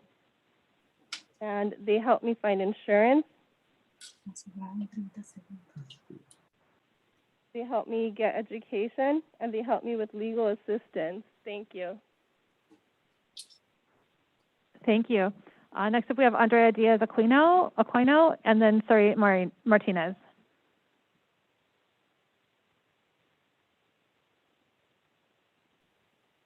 Hello. This is Lavisha Franklin. Okay, we'll go with Lavisha Franklin, and then we'll move on to Andrea Diaz Aquino next. Okay, I'm going to be really quick. I had something else wrote out to say, but just listening to you all speak on the beauty of this program and the need and the support of this program actually brought tears to my eyes as a community health worker. We see firsthand in the community the impact that this program is making in the community, and I am just so grateful for your support in this extremely important and necessary program. So I just wanted to say thank you, and I yield the rest of my time.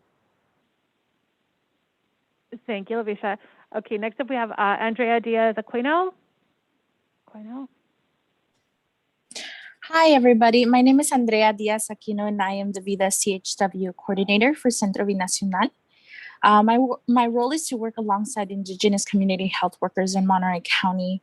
Our Indigenous community workers from the communities we serve and are bilingual or trilingual, speaking their Indigenous language, either Mixteco, Zapoteco, Triqui, in Spanish or English. CBDIO Vida team gets to support Indigenous farm workers, communities across the county, as we know that even before the pandemic, our communities lacked access to culture and linguistic information and services. Because of the Vida project, Centro Binacional has established a language line to provide resources to the community in their language. We know that none of us were ready for this pandemic, and it had taken a toll on our mental health, and for many members in our community has been deadly. But initiatives like Vida has shown in that times of crisis, government and community needs to be working together.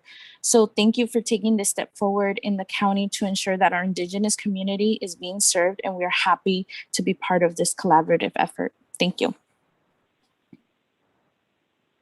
Thank you.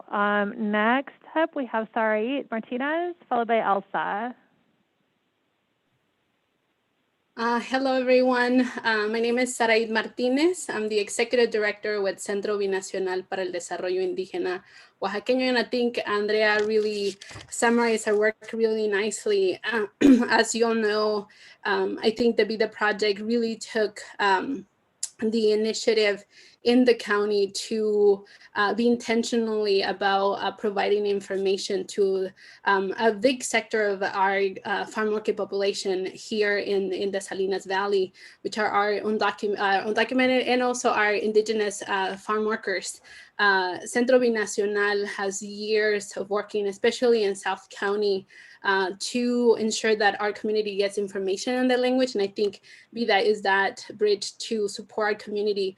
Over the past months, we have not only provided information in Indigenous languages, but supported the community to sign up for testing, to sign up for the vaccine, to be the language access point in all of the testing sites and the vaccine sites, because as we know, a lot of our folks are trilingual, bilingual in their Indigenous language, but we don't have that support at the clinics or at the testing site. So we're here as a support, and I want to thank the board for keeping the support for this program.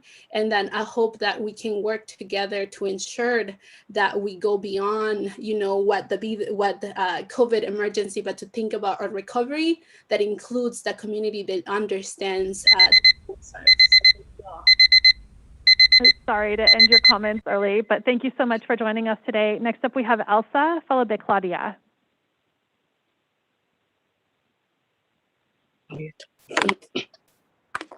Hola, muy buenas tardes. Mi nombre es Elsa Sánchez. Buenas tardes. Mi nombre es Susana Martínez, seré su intérprete hoy. Por favor, hable lo suficientemente fuerte y lento para que la pueda escuchar. Tome frecuentes pausas para que la pueda interpretar. Gracias.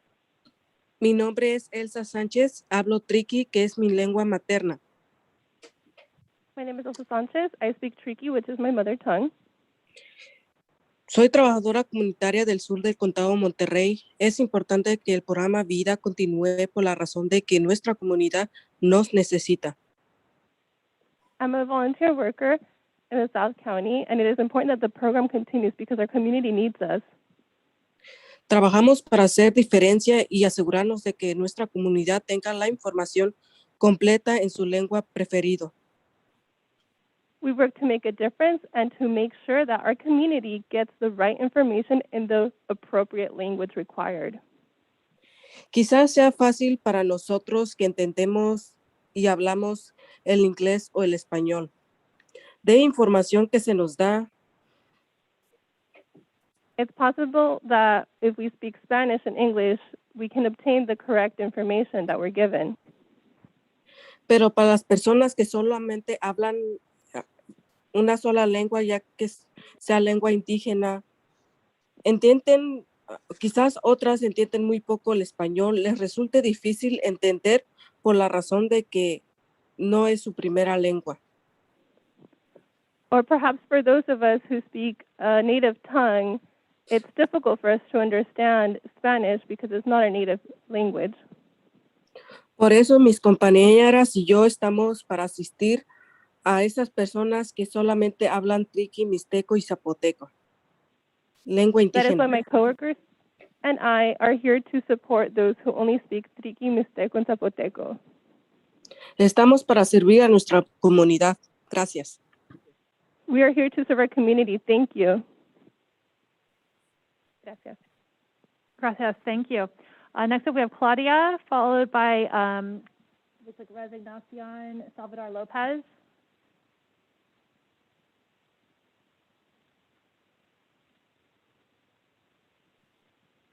Sí, muy buenas tardes a todos. Hi, good afternoon, everyone. Mi nombre es Claudia Herrera. Trabajo en el Centro Binacional de Programa Vida. My name is Claudia Herrera, and I work at the Binational Center with the program VITA. Mi primera, yo hablo la lengua materna, que es el mixteco. My mother tongue is Mixteco.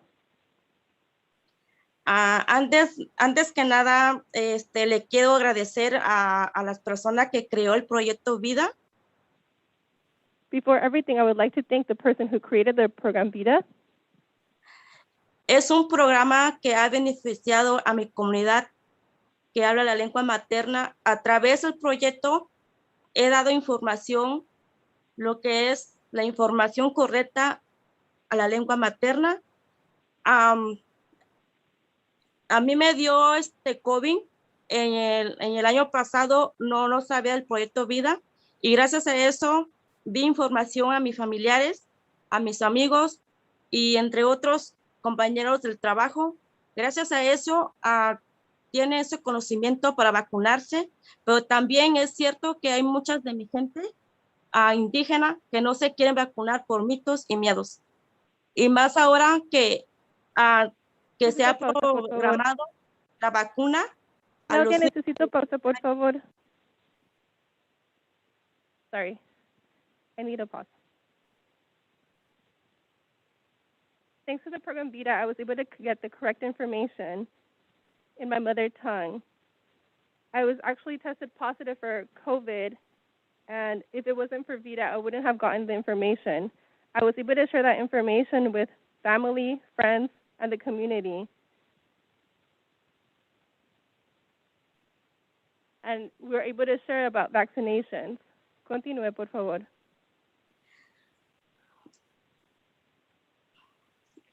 Y si se llega a seguir el programa Vida, sería correcto porque la pandemia no se ha terminado y muchas de las familias no se han vacunado, y a eso estamos dando información a sus lugares de trabajo, en los campos, a donde se puede dar información, en las tiendas, a tocar puertas, y gracias a eso muchas personas se están vacunando y muchas no.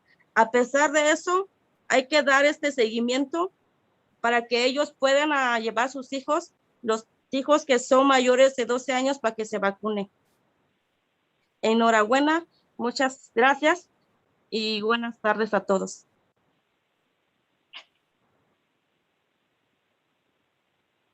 Thanks to this, we have been able to share the information to get people vaccinated, whether it's at stores or going door to door. We want to continue sharing the information. If you can please continue the program. We want to continue sharing the information so the parents understand that their kids 12 and over can be vaccinated. Sometimes people take that option to get vaccinated, sometimes they don't, but we're sharing the correct information. And we would like to continue the program. Thank you. Thank you so much, Claudia. Next up, we have Resignacion Salvador Lopez, followed by Juan Cabrera.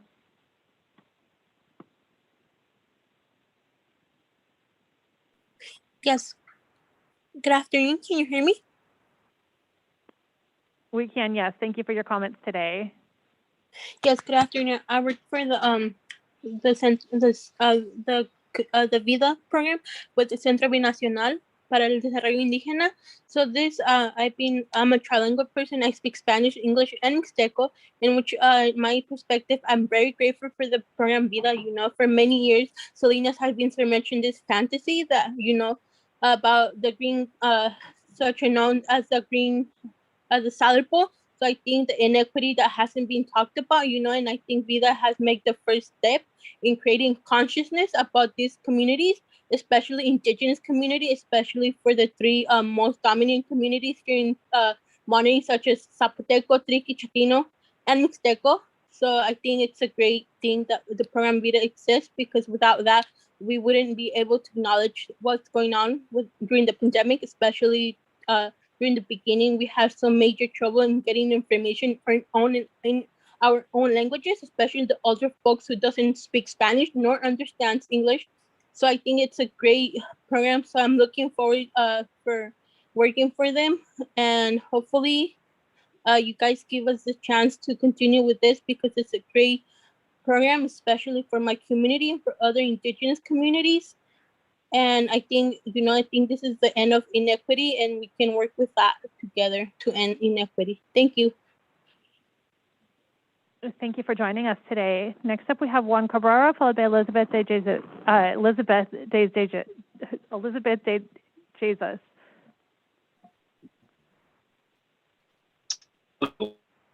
Can you hear me? We can. Thank Hello? you, Juan. Hello, Yes, my name is Juan. How you doing? Good afternoon, everybody. My name is Juan Cabrera. I am a Secretary Treasurer of Teamsters Local 890. And I also sit on the board of directors of the Salinas Valley Memorial Healthcare System. And I have contact with a lot of the community. And one of the things that I've seen is this program is helping a lot of families in education as far as what vaccines are, helping them with financial assistance in a lot of different situations. There's people that are still on ventilators, they still need the oxygen. I mean, it's a program that's very necessary. The pandemic is not over yet. I think we have to continue with this program. We need to continue educating the community on what programs are out there and how important it is to get vaccinated. There's still a lot of people that need these programs and need this education. It's in the best interest of all the community to make sure that people in our community are educated and are vaccinating. There's still over 30% of people not vaccinated that need to be vaccinated. Close to that number, I don't have the exact numbers, but it's pretty high. So if we need to continue with the program Vida so we can continue this great work that's going on, reaching out to the community, helping people stay in their homes, helping people have money when nobody else can help them. The community health workers are doing a great job, and I hope that you guys support it as a public official, as myself, support these good programs. Thank you. Thank you for your comment. Next up, we have Elizabeth, followed by Mercedes.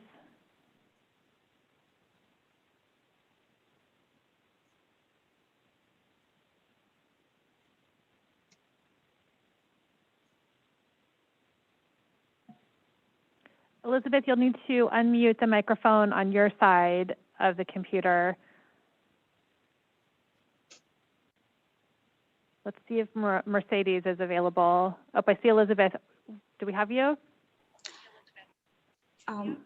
Hola, buenas tardes a todos.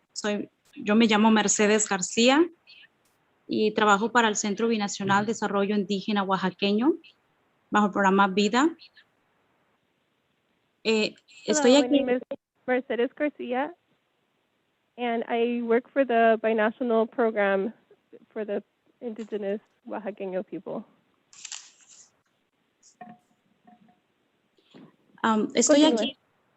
Estoy aquí porque programa Vida ha sido de mucha utilidad para la comunidad hispana, especialmente para la gente indígena que habla de diferentes dialectos, que es zapoteco, mixteco, triqui.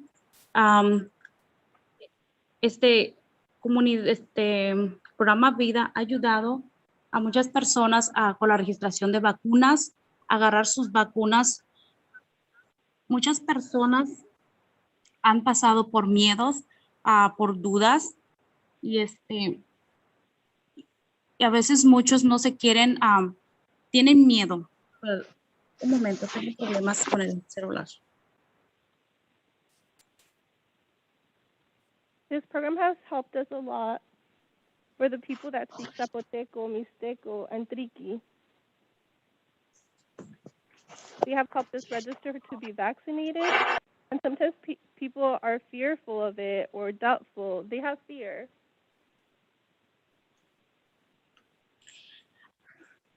Y queremos que programa Vida que siga continuando.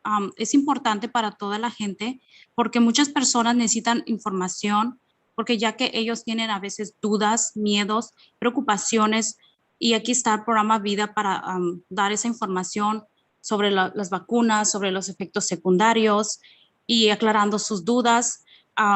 Yo, en mi opinión, quiero que siga el programa Vida porque hay muchas personas necesitan de nuestro apoyo en diferentes idiomas como zapoteco, mixteco, triqui, y aquí es de mucha bendición programa Vida para ellos.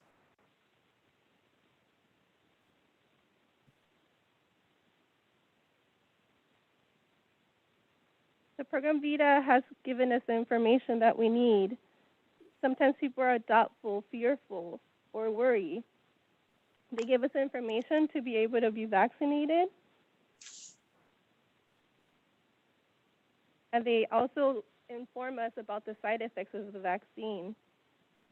They give us the support that we need in the language we need, whether it's Zapoteco, Mixteco, or Triqui. Thank you for your support for the program Vida and the continued support. Thank you all for your comments. We have 2 more hands raised, so we'll do 2 more comments. I have Alfonso.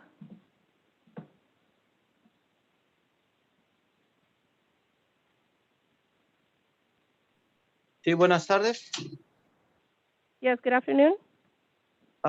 Sí, solamente para comentar que a todos los supervisores, mi nombre es Alfonso Martínez y gracias porque existen estos proyectos de construyendo comunidades. Obtuve la ayuda para mí y para mi familia y gracias a esto pues conocí a 2 buenas personas que están trabajando para esta organización. Ellos están localizados en una tienda mexicana en Seaside, Santa Fe se llama creo la tienda, y me auxiliaron, me ayudaron, son unas personas que están bien capacitadas creo, o no sé si alguien más las capacitó, pero tienen mucha experiencia atendiendo a todas las personas que requieren ayuda. El nombre de las personas es Francisca y Cintia. Y Necesito paso, por favor. claro.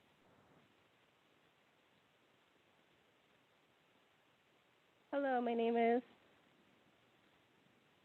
Alfonso Martinez. The organization has helped me and my family. I met 2 really good people that work for this organization. They were at a store, a Mexican store in Seaside. I believe it's called Santa Fe. They helped me. They seem very well trained. I believe their name is Francisca and Cynthia. Gracias, continúe.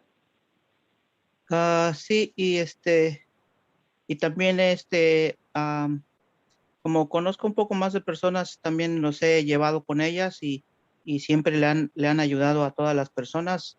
Y la verdad es que son muy buenas trabajadoras para mí, son muy buenas trabajadoras y me gustaría que siguiera este tipo de proyecto para que pues hay mucha gente que necesita ayuda después de la pandemia y pues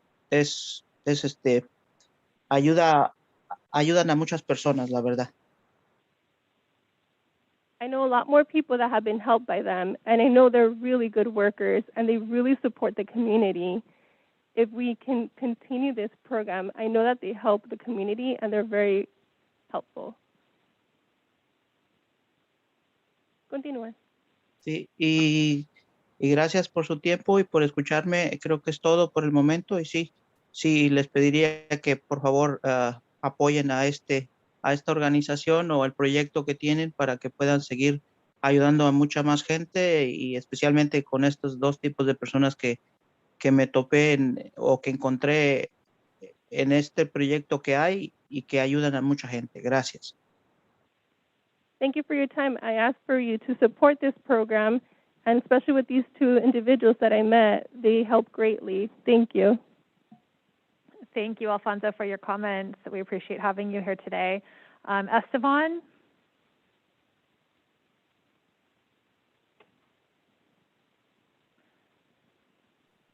Yes. Can you guys hear me? We can. Thank you for joining us. Great. Thank you for supervisors letting me speak. My name is Esteban. I'm a community health worker for Building Healthy Communities. I'm also at a Seaside testing site.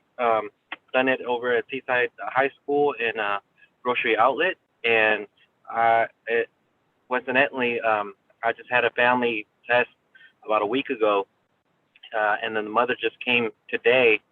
I wanted to share the story. The mother came today and told me that everybody came out negative except for her 3-year-old son.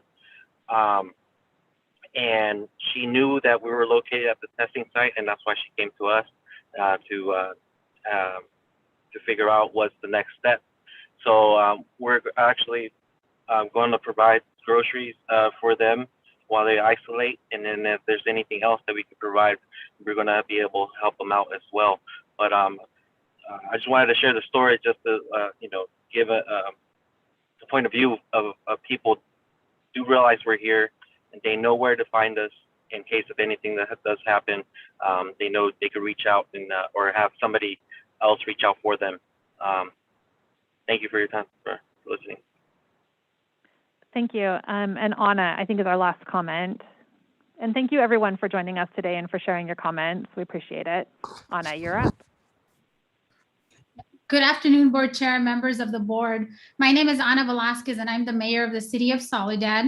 And I'm here to speak in support of the VITA Community Healthcare Workers Program. And I know I'm reiterating what a lot has been said in the support of the program, but for the city of Soledad, our VITA partners have been instrumental in supporting the city's effort to address the COVID-19 impacts that we faced. And as you know, the city of Soledad had one of the highest COVID-19 positive rates in the South County region, and unfortunately also several deaths in our community. And the VITA workers in Soledad were present at every vaccination clinic that we had. I mean, they were there from the beginning to the end. They were the trusted messengers, as has been said during this meeting in our community, and they went above and beyond the call of duty, not only to help distribute the vaccine information, schedule appointments, make personal phone calls, filling out registration forms, and especially in a culturally sensitive manner that was really critical for our residents. But they also helped to raise awareness about critical support services available to our families who were struggling already financially or with food insecurities. They delivered meals to residents who had to quarantine when they tested positive. And these are some of the things that we didn't hear about, that we didn't see. They also comforted families who were impacted by the COVID-19 pandemic and gave them resource information that was really valuable. They also provided emotional support to some of our seniors who were feeling very isolated and needed the comfort and the care. Mayor, I'm so sorry to cut you off, but we do have 1:30 on the clock for everyone today since we've had so much comment. Thank you for joining us, though, and thank you so much for sharing your feedback about the program. Okay, so we're going to close public comment now, bring it back to this board. We do have a motion made by Supervisor Alejo with a second by myself. I would like to ask Supervisor Alejo, would you be open to amending that motion to include additional funding for the program? Madam Chair, not at this time, because I think it was made clear that they're not asking for money, as there's still money left in the program. We are going to reevaluate the program in July and perhaps again in September. So we'll have multiple opportunities to reassess the funding and the continuity of the program. I think that's the right choice, rather than just saying we're going to give money without really evaluating where we're going to be in July, and also not knowing if we're going to be able to draw down those other grant resources from the state or from other philanthropic groups.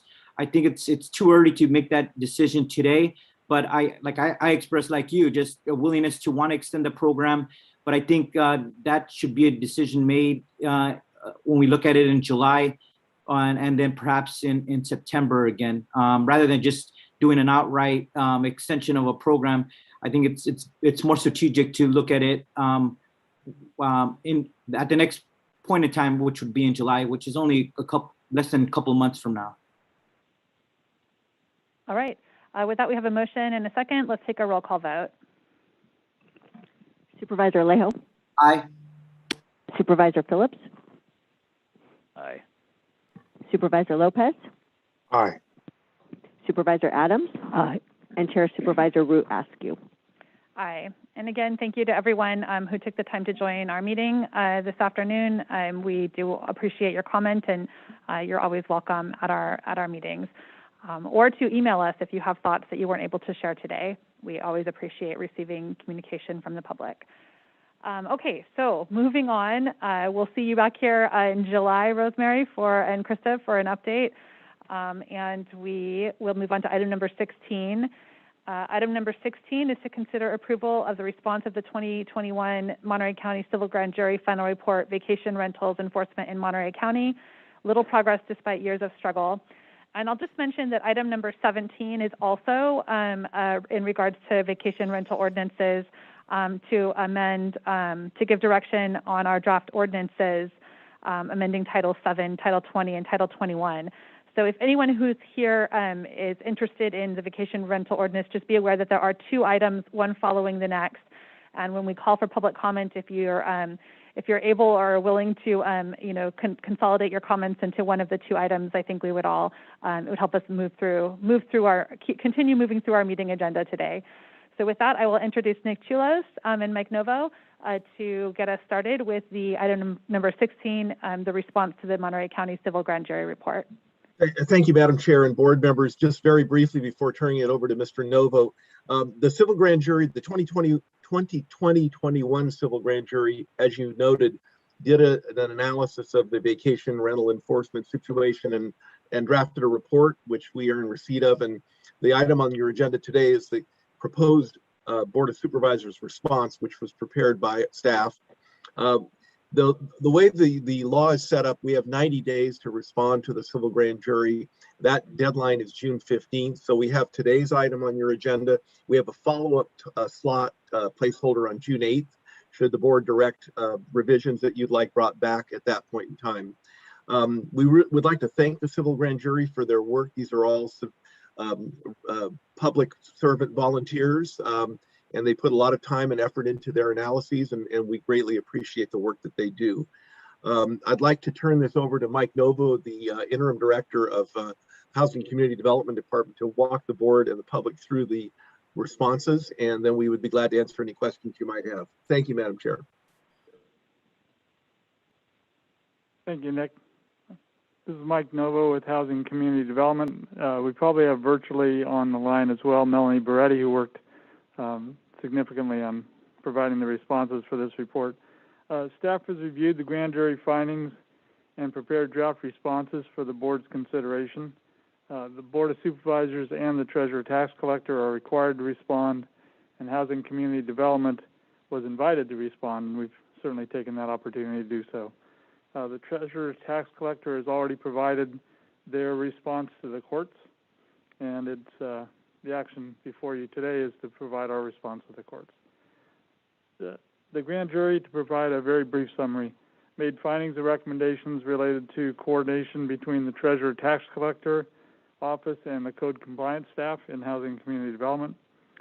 They sought increased public transparency, prioritization of code enforcement activities, and adoption of new regulations. Staff's prepared draft response agrees with many of the grand jury findings and recommendations, and also provides information to support where we have those areas of agreement. Where we partially or fully disagree, we've pointed that out as well and provided explanations for that position. We also have included the Treasurer Tax Collector response in your board report today, as some of those responses are referenced in our response. Keeping it short today because of time, so staff recommends the board consider the draft responses provided, and if acceptable, direct the CAO to file the responses with the courts.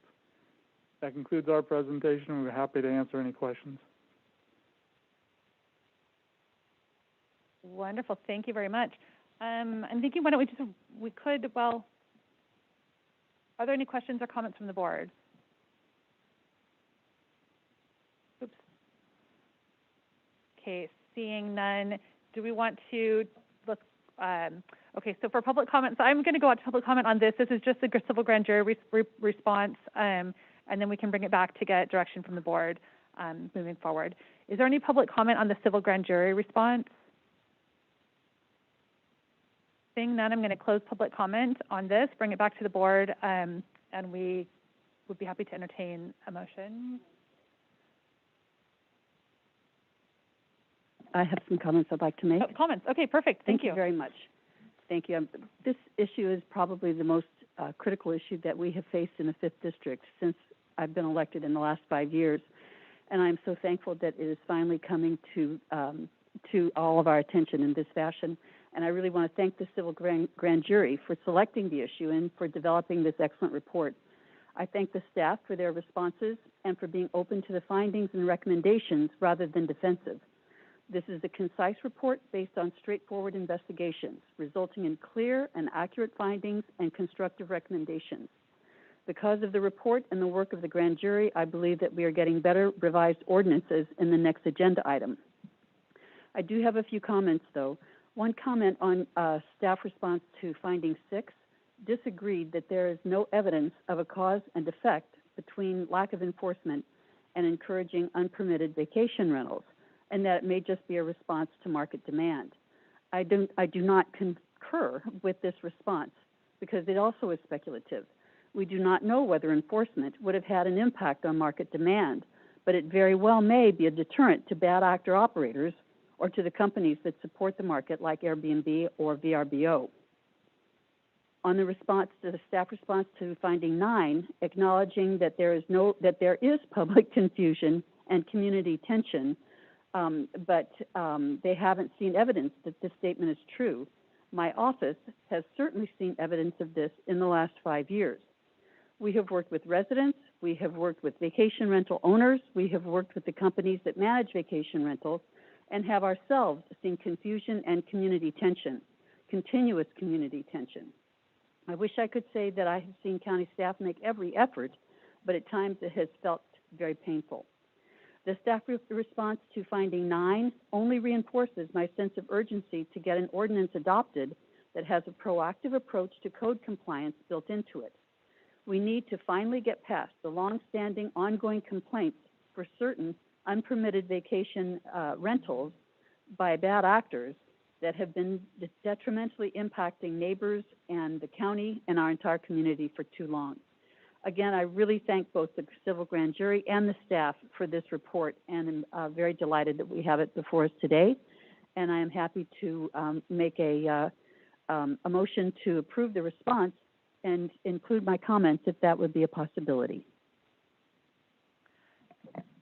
Mike, were those comments clear for you? Yes, I mean, we'll have to pick the language, but yes, it's very clear. Thank you. And I would be happy to meet with you after, Mike, and at another time, and I would be able to give you my comments if that would be of interest for you to include. Thank you. Thank you. Alternatively, we can bring it back to the board on, I think Nick said June 9th, so whatever the preference of the board is. That's great. Thank you so much for all your work on this. I said we should have a motion if you're asking staff to change what they've presented and bring it back. So I thought that my motion made that. Oh, okay. Are you going to bring? And Madam Chair, that is that item would be June 8th would be the return date if you want this brought back.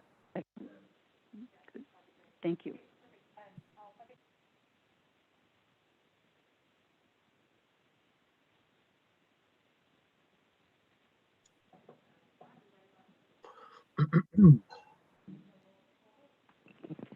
Supervisor Alejo?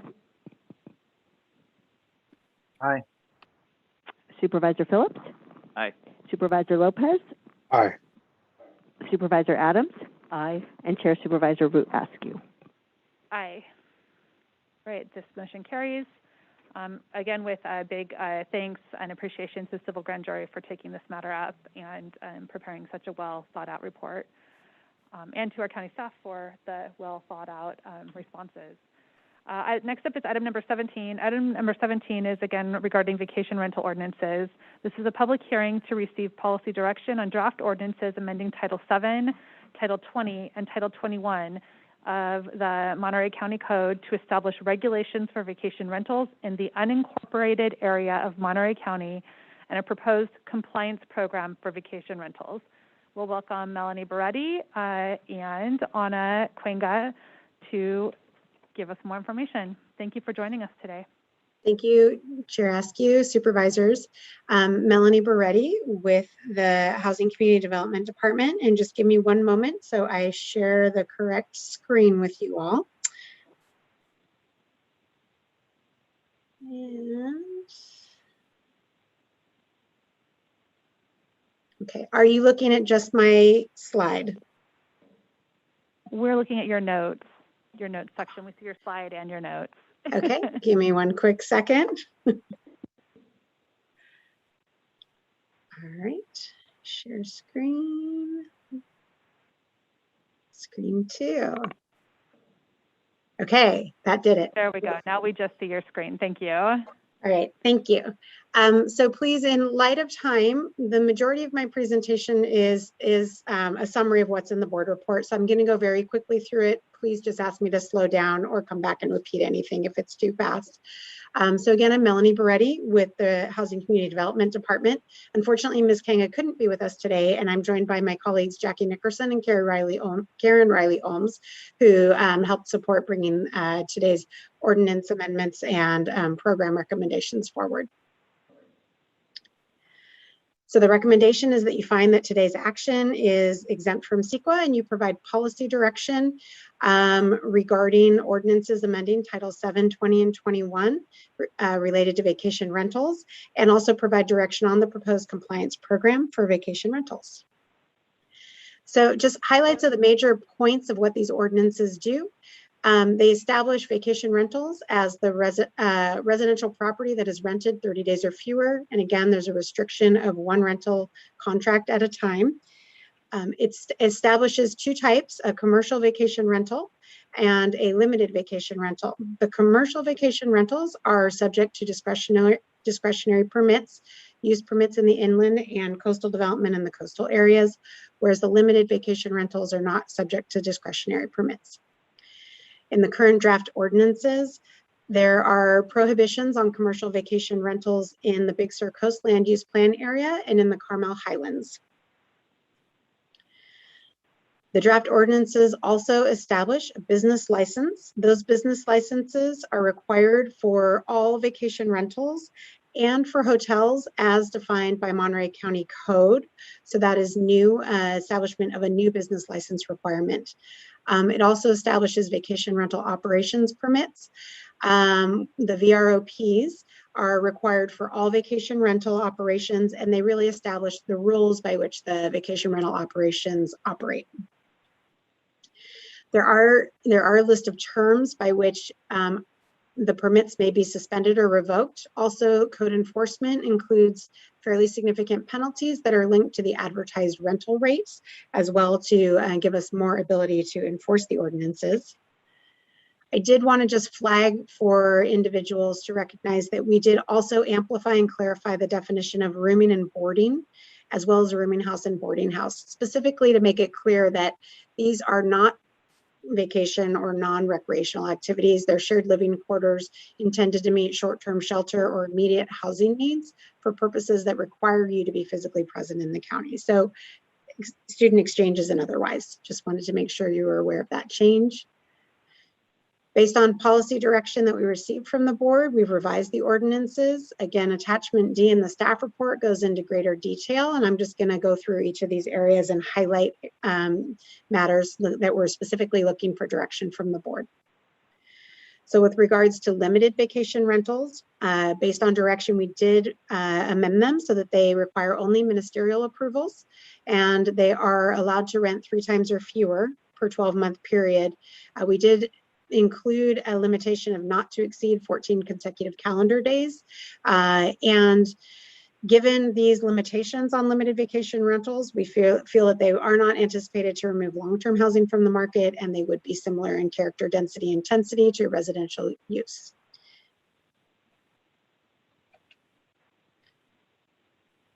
The major change based on direction from the board was to treat the majority of vacation or short-term rentals as commercial vacation rentals. So that requires that any vacation rental that is more than 3 times per year or rented for more than 14 consecutive days requires a discretionary permit approval. The significant change, based on this change, staff anticipates a much larger number of discretionary permits that would be coming through initially, and therefore we recommended and made an updated the ordinance such that we, instead of doing 5-year approval with 2 renewals for up to 15 years, we in the current draft simply do a 15-year issuance. What I'd like to flag is this then gives us the opportunity through the vacation rental operators permit, as well as compliance with the other regulations, as a mechanism by which we could suspend or revoke permits, or even if someone had a discretionary permit, that they could cease operations if they're not acting accordingly. Regarding covenants, conditions, and restrictions, CC&Rs, I did want to flag that staff through the supplemental agenda did include an errata memo in which we are actually recommending that to Title 20 and Title 21, we add the language in that errata memo, which allows homeowners associations to object to the issuance of a use or a coastal development permit for the commercial vacation rentals. In Title 7, the vacation rental operators permit, this is a ministerial permit. And so we felt it's appropriate in the ministerial permit approval for the applicant to sign an affidavit indicating that the operation is not in violation of any CC&Rs. We note that it would be grounds for suspension or revocation if material information came forward that indeed this was a prohibited activity. We would have grounds for suspending or possibly revoking that permit. If the board finds this approach is not sufficient, then alternatively, we could require proof of approval from the homeowners association for the vacation rental. This approach does provide some concerns in the event that there's a non-responsive homeowners association. So again, we're looking for direction from the board if the regulations are meeting your intent. We added the requirement to send out, for the vacation rental operator, to send out an information letter to properties within 300-foot radius of the vacation rental and, where applicable, to the homeowners association, that would identify the location of the permitted rental, the name and contact information for the property manager, as well as relevant contact information for the county, such as the hotline and how to call to file any complaints or concerns with the vacation rental. The board also directed staff to develop separate vacation rental counting mechanisms and consider establishing vacation rental caps.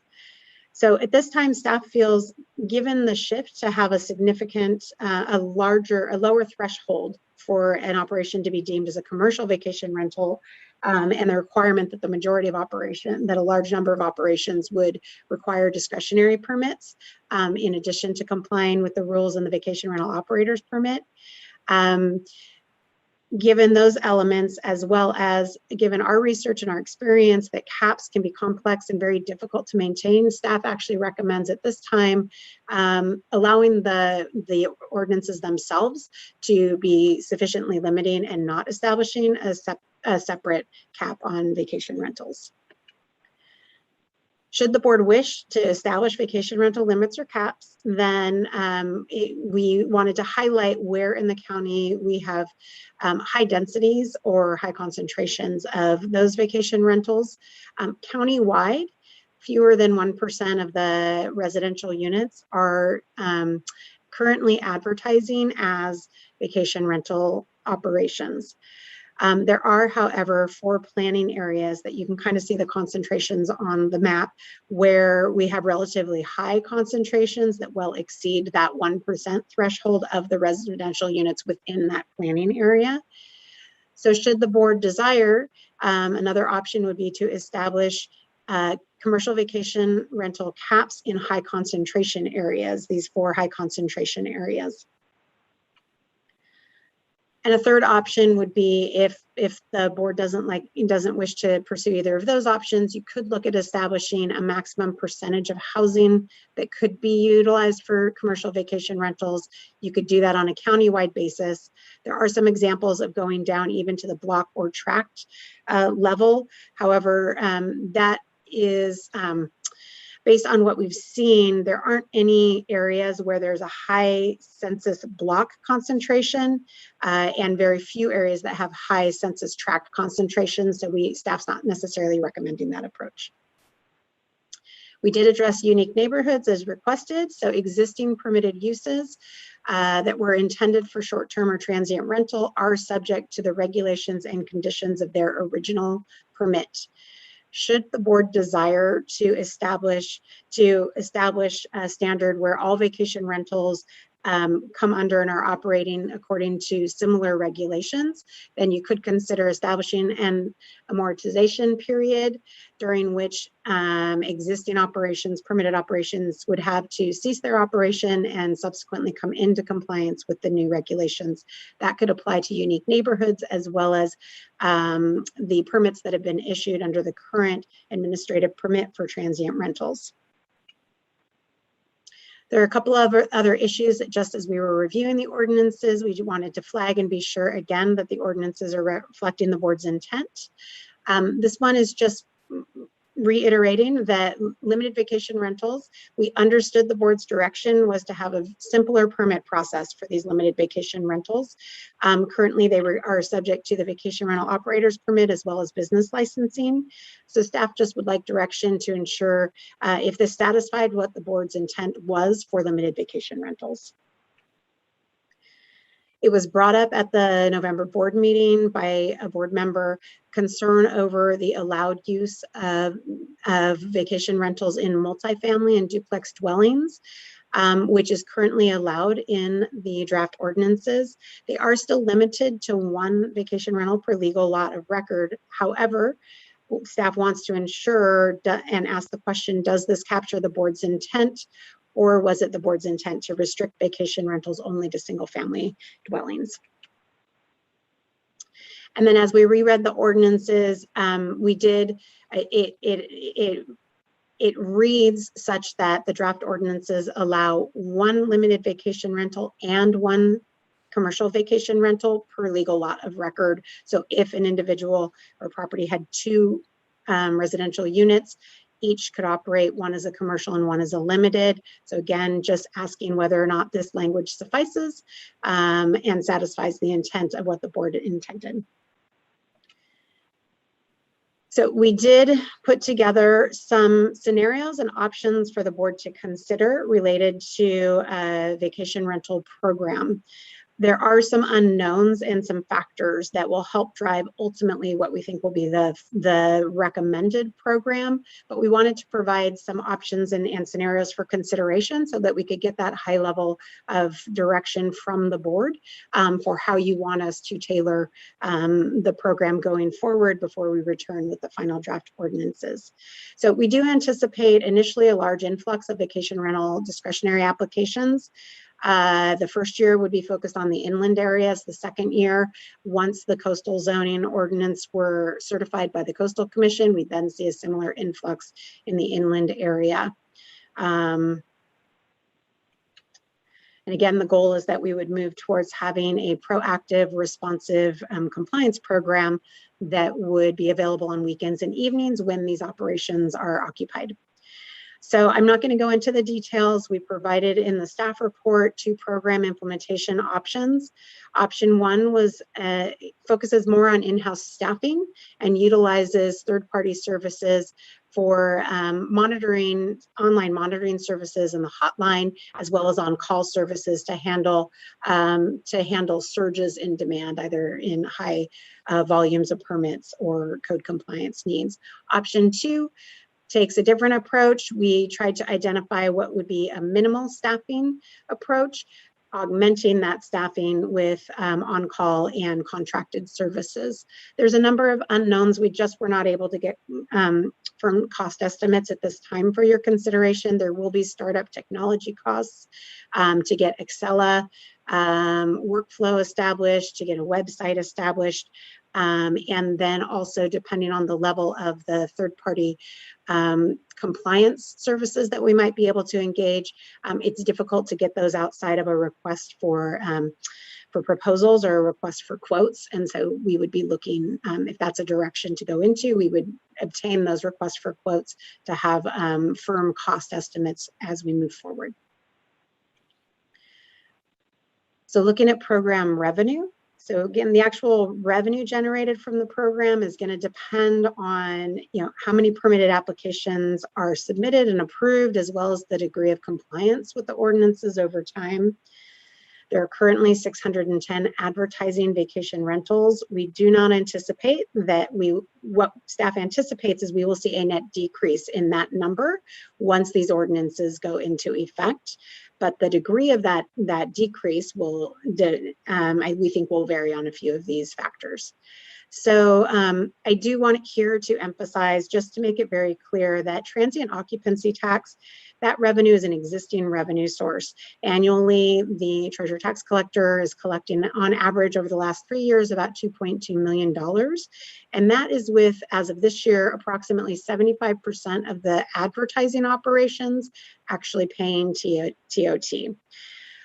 So given that we anticipate a net reduction in actual permitted vacation rentals from the number that are advertising now, we don't see a scenario in which current revenue of transient occupancy tax from vacation rentals would increase. We estimate it would either stay the same or possibly decrease depending on how many permitted operations we have.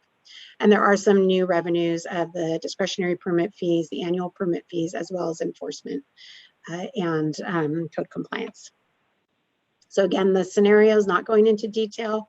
We tried to look at one scenario where we assumed our current land use fee structure, and based on feedback that the cost of permits, if they're too high, can be a deterrent. So we assumed a lower number of permit applications that would be submitted. In this scenario, one of the take homes is we would anticipate, we made an assumption of a reduction in TOT over the existing revenue that we see. Scenario 2, we tried to look at a model where we reduced fees for the permitting by about 2/3. We made an assumption that that would help facilitate a higher number of permitted operations, or that more operations would be willing to go through the permit process. While it reduces the one-time and annual revenues, we make the assumption that that would, this scenario could sustain TOT. So again, the details we won't fully know until we're really rolling the ordinances out and getting closer to that. I do want to say an additional revenue source is code compliance. It's always our goal to get voluntary compliance. And so for revenue planning purposes, we assumed no revenue from code enforcement penalties and fees. It's unlikely that there would be no revenue from those sources.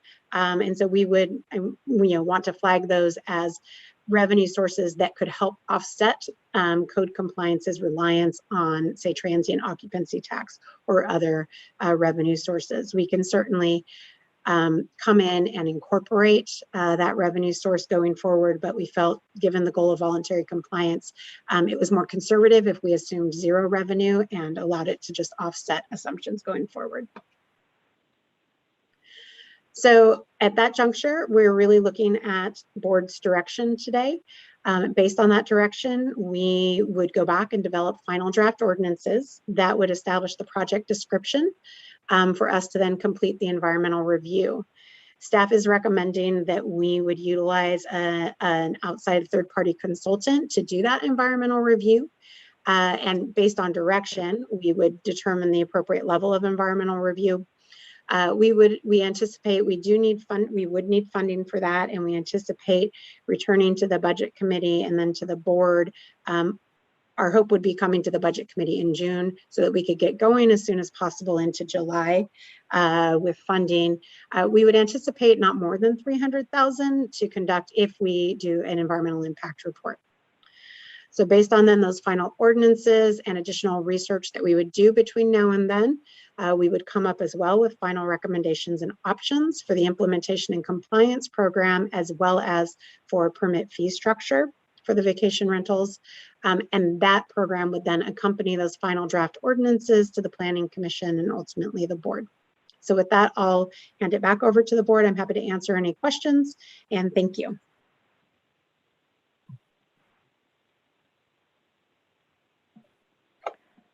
Thank you, Melanie. That was a lot of information you just threw at us. Luckily, it's all documented fairly well in the staff report and attachment D. So hopefully, we'll be able to give you some clear direction today. Let's bring it back to the board for any initial questions, and then we can go out for public comment and then bring it back for discussion.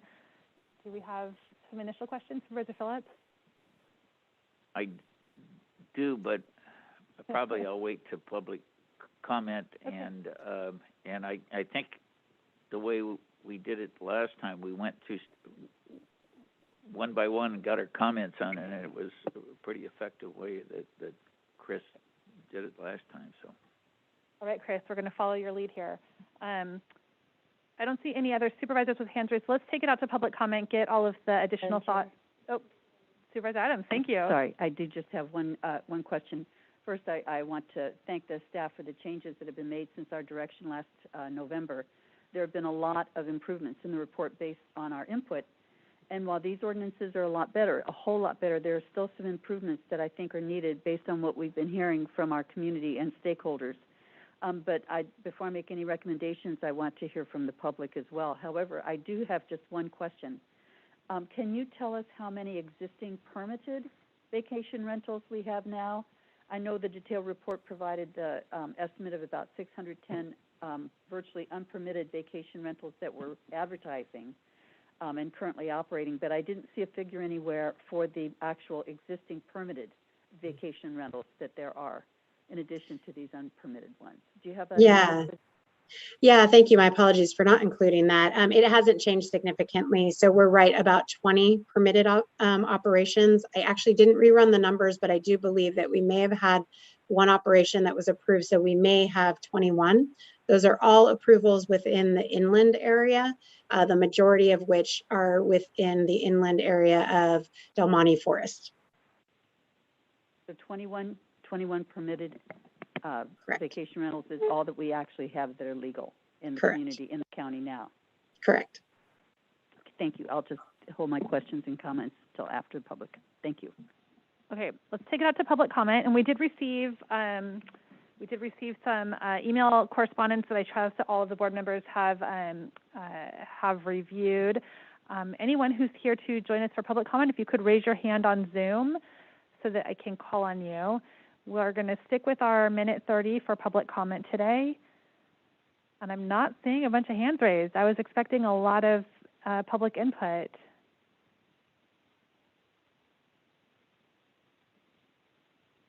For anyone who's calling in via phone, you'll need to press *9 in order to raise your hand so that I can call on you. But I'm not seeing any public comment here with hands raised. So we'll close public comment. Bring it back to the board for discussion and some clarity of direction. Supervisor Lopez, would you like to get us started? I don't mind starting, Madam Chair. Just, I know I raised these comments last time, the concern about the separation between inland and coastal. And it looks to me like we didn't do much. We just decided one plan works for everybody and let's roll. I'm wondering if we can implement coastal first and then revisit after a year and talk about inland. I still have those concerns about my community, the opportunities for, as I raised last time, really on-farm stays that are currently happening and technically only qualify under this sort of an ordinance. And so I'm just afraid that, in terms of visibility in my district, this hasn't been as highlighted, and in terms of the impact, it could be significant, especially along the wine corridor. And so that concern remains true for me. Based on this information, I didn't see that addressed in the ordinance. The only other piece that I wanted to call out was the response time for emergency vehicles. Given all the discussion that we're having as a county about EMS services, that one did raise a concern as a requirement in terms of making sure that they're within certain requirements for response time from EMS. So those are my comments, and thank you to staff for preparing this. Again, I think it fits the coastal community quite well, and from everything I've heard. And so don't want to say that it's not going to work. Just I didn't quite see my comments reflected in the final product. Thank you. If I may, Chair, while we're on that, So I was just wondering if I could get a little more clarity on kind of on your specific concerns with related to the impacts, because not on our team, we didn't gauge anything additional that needed to be addressed with regards to inland and the agricultural zones. So if you wouldn't mind being a little bit more explicit in terms of what you'd really want to see and what your specific concerns are, so that we can be sure to make sure to address those and we're clear. So really it's looking at when we talk about unique communities, I think the wine corridor is a unique community in terms of a future real development focus for our community. And that wasn't called out. There weren't meetings held to specifically discuss the challenges that might be posed for some of the existing operators. I can think of 3 off the top of my head that are along the corridor who this would negatively impact. And so that off the bat is one of them. I did get some complaints from folks, but they were more for folks with different use permits, so they wouldn't really be impacted by this particular ordinance in other parts of my district, also on the inland. But I want to make sure that those voices are heard, and we're starting to see a lot more of this sort of business down in Lockwood as well. And again, that's a unique community. And so issues addressing those South County perspectives on this, that we didn't hold any community meetings that focused on their needs and concerns. And so those are things I would want to do before saying, let's run with this ordinance on the inland portion. Thank you for that clarification. I appreciate that.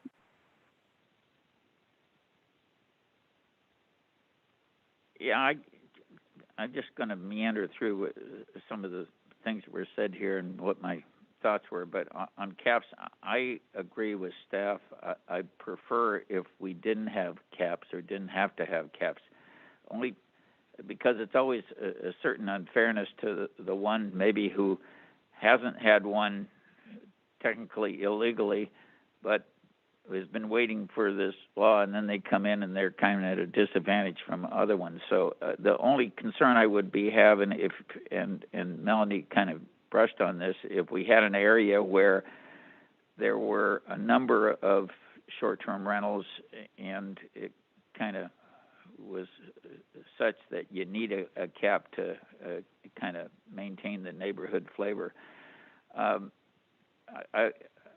We agreed the last time we weren't going to count these to visitors serving units.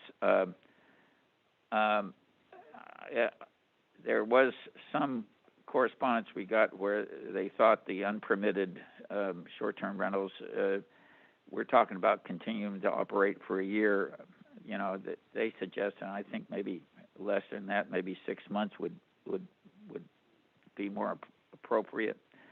As to the HOAs and the CC&Rs, I know we've looked at that. One of the things that Pebble Beach is recommending is rather having the attestation and everything, they were suggesting that you just have a sign-off sheet when you present it saying, I have approval of the CC&Rs, and it seems to me, rather than worrying about, well, did they get notice and then redoing it, this is simpler. There was some concern about the term of 15 years. I was thinking more 5 years, maybe 10 years, but I thought 15 years was kind of a long time for the initial, but I don't have strong feelings. I like the idea of the unique neighborhoods that we're doing. We especially, like in my jurisdiction, we have Monterey Dunes Colony that people knew when they were going in there that they're not surprised now that this is used a lot by short-term rentals. I concur in cutting out Big Sur and Carmel land use. Enforcement, you know, I go back and forth about whether we do a lot of this work in-house or we send it out.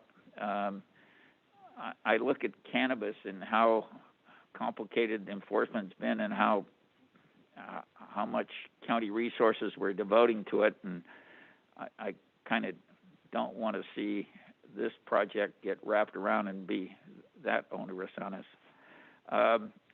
I like the prohibition of not using ADUs in guest houses because that was one of the things we felt pretty strongly about. And the one question I did have, the biggest problem I think that people have is if they share a common road with other people. And so I'm assuming, Melanie can explain this to me maybe, but I see that we have, if it's not accessible directly from a public word, then we relate to Chapter 1680, and I looked at that a little bit, but what's the intent of that they would have to make sure that this quasi-commercial operation is compatible with the road agreement? How does that play in, Melanie? Yeah, let me give if I may, let me give a quick, so the premise is we didn't want to have to revisit the private roads issue, and we had worked that out through the private road ordinances. And so by referring to them, what those do is do a trigger. There is a certain level of discretion that's allowed within there for the HCD or planning director to evaluate, and it's really looking at whether or not there are any existing agreements, road agreements, or other terms or conditions that would prohibit this change of use. So that it's that use permit or coastal development permit that would trigger it. I have not looked in detail to that ordinance, that I don't want to speak too far into the proof of access ordinance. If you'd like, I do believe, I think Ms. Strimling's on the call, and I know she's very familiar with that if she is available, but I'm not sure. Yeah, we know where she is. You know, so. I'm actually sitting up here at the dais. Oh, there you are. You're can't small on see my screen. Ready. She's taken over. So. Right.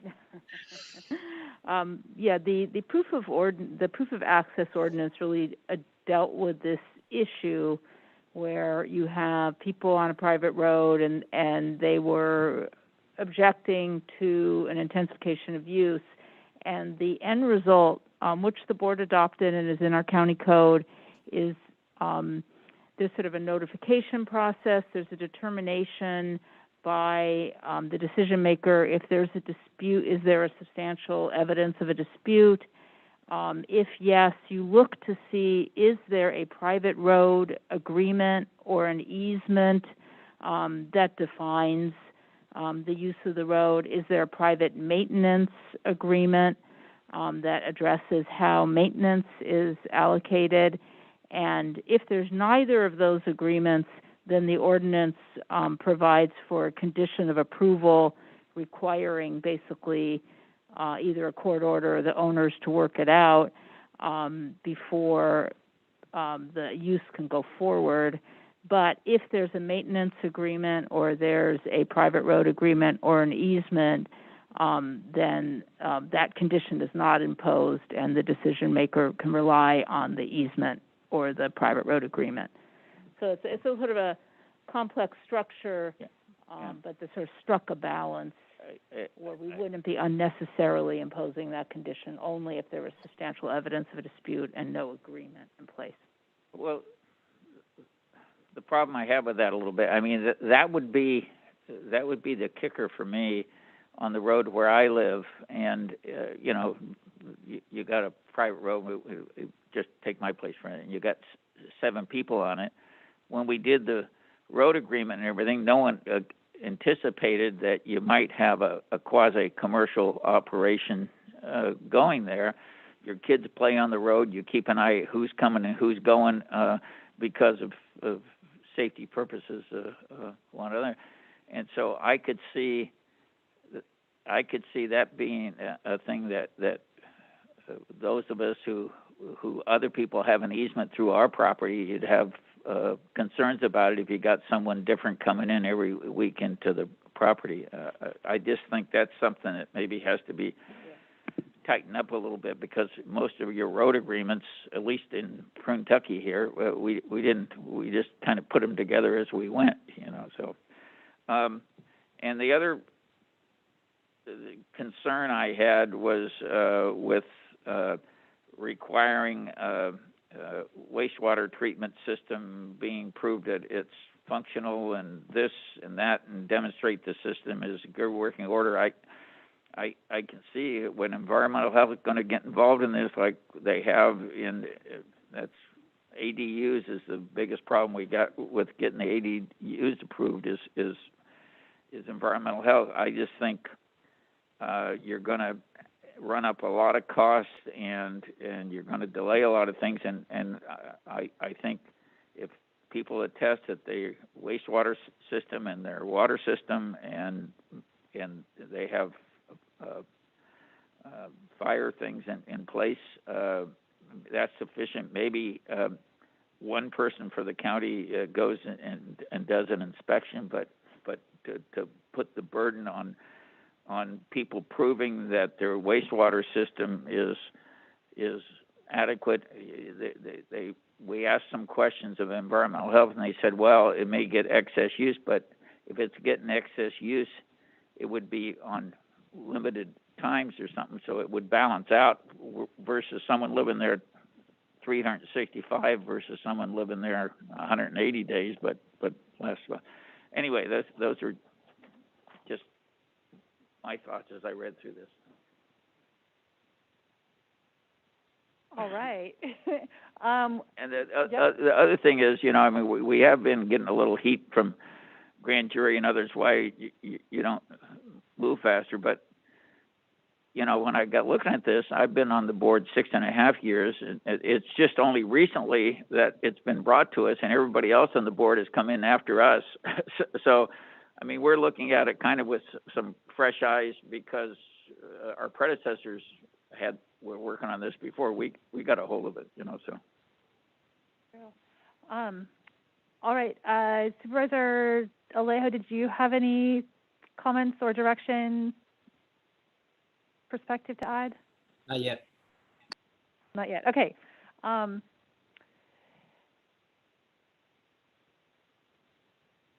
think Supervisor Adams. Yeah, I had wanted to do my comments last because they are quite voluminous. So maybe we could. I think we've got. I mean, so we're trying to think through how to best get through each of the items. So why don't I just go ahead? Yeah, and, so maybe we could just go through and then we can start. figure out which ones we have agreement on, and we can. That sounds just great. Yep. Yeah. Okay. Good. So Melanie, could you please put back the slide up again that showed where the unpermitted, where the short-term rentals are in the county now?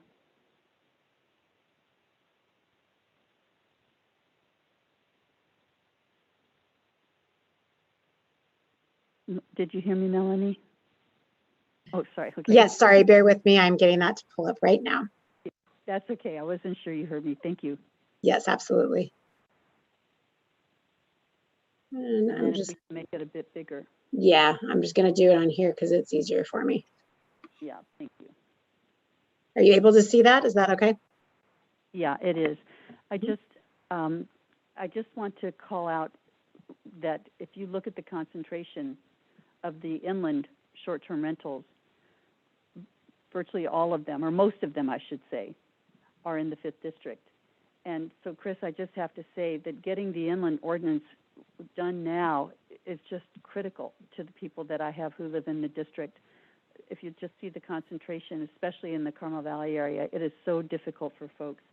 And I was thinking as you were talking, I understand and appreciate what you're talking about, especially the farm stays, that perhaps rather than slow this down, we might be able to have, perhaps we could consider a special, what was it called, a special area, like we're talking about, what I think we're talking about over at the is it called Marina Dunes?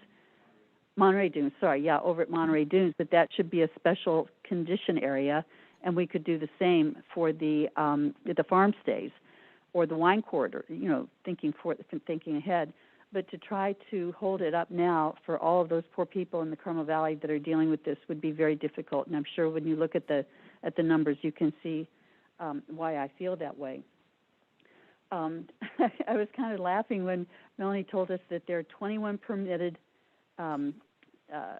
short-term rentals in the inland area and 30 times as many unpermitted vacation rentals in the county. I mean, that is incredible. So I really am I just am so thankful that we're starting to work on this in the way that, as you indicated, John, we've really dug our teeth in.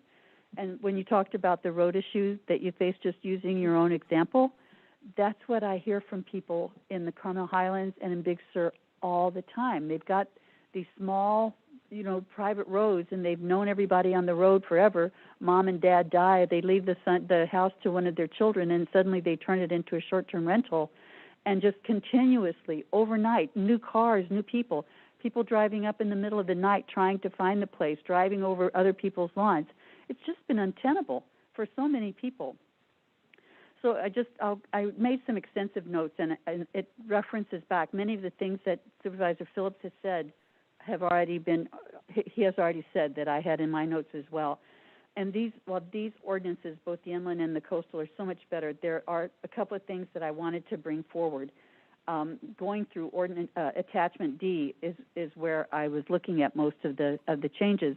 And what I was thinking is perhaps if I call out what my suggestions are, and if we could get a general feeling of response from the board, then my team and I would be able to work with Melanie and her group to come up with the language that would be acceptable so that we could come back to the board and we'd have something that would be ready to roll, so we wouldn't have to limit it anymore. So I'll just go ahead and start off. Melanie, if you don't mind just kind of following along with me on these things.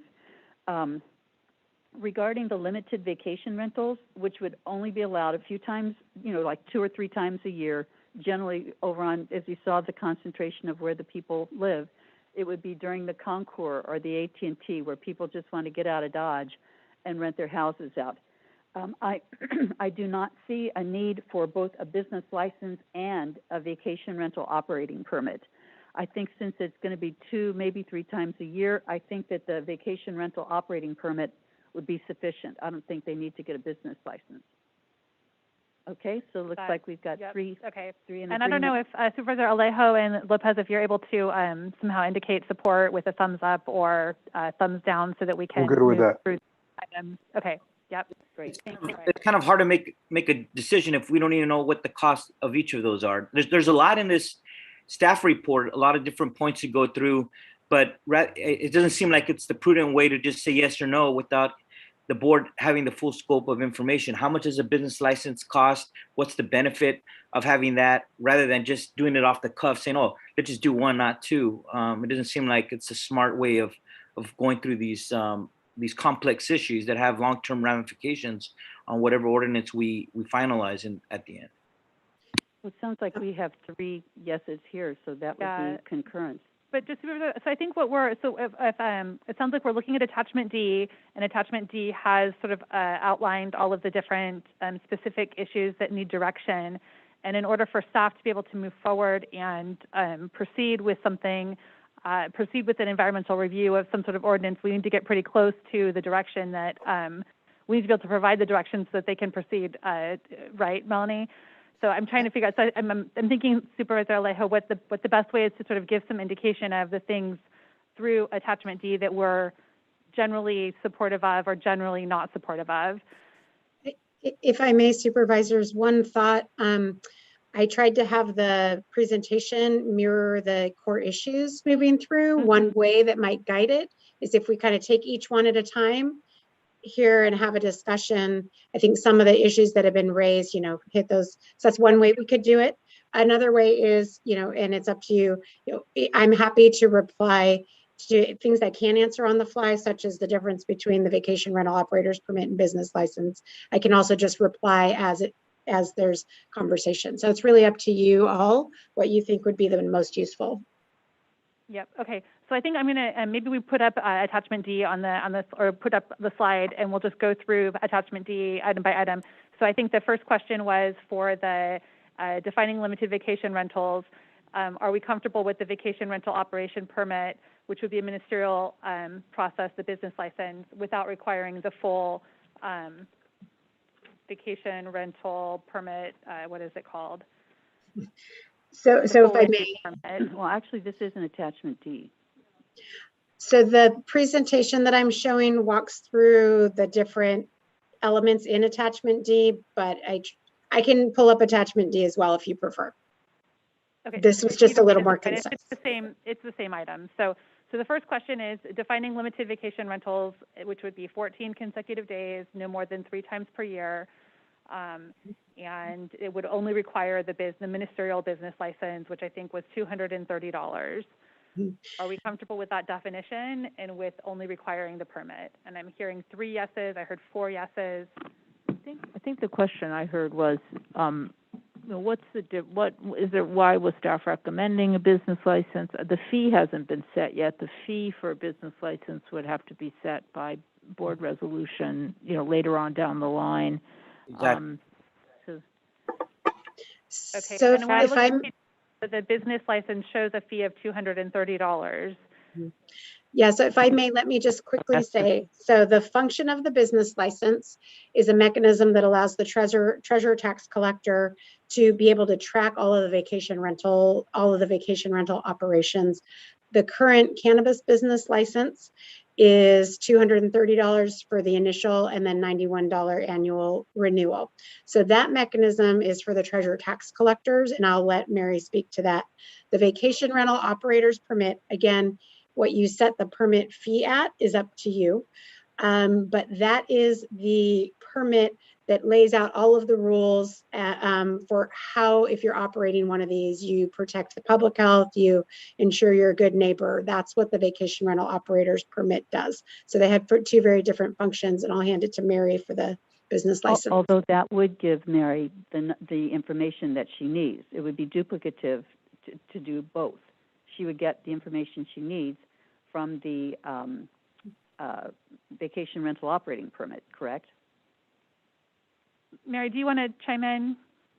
I'm happy to. Thank you for Thank you, joining us. Supervisor. You're welcome. So the thought was, as we begin to retool this process, right now, transient occupancy certificates are issued and they don't expire. So part of, what we dealt with the civil grand jury was the transparency available to the public and working collaboratively with HCD to make sure everybody was playing by the rules, so to speak. So in thinking about what the best way to do that moving forward was, we wanted to use the business license. So the business license, and yes, there is already a fee established. While that's currently only for cannabis businesses, certainly if we decide to add lodging establishments to this, the annual renewal and the original fee would probably be reduced somewhat based on the amount of work. I'm assuming it's going to take a lot less to certify that than it does for the cannabis businesses. So that's something that is in existence now, but certainly and most probably would be lowered in the future. But to get a business license would allow us, through our business license portal that we have, to give the public information on who is conducting these type of businesses in order to provide the transparency. It would allow public lookup of addresses and individuals that have a business license and what type of activity they're engaged in. And that supposedly would lower the frequency that staff has to respond to members of the public for inquiry. So our thought was to issue a business license in tandem with a transient occupancy tax registration, which would also, which is free, by the way, and which would also expire on an annual basis. So we can keep those 2 items running with each other. So that was our thought as far as that was concerned. And Mary, I certainly agree with you, Mary, for the commercial vacation rentals. But for those people who are planning, not even planning, to do this twice, maybe 3 at the very most times a year, do you really feel that is going to be necessary?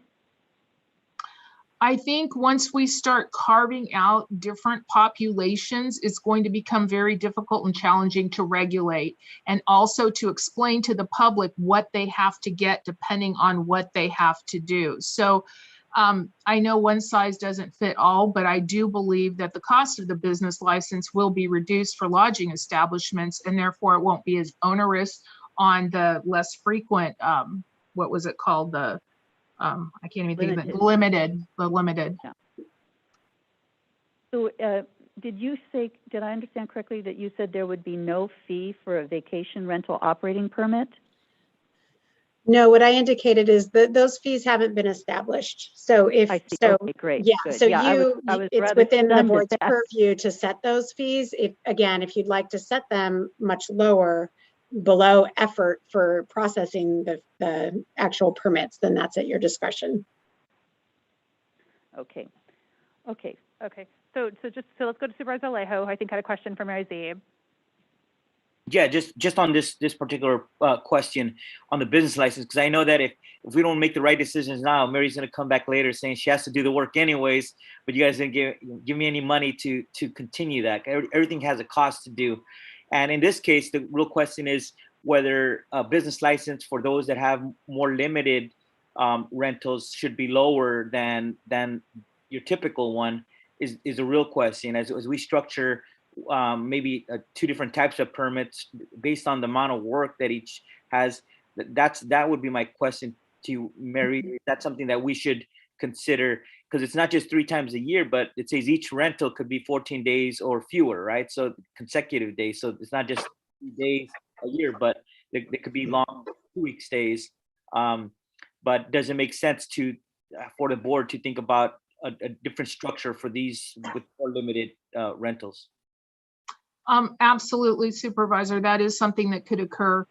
Monterey County is one of the few counties that does not charge a business license to the majority of the businesses operating in the unincorporated area. We only began this with cannabis, and the cannabis business license is labor intensive. Should the cost to issue business licenses for lodging establishments be different, then certainly we could look at carving that out. I imagine that other jurisdictions do that in a similar way, not for every type of business, but certainly for some specialty businesses, I'm sure it's carved out that way. And we would absolutely review that before imposing a fee. So what you were saying then is Let's that... let Supervisor Alejo finish his question. Okay, Supervisor Alejo? Thank you. Did that answer your question? That's instructive for us. Yes, I think that's important for us to consider making this decision. Thank you. Okay, Supervisor Adams. So, Mary, were you indicating then that like a limited vacation rental, their license might be $100, but for, another hotel with 55 rooms is going to be $1,000? Is that kind of what you were envisioning the new business license to be? The fees are based on the documents that we have to review and approve prior to issuing the license. So in concept, if the limited vacation rental has fewer documents coming to me that are needed to approve, and it takes less time, then it should be cheaper. And if a larger facility or commercial operation has more documents, meaning more permits or approvals that have to come to us that we have to get to make sure that everything is in order before we issue a license, that takes longer, then the fee would be higher. So generally, it's commensurate with the amount of time it takes to process it. Right. Okay. Thank you so much. Then it just seems logical that somebody that's going to rent their house out for a weekend once a year, it's not going to take a lot of paperwork. So that's kind of what I'm expecting as far as how the logic will play out with the business licenses. Thank you. So without getting into setting the fee currently, I think what we're talking about and what we're looking for some clarity on is that we have for the limited vacation rentals, they would require some sort of small under $500, $250-ish fee that they would be required to get. They would also, through Mary Zeeb, they would also annually, they would also be required to get the free TOT registration form done, and that the commercial vacation rentals would be those would require the business permit as well as a vacation rental operator's permit, right? So there's two different models. There's the short-term one and the longer-term one. One of them only requires the business permit, and the other requires the more complex. Actually, in the commercial vacation rental is going to require a discretionary land use entitlement. And one thing that may not, just to clarify, the commercial vacation rental will be a land use permit, so it's actually the owner who's the applicant, and then it runs with the land. And there's a discretionary hearing process. It's potentially subject to CEQA. So that's a coastal development permit on the coastal side, a use permit on the inland side, or maybe it's an admin permit, but it's a discretionary permit. The limited vacation rental doesn't have a discretionary entitlement. it's only issued to the operator. It's more like a license. It just is yearly, so it doesn't have to be the owner, and they have to come in every year and get it renewed. So it's kind of a real different animal in terms of the type of permit. Right. Okay. So we're thumbs up on this. We're thumbs up on this. So moving on to the issue of the 15-year, you'd mentioned Supervisor Phillips. If I may, Chair, before you move on, I want to make sure that I understood where that landed. I thought I heard two different things. So I think what I heard was that the limited vacation rentals would only be subject to the business license and the transient occupancy registration, not the vacation rental operator permit. That only the commercial vacation rental businesses would require that permit. Is that correct? That's what I'm hearing from 3 of the 5. If Alejo or Lopez want to weigh in on that, now would be the chance.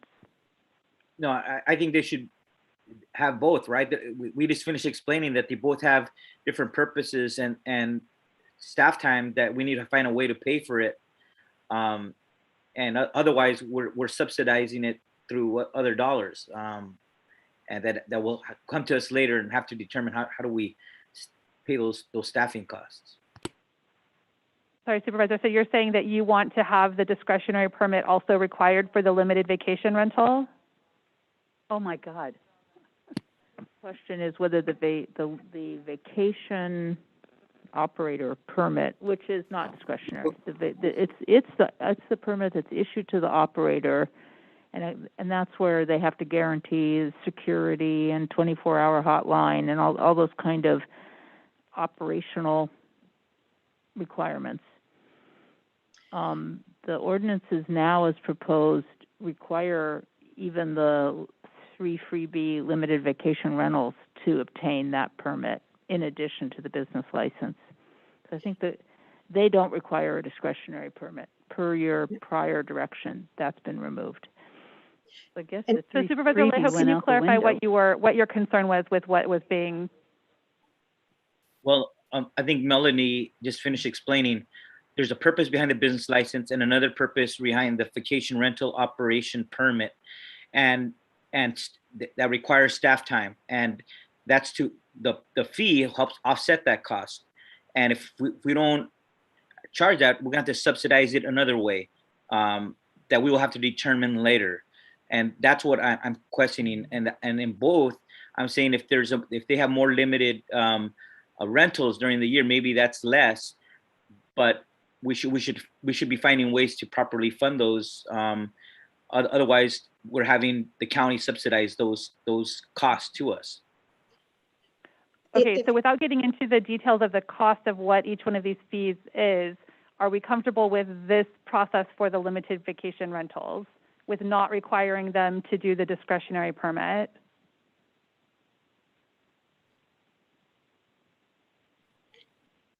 Supervisor Alejo, are you comfortable with that? Yes. Yes, okay. So the limited term vacation rentals do not require the discretionary permit, and they would have the business license, the TOT registration, and the VROP at amounts to be determined moving forward. Thank you. If I could continue on with my list. Then so then the next, yep, so perfect. So then we'll move on to the next question of the 15-year term. Okay, yeah. So the next question was around the term of the discretionary permit. Mm-hmm. And you had mentioned, Supervisor Phillips, you'd prefer something shorter?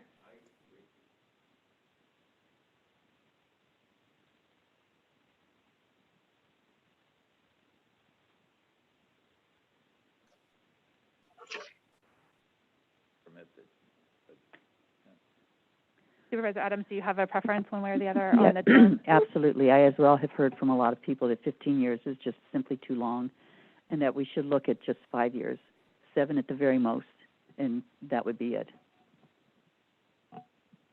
And then would that be able to be renewed after 7 years? You could renew, but perhaps once, maybe have it 2 7s, and that would be it. That they would have to renew, they have to come back in. Okay, so we're looking at the discretionary permit that would be required for the longer term ordinance, or the longer term rental, and changing that from 15 years to something closer to 7 years. Supervisor Alejo or Lopez, do you have an opinion on that? I'm good with 7 years. I'm not necessarily good with the idea of only one extension. I think if people are in good standing and doing right by us, I don't think we need to cap it. I agreed with that. Okay, so we're hearing 7 years with no limit for the discretionary permit. Okay, and then the next thing I have on our list here, yep. So I think that is 7 years, the term, then you come in for renewal, but there's no limit on the number of renewals. I think that's what I heard. Correct. Okay, thank you. Okay, and then on the CCNRs, I heard, Supervisor Adams, do you want to speak to CCNRs? Well, we've heard a lot from the different homeowners associations and the Pebble Beach Company as well, that we should not relax the county's current regulations that allow for a protest process. We need to include a mechanism for the HOA to document its consent of or objection to the permit application. And it was Supervisor Phillips is the one who indicated that having a signature page on the application for both the limited and the commercial vacation rentals would probably take care of that. I think at one point there was the comment about an informal notification process, and to me that really wouldn't be sufficient. But if before they receive their license to do this legally, if they had to have an application as part of the application form, a signature page, I think it would be more efficient and less problematic procedurally, both in Del Monte Forest and all of the other HOAs, if they had to show that it is an agreement that they are going to be able to do this. And that, of course, would be for the limited as well as the commercial. Supervisor Phillips, does that sound sufficient to you? I think so. Okay. Alejo and Lopez? I'm good. I'm fine with that. Okay, so that's changing what's written here to what was proposed by Supervisor Adams, which is what's been asked by members of the community. Are we clear on that, Melanie? Yeah, so I understand it to be the alternative where we would, for both the discretionary and the ministerial vacation rental permit, require proof of approval from a homeowners association. Whatever form that would take, we would require that they provide proof that they are approved to do this activity. Yep. Okay, Correct. I'm hearing yeses. Okay, yep. All Okay. right, so we've got that one. The next item here would be visitor serving unit caps. And I've heard some comments to the effect of no caps and some comments to the effect of we need caps. Supervisor Adams? Okay, so I've heard from just so many constituents, particularly in the Carmel Valley area, regarding the exclusion of the commercial vacation rentals from the Carmel Valley master plans, the negotiated cap on the total number of visiting serving units. And it troubles me that the inland ordinance as it's drafted now, it doesn't count vacation rentals as visitor serving units subject to that cap. I know that the number of complaints that my office gets, it's critical that to the district to establish caps in the remaining high concentration areas of the Carmel Valley Master Plan and the Del Monte Forest Plan, and that portion of the Greater Monterey Peninsula Area Plan. We know the number of the existing housing units in each of these specific areas referenced in the report, and I think it was Melanie who had come up with one solution to it, which would be to apply a limit of 1% of the housing units in each of the planning areas that would contain the disproportionate concentration of the vacation rental units. There was the experience in Pacific Grove that documented that. You know, they had blocks where there was just one house that wasn't a short-term rental. And I think that this could be analyzed during the environmental review portion of the process that we have to go through for this ordinance itself. So you're interested in seeing a cap in place, something close I think to one. the next slide may show it, the 1%. I think, Melanie, you had one. Maybe is there one more option? No, but I think what you'd be proposing is that we would establish a 1% cap for each planning area. So at every planning area, that cap would be based on 1%. And, again, please note, these are our best estimates because, we have unpermitted residential units. But what I heard is that would be a 1% max in each of the planning areas. Correct. Okay. Is that consistent with what the rest of the board? And to be clear, what staff envisions is we would, at this point in time, establish what 1% is in terms of a count, and then that would be the count maximum number that we would allow. That's the way it's feeling at this moment. Okay, Under this pressure. so Mary's suggesting 1% cap. We have another suggestion of no cap. Well, explain to me how the 1% cap works then, Melanie, or will work. What we would do, what we had envisioned is for any of the areas where we would establish a cap, if you're saying 1% of the housing stock or less should be allowed to be a permitted vacation rental, then we would look at the number of residential units in each area plan. And then we would, let's say there are 10,000 residential units, then we would calculate 1% of 10,000 as of today, which would be 100. My math is correct. So we would establish a cap at 100 for that plan area, 100 permitted, not more than units. And the reason for establishing the number count is so that as new residential units are built, we're not having to recalculate partial 1%. So that's how it would work. And we would do it by area because right now there's 1% across the county. And the point is, what I'm hearing is in every area, we don't want you, the desire is not to exceed 1% in any given land use plan area. What I was thinking about specifically is the high concentration areas. I don't know what it's like in the other people's districts. I know what it's like in my district. So that's why I was looking at the Carmel Valley Master Plan, the Del Monte Forest, and the Greater Monterey Peninsula Area Plan. That's what I was considering. Again, I'm not trying to tread on somebody else's turf by going into another district what their issues are. So Supervisor Alejo, you have your hand raised, and then Supervisor Lopez. Do you have an opinion on caps? It seems like an arbitrary 1% number because it seems some of these areas have already 5 or 6%. So Melanie, what does that mean? And that means some areas would then have they have existing the rentals, and you would have to reduce it by 80, maybe up to 90% in some of these.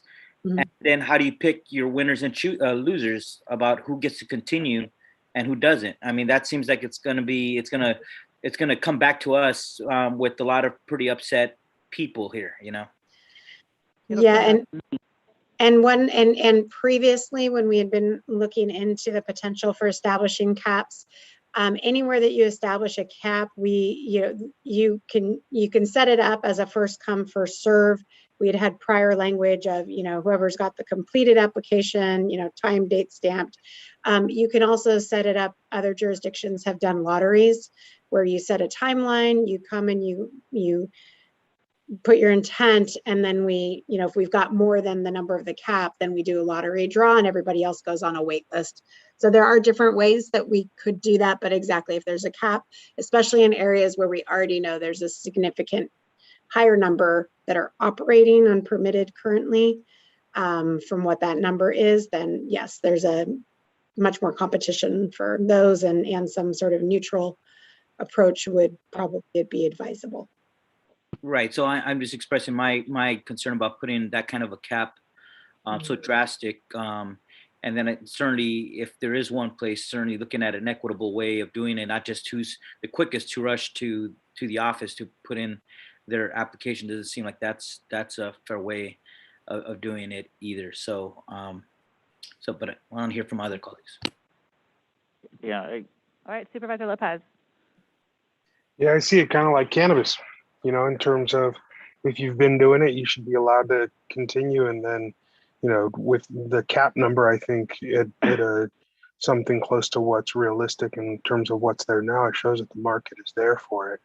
But 1% is way too low considering where these communities are already as a percentage. So, allowing those that are there with proof that they've been operating and paying taxes like cannabis, I don't think we should be throwing everybody out just because we arbitrarily picked a cap or put them in a lottery system and say that you're done. So yeah, I'm not supportive of the cap number at this point, just based on the numbers that we're seeing already.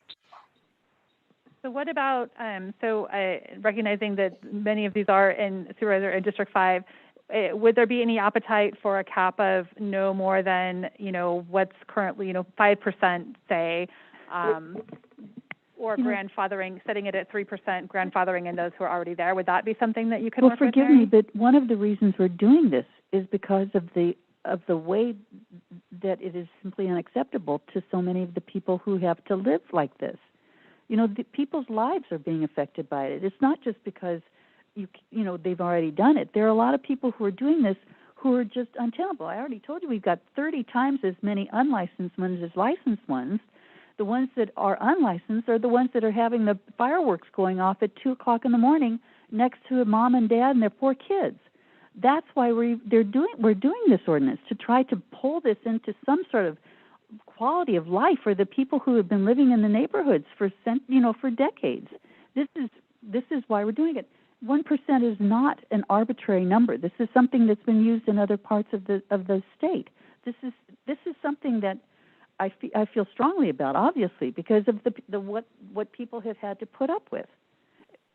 That's my feeling and my opinion, and it's, as I said, I'm sorry to be so crude about this, but this is what's going on within the people that I represent, and I feel an absolute responsibility for standing up for the quality of life that they have and that they are being not allowed to have because of things that go on in their neighborhoods.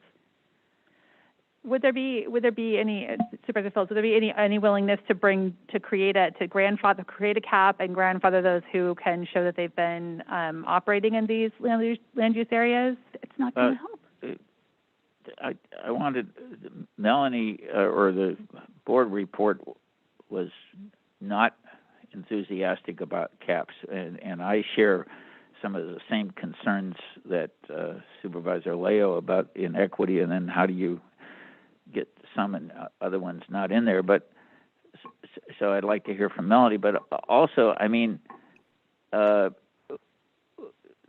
when someone applying for the permit, it's a discretionary permit.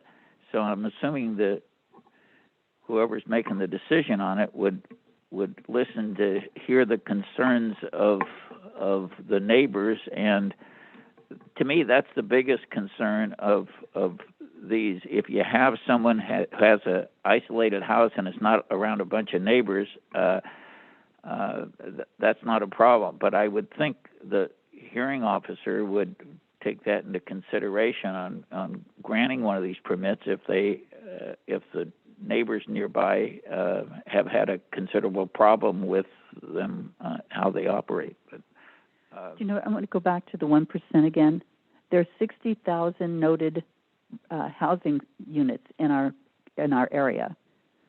1% is what the 610 number represents.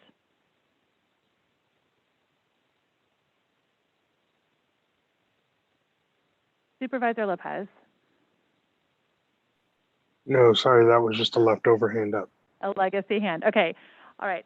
So Mary, what I'm hearing though is that there is generally a feeling of no cap unless we can find some way to find a cap that accommodates those who are already operating. So that's the path that I'm seeing if there's a way to get to. Right. So I want to go back to something that proceed with no cap. Have talked about. With you mentioned it, Wendy, as well as you, John, of the people grandfathering in. So we're going to grandfather in 600 units that have been operating illegally. That they may be paying TOT, but they're not permitted. Let's grandfather in the 21 that are legal. Let's grandfather them in. Well, that's only because we didn't get off the dime and make a decision on this. So people said they're doing it. We haven't made a decision on it, and they're paying their TOT. So, I mean, how do you differ that from the people who are growing marijuana beforehand. So. I think people who are growing marijuana legally are getting, busted, from the work that's being done. But this is a different kettle of fish. Okay, It's a so different if bag of we're here to pot. give direction, right, and we're looking for, like, how do we get to an ordinance that the board is ultimately going to be able to approve so that staff can proceed with environmental work on it? There's some strong feelings about no cap, and there's some strong feelings about having a cap in place. So maybe so that we could go on, why don't we put this one in the parking lot and move to another part, just continue on and then come back to this one, Okay, rather than hold everything up on this. I hear 3 for no cap, so at this point, we'll have to circle back if we want to maybe amend that, but that's where I'm hearing. So forgive me, but so what you're saying with the way I'm hearing it is you're saying no cap. That means that on a street, you could have every single solitary house as a short-term rental. Yep, Wendy. So at my peril here, because this is clearly a policy decision in your discretion, and but one idea just throw out there, and maybe this addresses both what Supervisor Phillips said and what you're saying, is that in the discretionary permit process, there could be a requirement that the decision maker look at the concentration of the rentals, the short-term rentals in the defined area. I would leave to the planning department to figure out what that defined area is, but you could specifically say, use permit could only be granted if they find that, there's not undue concentration, and undue concentration means X number of short-term rentals within Y area. And that way it, would address this issue of like the quality of life and too many people, but would allow, the discretionary process does allow the decision maker to look at the particular facts and circumstances of each permit. And so that's the beauty of it. So would I be better suggesting that I just limit this now, if everybody would agree, just on 1%, say for the Carmel Valley area, where the biggest problem appears to be? That's fully a discretionary decision by the Board of Supervisors. But I was just suggesting another sort of procedural path that might get to the same result, basically.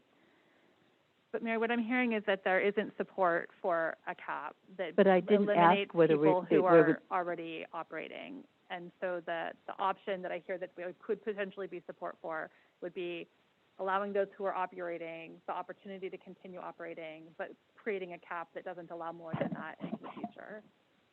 I think I hear that there could be support for that. So would there be support for just limiting it to Carmel Valley, a cap? I wouldn't. No, there's not.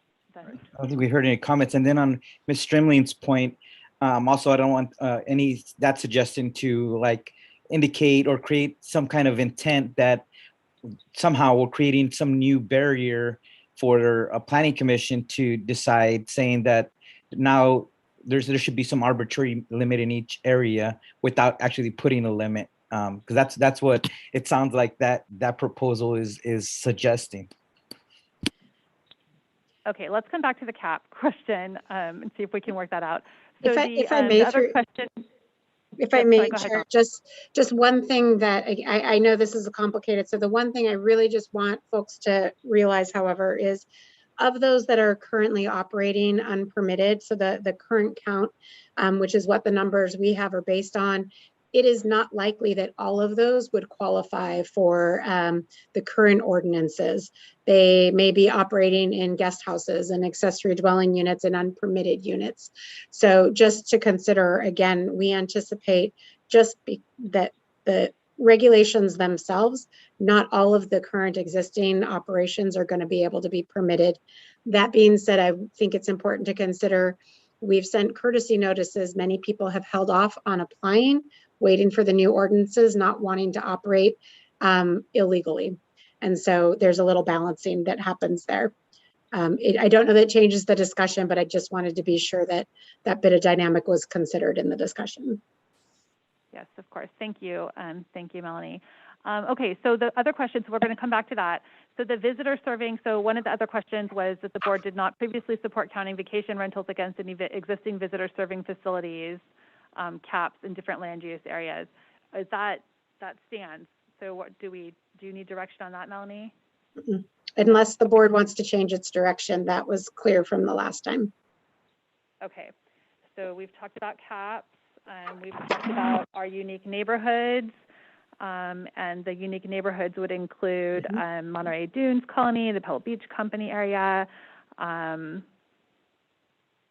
don't think you would need to have the Pebble Beach area called a special. I think there are things in the coastal side that would balance that out. Okay, yep. So any other changes or concerns about the special unique areas?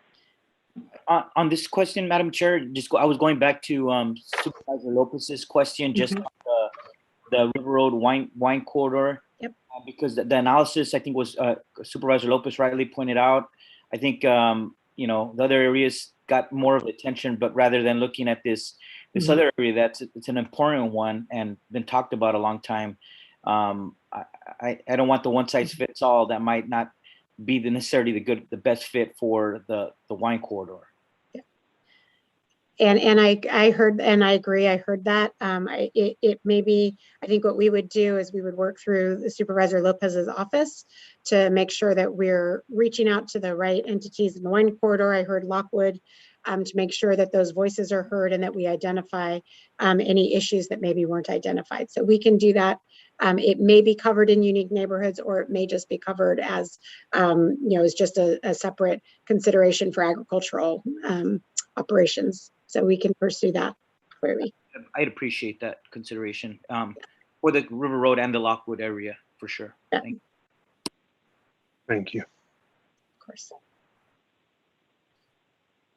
Great. And just knowing that when we do that, it's possible that we open the door to a whole bunch of other areas all showing up and wanting to be treated as special treatment areas as well. So Melanie, you're gonna hear from Mary's office as well on that point if we open that door, or when we open that door. It sounds like we're opening that door. Well, if I may, I think it's a narrow door. We had the original discussion around how do we handle farm stays versus agricultural zoned lands. I think what I'm hearing actually with the Lockwood community, with the wine corridor, it may fall more in that discussion of how does this ordinance interact with agricultural lands and agricultural areas, not broadly across the whole county in special areas, if that is a fair interpretation. It seems like a fair interpretation to me. We'll see how it rolls out from here. Okay. So another issue was, let's see here, regulations. I think we covered this one in terms of the vacation rental.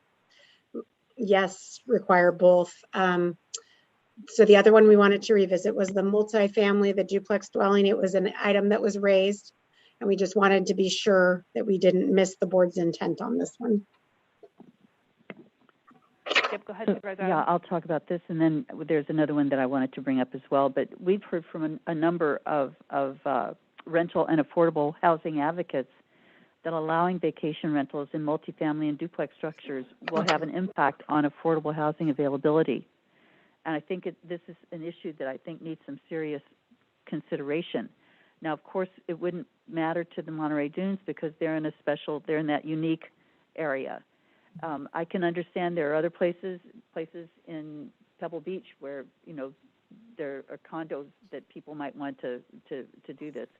But I feel like there's something we've got to talk about how we want to figure that out, because what we do not need is more affordable housing pulled off the market.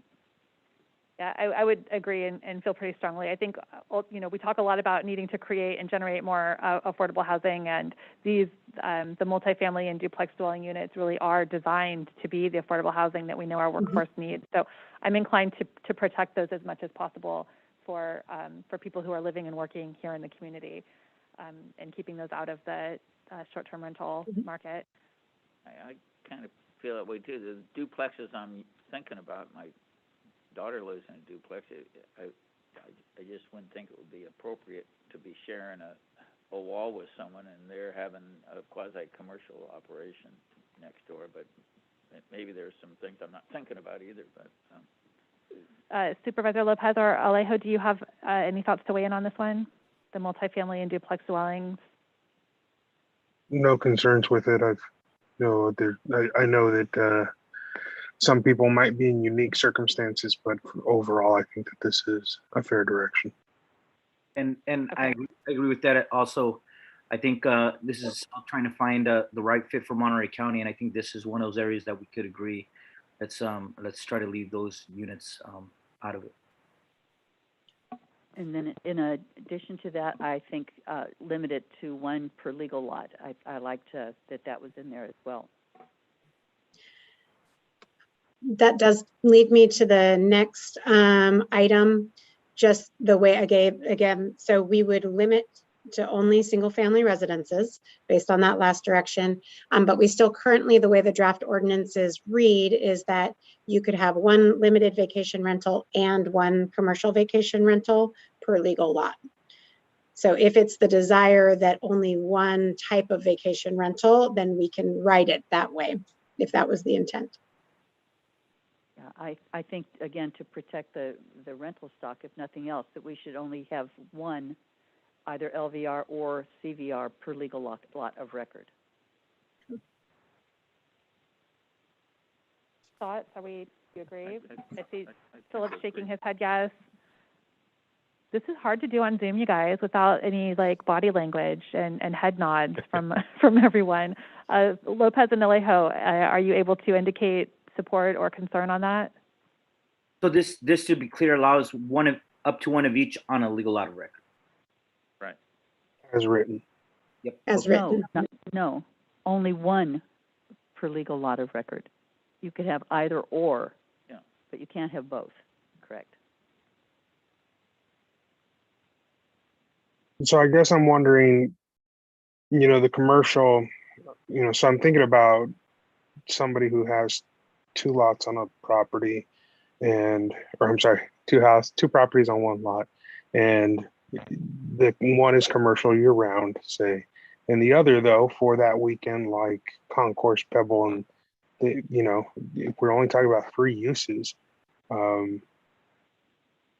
yeah, I'm good either way. I don't have strong feelings on it, but I could see where somebody would see an opportunity with a large weekend, and we might end up in weird enforcement on large weekends. So Supervisor Lopez is comfortable with both, as the current ordinance would allow, and Phillips is comfortable with. I'd go either way on this. Either way. I think we're probably not talking about many. The very small percentage if someone had both. But okay. And Supervisor Adams, do you feel strongly? I think there should only be one, because the second house could be like an ADU, and if we suddenly start allowing 2 units, how are we going to be able to track? I think it should just be one. You've got your house, and then you can have a short-term rental on it if you want, but not both. It's easier that way. I have a couple of others. Okay, well, we need to get clarity on that one. And I'm not hearing a clear direction one way or the other. So John, it can go either way. How do you feel?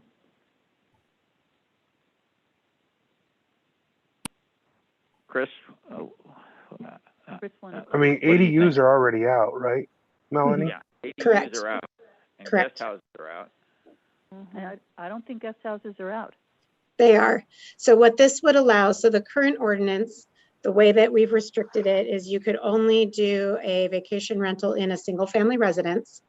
And if you happen to have, for example, 2 single family residences on a legal lot, you could, the way it's currently drafted, one of those could be a commercial vacation rental, and then the other one could be utilized as a limited vacation rental. If we were to change it and allow only one vacation rental of either type, then it would be either or. How many circumstances do you estimate exist, Yeah, Melanie? it couldn't be many. Let's I'm just going to move say I'm on. comfortable with the one LVR and one CVR per lot, and I think that gets us to 3. So we do need to take a brief break. The IT folks need to change the tape, so we're going to take 2 minutes. Just don't move or jump up real quick, move around, but we'll be right back.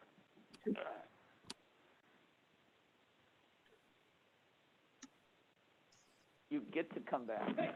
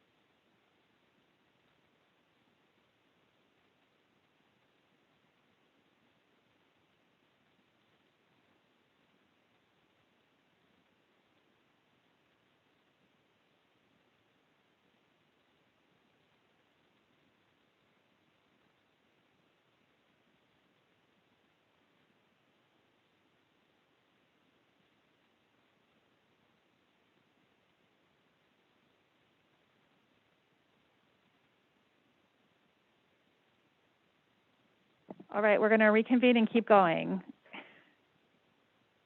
Get everyone to sit down again. I wrangle my cats. We're good to go, IT? Almost, okay. Wrangling everyone back. We lost county council.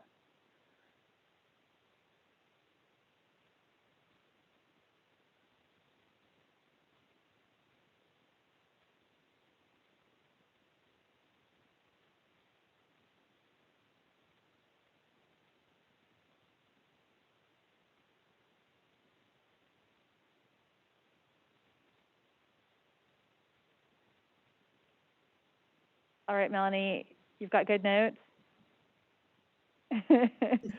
Yeah, no, Our this next is, item. it's very clear where we're landing. Let me, if you'd like, I can pull back up. I think we're moving on. If there's no other comments on the regulations themselves, then we're moving on to the actual program considerations. Could I make a couple of comments that I don't think have been covered, and you can let me know whether this is the right time or not, Melanie? Sure. So we've heard so many constituents just express concern about existing permitted short-term rentals that create consistent nuisances. And I hear about them from people in Chris's district as well as my own. So I think that we need to determine a way to ensure that these currently permitted vacation rentals are folded into the new regulations as quickly as we possibly can, so that we can start weeding out the bad actors. So I want to see if we can recommend a specific time frame for the existing permitted units to conform to the new regulations. I don't remember if this was John who said it, but I think someone said a year, and John thought perhaps 6 months, if I'm not mistaken. But I think that we need to be very specific about ensuring that we get the existing people into the new regulations. And then additionally, this could be part of the program itself, Melanie, but I just want to ensure that there is advertising for any unpermitted vacation rental is just completely prohibited. That, you know, that's going to be one of the things that we can have the enforcement folks look at, but that should be, you know, grounds for immediate cease and desist. Chair, I thought we were picking up where you left off. It seems like we're jumping to other issues out of order here. Yeah, so we're going to work our way back through. Mary had a list of things she wanted to make sure she hadn't missed, so we're letting her run through her list, but we're going to continue on with our vacation rental enforcement program as the next item that we have questions. Allow one or permits on a particular parcel. That's where we left off before the break. Yeah, so the next, so I'm going to let Supervisor Adams finish going through her list to make sure she didn't miss anything. And then as far as I think this does relate to the program itself, how we would staff it and how we would work on both code compliance and permit processing. And Melanie, I don't know if you've got some specific slides on that. Yeah. We can talk about that, cost recovery and the TOT. So if there are any other issues that we need to finish before we move into the program implementation, then I'm good with that. Okay, and I think we're going to get to all of that, right, Melanie? Yeah, so we'll get to all that. So I heard in that list, I heard two, before we leave the ordinances, I heard two more issues that came up from the supervisor. So one I wanted to address with regards to advertising, because of First Amendment protections, we can't outright prohibit advertising, which is why the way we handled it in the ordinances is that if you advertise, you must include your vacation rental, permit number and items associated with your permit. So we can't outright ban advertising, but if you're advertising and you don't have a permit number, that is the violation that we then can substantiate for you. So that was how we worked it out to address that issue in the ordinances. I think what you were talking about in terms of the existing permitted, there were kind of two concepts that came out with regards to existing permitted operations. So this is what you're talking about more was, I think, getting to this concept of amortization, that we have existing either the unique neighborhoods and or existing individuals who are permitted through our current inland ordinances. And what I heard is the desire, because currently the new rules would not apply to those operations. They're subject to the rules that were in place when they got permitted. So, so my question is, are you thinking that you want a period for those existing permitted operations to then need to come in and start complying with the new regulations? Is that what I heard? That's what I believe is the appropriate way to handle this, yeah. Okay. So that's a discussion item. To determine. Okay, and Supervisor Phillips, is that what you were referencing as well in your comments? Okay. Madam Chair, I've got my hand up. I've got to speak to that because I don't want to set false expectations for my community, specifically Jump the right ones in. that Thank you, Supervisor. the ones that I know that are having issues. Their neighbors have a use permit for special events, and so I don't want to indicate to them that now they're going to go have to apply through this process because they have a use permit to operate that special use. And so again, I want to be very clear with the public that we're talking about very different things here and don't want to set them up for heartache down the road. And again, the ones in my district, that's the real circumstance that they're facing. These are permitted use permit, applicants who got their permit years ago to operate alongside their winery. But I'm very well aware of the issues, but I just don't want them to expect this to be some sort of relief for them. Exactly.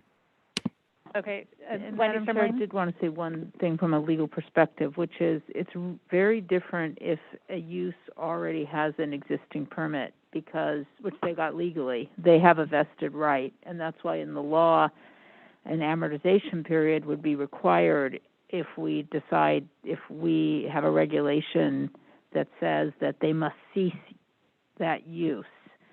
In that case, the amortization period has to be long enough to pass constitutional muster. And there's many billboard cases, and those are at least 5 years in the billboard context, and that has to do with the economics of billboards. But we'd have to research what would be a reasonable amortization period for permitted uses. That's very different than the unpermitted uses. Those, they don't have a vested right because they don't have a legal permit. And these ordinances propose a short-term, less than 1 year period where they have to go through a process to start applying to get a permit. And so that's because some, in our experience over the years with code enforcement and other situations, the unpermitted may already have reservations, for example, and so we're sort of letting them finish up a season where they may already have reservations. But that's more of a courtesy, and it's shorter period. So they're very different situations. I'm not sure which one you all are, where your direction is with regard to those different situations. So it sounds like that maybe we need to get some more information about what the options are for the 20 permitted. But really, the question and the direction would be 6 months. Seems like I hear from Phillips and Adams that they'd be interested in having it be that amount of time to get those who are operating without a permit into the permit program. Am I clear? Really talking about the unpermitted ones. Okay, so that's very clarifying. Thank you.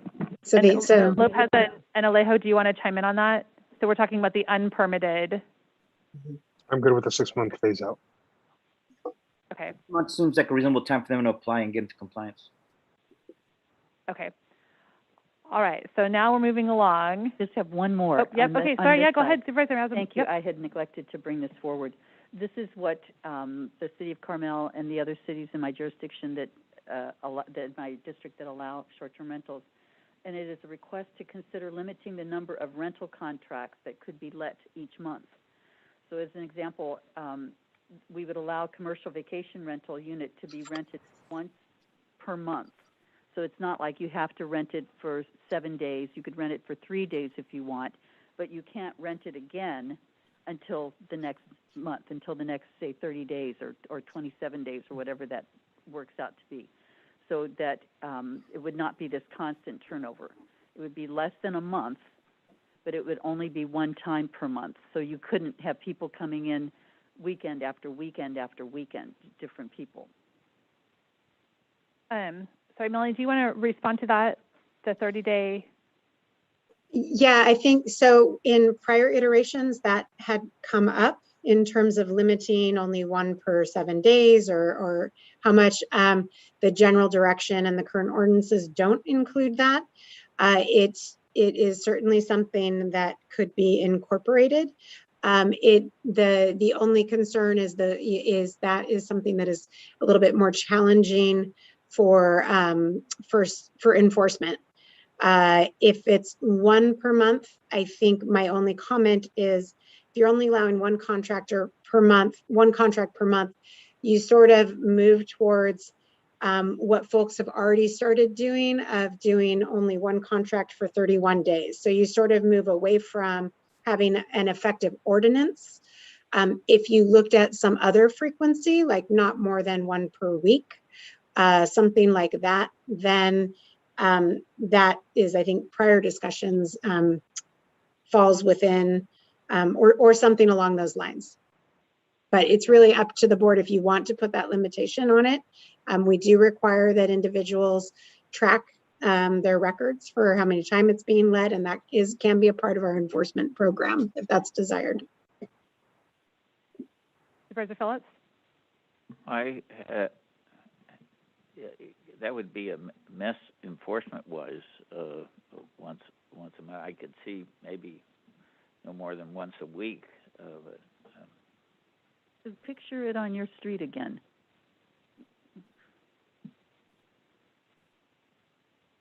Supervisor Lopez?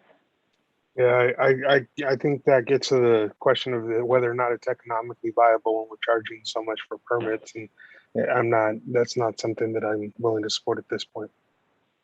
I'm not either. okay.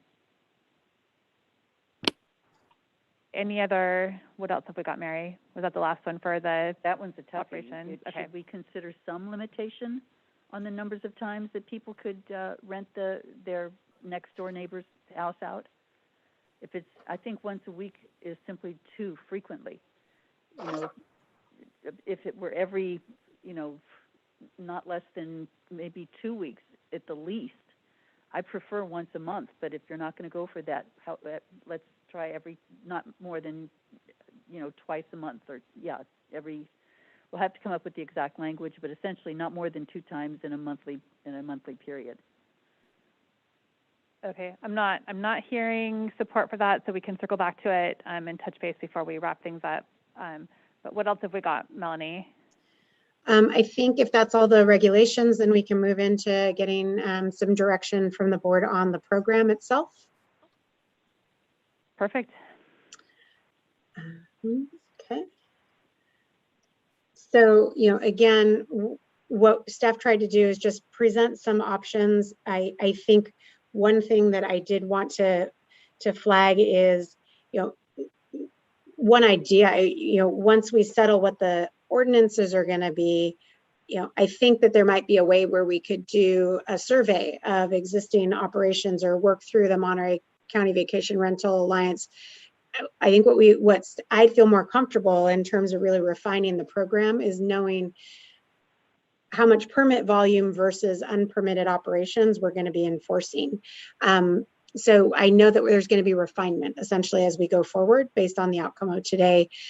From staff's perspective, what's very helpful is if we get really some of the policy level direction for how you want to ensure that the enforcement program is operating, how you want to ensure that we're rapidly processing permits as they come into the door.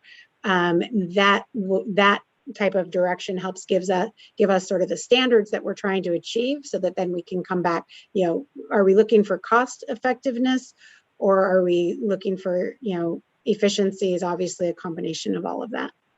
So really, to me, it's a discussion for where the board is feeling in the direction, so that we can take that in consideration as we further refine the program and the permit fee recommendations out of that. Okay, so this is on page 6 and 7 of the attachment B, if I'm looking at this correctly, and there's option 1, which is an in-house staffing model with third-party online monitoring and hotline, or an option 2, which was a more minimal staffing model with third-party inspection and compliance services. Mm-hmm. So you're looking for preference for one versus the other? Yeah, or even just general comment. What I will say is, just to be clear, there is definitely a need to add new staff to the county team to effectively implement these ordinances. How much staff we add, I think, depends more on kind of the nature of how many are permitted, how many unpermitted operations.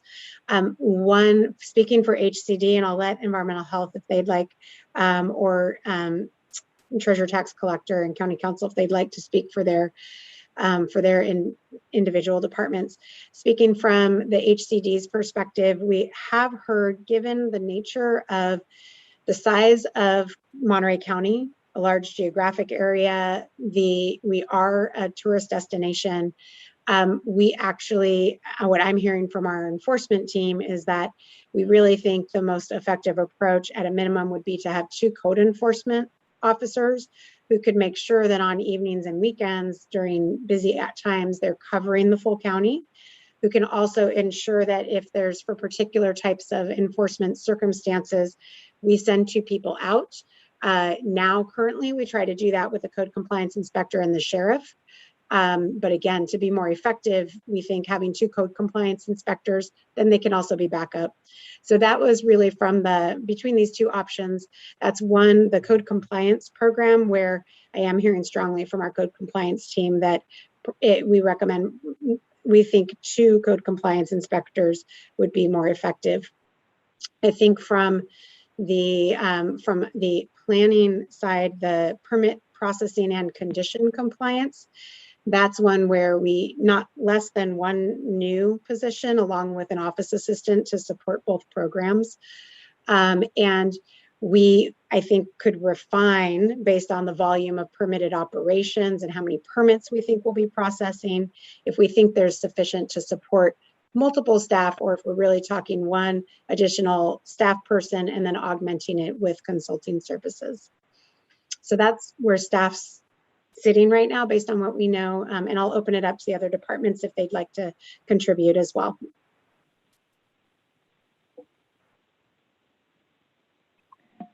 Rick Encarnacion from Environmental Health. Hi, good evening, Board. Rick Encarnacion, Acting Bureau Chief, Environmental Health Bureau. Yes, for this program, we recommended 2 specialists, health inspectors to participate. What we've heard from this proactive program. As you know, we currently do respond to complaints that we receive from renters and tourists regarding health issues. But if this were to be put into from this proactive program, there definitely would be an increase in the workload that would require a minimum of 2 staff to participate in the code compliance. As you also know, there is a chapter in our current code, 1815, that talks about substandard housing issues, which we would participate in as well. Could I ask a question? Yep, Supervisor Adams. So, Rick, I guess my question would be to Melanie as well. From what I get from our offices, the telephone calls that we get from people who are complaining about it, it's not. To me, it doesn't seem as much as it's an environmental issue. People aren't calling to complain about, I rented this house and now my bathtub's overflowing. It's really much more the resident who's next door, who's being besieged by fireworks going off in the middle of the night, or bad behavior, that sort of thing. So would that still be under environmental health? Supervisor Adams, no, that would not be under environmental health. We are just limited to the environmental health issues. Well, it's the environment of the lady who lives next door, but maybe that's not exactly the kind of environment we're talking about. So what is the Supervisor Phillips? Well, that's exactly what I said when I start off. If you go, the complaints aren't about that the water isn't running right or the septic tank is backing up. I mean, so I don't think we need environmental health involved in this at all. If you do, you're going to run into the same thing you're running in with the cannabis, where we're over regulating and we're going and busting people's chops. So I just think I can't see any real reason to have environmental health, and especially adding two positions to it. But there would have to be, I mean, for enforcement, I guess the question is what kind of person do we have that can enforce the bad actors and the people who aren't registered or licensed rather? Those are the kind of people that I think we need as far as enforcement goes. Well, and the other thing you got to look at, are we going to do this internally or are we going to contract it out? Because, I mean, in talking to Melanie, the only reason they're talking about having two people available, we're paying for two people to be available because they're going out together. They don't want one person going out by themselves. But well, one of the things that I applaud about the approach that has been taken is having all of the expenses for the program covered by the TOT and the fees, as we do for the cannabis program. I think that really is going to be an important element to this, and then cost recovery from the permit fees as well. But again, if it's not environmental health, I'm not so sure. I feel like if it were internal staff, though, that we would get better response. That, if it's just, rent a, cop or something like that, will they really respond when the call comes through at 2 a.m.? How quickly will they go over? I feel like if it were somebody of our own whose sole responsibility it was to respond to those sorts of things, or, if that was their responsibility, that we would get better action. Well, what do you think? So let's take it to Supervisor Alejo, who has his hand raised. That's Hold on. code enforcement, though. Let's jump in. These people are supposed to have someone that notified within a half hour. They're supposed to be on the scene. Well, You've seen it. So let's hold on. Well. Let's go to Supervisor Alejo, and then we'll bring it back and maybe get Melanie to weigh in on who the responsive party would be. Thank you. Supervisor Alejo. I think certainly, when we look at cost, just looking at the staff's projected cost under option 1 and option 2 seem to be significant, from 1.2 million to 1.5 million, and the TOT in its entirety, I think it's at 2.2 million, roughly. So certainly a big portion of the TOT would just be going to paying the program cost. So I think we have to be just mindful of trying to find ways to find perhaps less expensive ways, at least exploring them originally. And I think Supervisor Phillips is right. It's going to be cheaper to hire a contracted service provider to do that work, especially if we're going to only need them on the peak periods, like on the weekend, rather than hiring somebody full-time who won't be doing much, on the off days. And we all know that if it becomes county staff, it's much more expensive. There's a lot more costs that go with it's not just hiring somebody, it's all the other benefits that go with making them a county employee. And it seems like there should be the mechanism outside of environmental health under our HCD, just like with our code compliance, to be able to structure a program if we were going to do it internally. Just like every city, every county has code compliance, there's a way to be able to put that in the right program to be able to do the civil actions and remedies for ordinance violations. But at least I think initially we should certainly look into looking at contracted options, which would save significant costs for just that peak period. Thank you.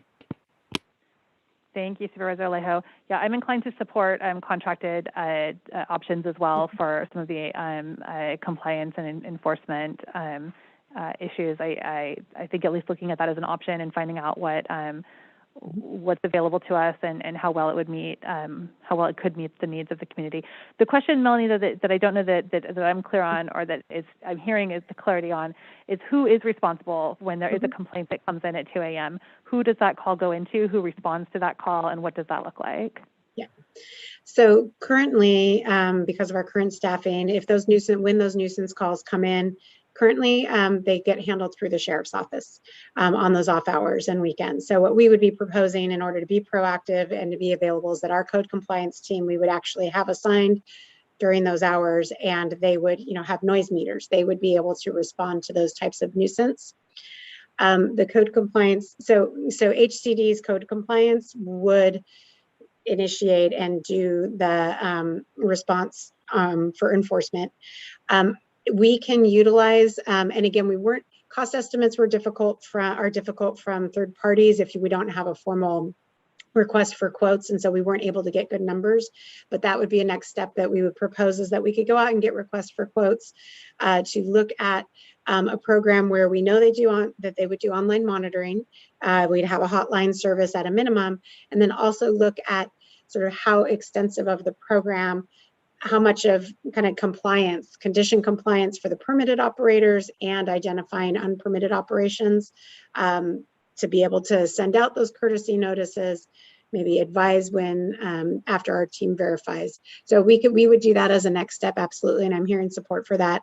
And so we'll do that. And then we do work with where there would be unpermitted operations or operations that would cross over, for example, and have issues in violation with environmental health codes. That's when we would then, of course, work with and rely on environmental health expertise for those projects, similar to how our code compliance team works with our planning team if they're out of compliance with the conditions of the approval of their permits. Okay, and so for environmental health, we would need to have, there would be some minimum level of environmental health that's required to approve these permits every 15 or every 7 years, whenever that happens.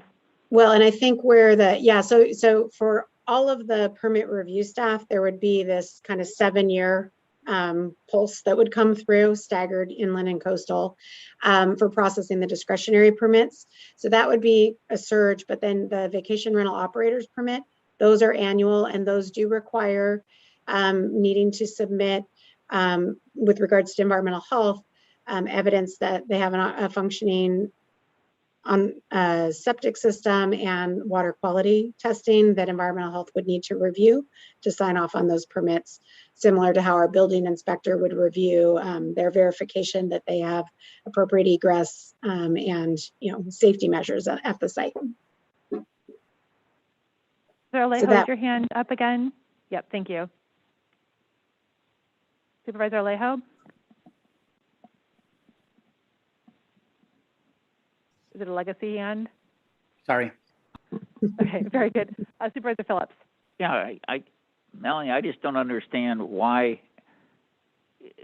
So if a person has a house, they have a water, they have a septic tank, why isn't them just attesting that everything's functioning in the house?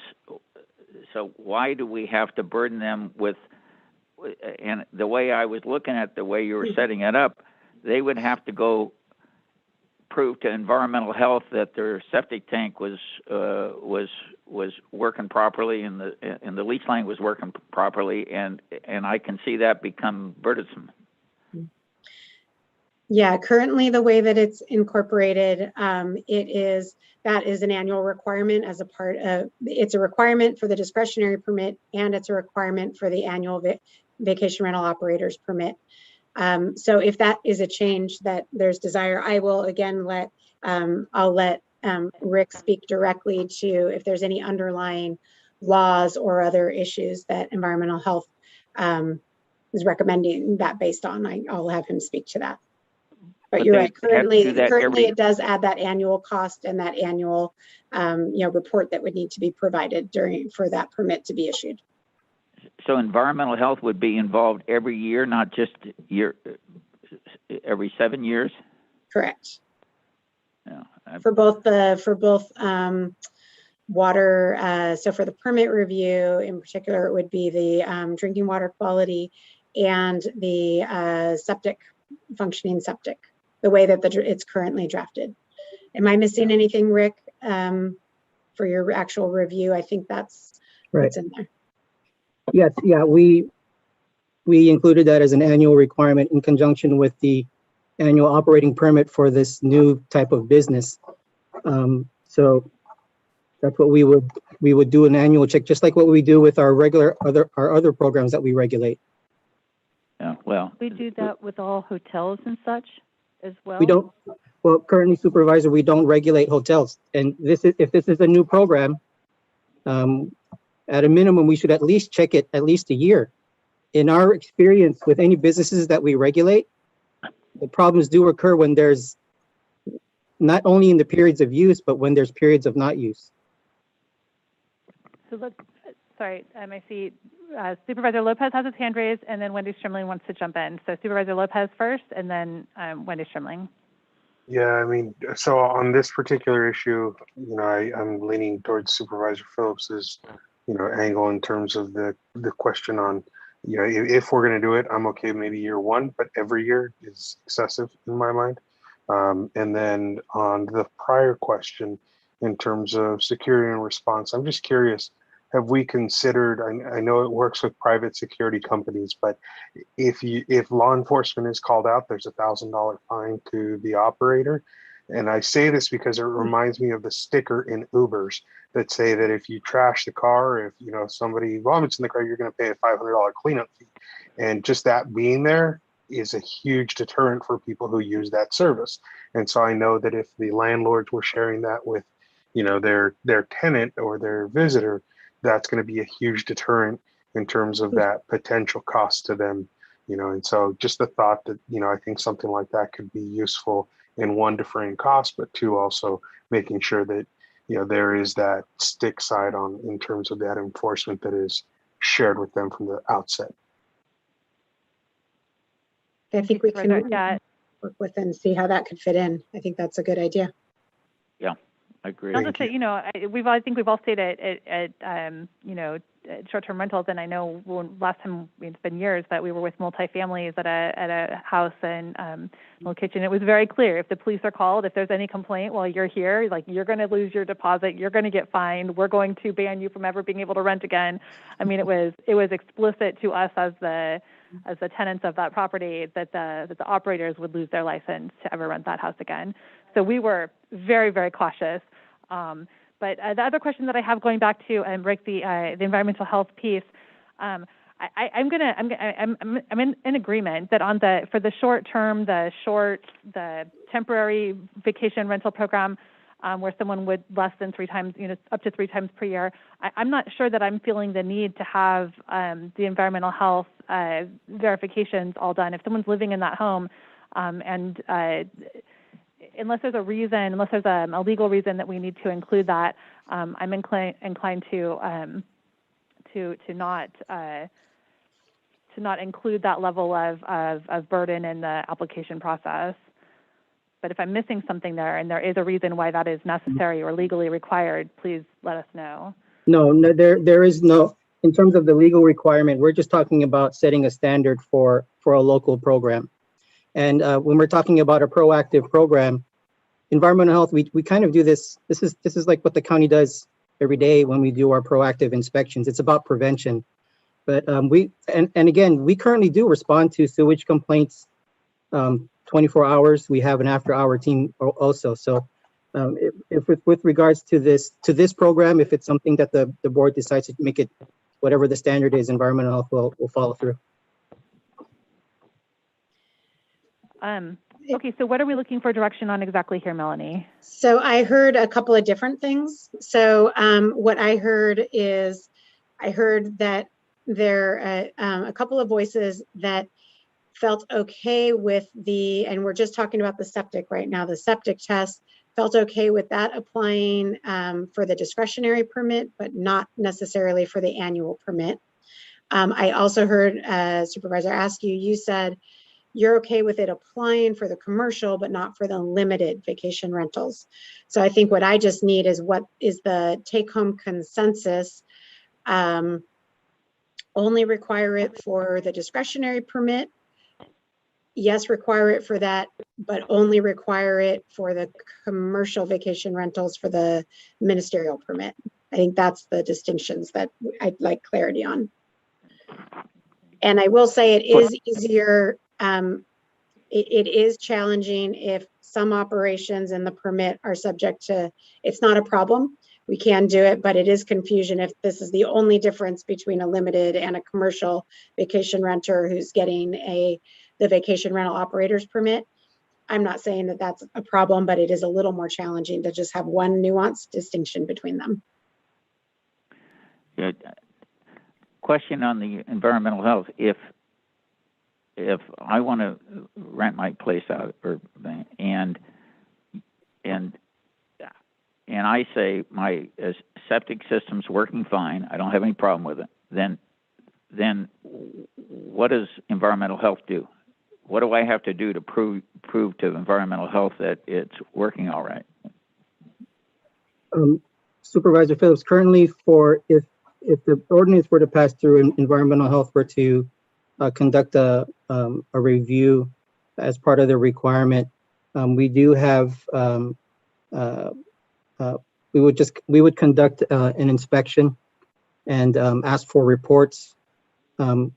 We do have something in our current proposed local area management plan that kind of speaks to maintenance of septic systems, which has not yet been implemented yet in the county, but it would be a regular check of the maintenance records. There's water quality testing that's also available. Well, I believe in the current ordinance, specifically the way that it's written, is that they would be required to provide evidence of a functioning septic or on-site wastewater treatment system in the form as required by the Environmental Health Bureau. So that form hasn't been, I don't think has been developed yet, but that's the way it's currently drafted in the ordinances. I think currently the ordinances don't call for inspections, but that is something that could come through when we're talking about the actual permit process and then fees associated with that. Just to sort of, I'm looking at what the ordinance actually says, and I do remember this was some discussion at the Planning Commission as well, and so environmental health scaled it back a little. So a commercial vacation, this is what's proposed, a commercial vacation rental that's served by septic on-site wastewater treatment system has to demonstrate the system is in good working order and functioning properly by providing a performance evaluation of the system completed by a qualified professional. And then if that performance evaluation notes that there's an unacceptable condition, then they have to repair or replace that, and that's prior to the discretionary permit. So they get the owner has to go out and get a performance evaluation. Then in the Title VII, which is the operating permit, that requires similarly that the applicant must provide evidence that the system is in good working order and functioning properly by providing a performance evaluation of the system by a qualified professional. So that seems to be what's required for if you're on septic. I think if you're on sewer, there's not an issue. Sure, but Yep, go ahead. Yeah, but performance evaluation. I mean, so I'm suggesting that for the short term, for the limited vacation rentals, that we don't require that, and that for the commercial vacation rentals that we would attach that to the discretionary permit every 7 years. Right, because once you have it, you then have it for 7 years. Right. So you don't have to keep doing it every year, and then, right. Okay, Supervisor Alejo. Just on this point, would it make sense also to craft language that if there is a complaint or there's a problem at a house, environmental has to come out, that they could impose whether they're short term or long term, right? Because if there is a problem, there's a backup system, and there's these problems, it have to be environmental health sending staff out there and then telling them how to rectify the problem and then ensuring that it gets done. I mean, there should be for those types of incidents, there should be a way to recoup the fees for staff going out there, whether they're the limited or commercial. Agreed. And I believe, and we can go ahead, Monica. evaluate. Oh, I'm sorry. I just want to, for clarity on that one, we can evaluate. We can work with environmental health to see if we need to add something like that to the vacation rental regulations, or if their existing regulations would apply if there's an issue with the septic. So we can work with environmental health to clarify if that language is needed, and we can add it if it's needed. And it could be septic or water quality issues, right? Septic or what issues? Water quality. That's a little different. So there's also a separate provision regarding water quality for drinking water. And again, there actually, if the unit is served by a water system that has 200 or more service connections, then they just have to show. So if they're under Cal-Am or Cal Water or one of the water districts that supplies water, there's not an issue. So it's just for those that are basically on small water systems or wells, Right. Where there are these requirements. Well, And it's similar to a kind of a testing regime that is, I think, in both the limited vacation rental and the commercial vacation rental. but those are tested by environmental health anyway. So you got that's not a problem. You got a proof of that. So that I don't see that as a problem. But to go back to the other one, we were talking. So we would require environmental health, them providing the evidence to them, but every 7 years. They don't have to do that every year, correct? Okay, all right, I can live with that. Supervisor Alejo? Let's say if you take it out of Title VII, that would be true, Supervisor Phillips. So I think what I'm hearing the board wants is it's fine for the granting of the permit, which is every 7 years, because there's a term of 7 years. And if you take it out of the annual operating permit, then it would not be yearly. How's this sounding to you in District 5, Supervisor Adams? I'm beginning to feel like I'm in a zoo, quite frankly. I'm sure, I think that it's a good idea to have environmental health look at something once every 7 years. I don't think the limited people need to do this. I think that's silly, so. Yeah. Okay. All right. What else do you need, Melanie? I think that covered. I think I got good direction. Let me double check my notes because we're popping back.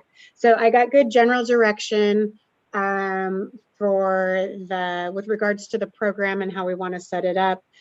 We will look at and we will get cost estimates and sort of programmatic recommendations that include more heavily weighted toward contracted services. I heard a general support for that. Looking at you'll be fined if law enforcement gets called out. And then there was one other item, which, I think the only other thing is looking at, does the board want to give us any general direction on your preferences with regards to permit fees? So again, the basic model is we could use we can go for cost recovery or closer to cost recovery with our current fee structure.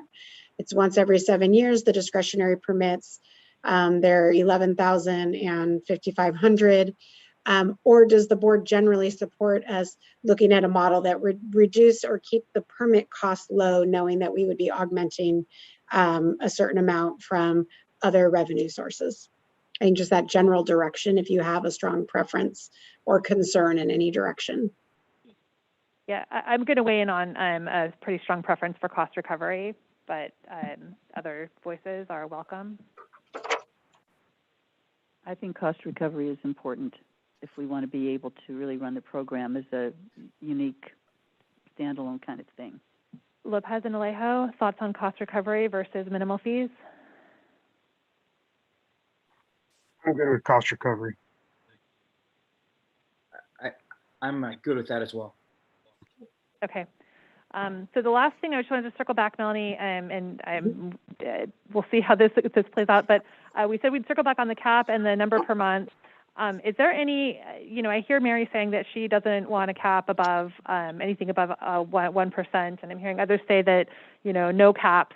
But what we hear in the community is that there is an issue, and we know that in other communities like Pacific Grove, where the number of short-term commercial rentals really grew exponentially and did create a problem.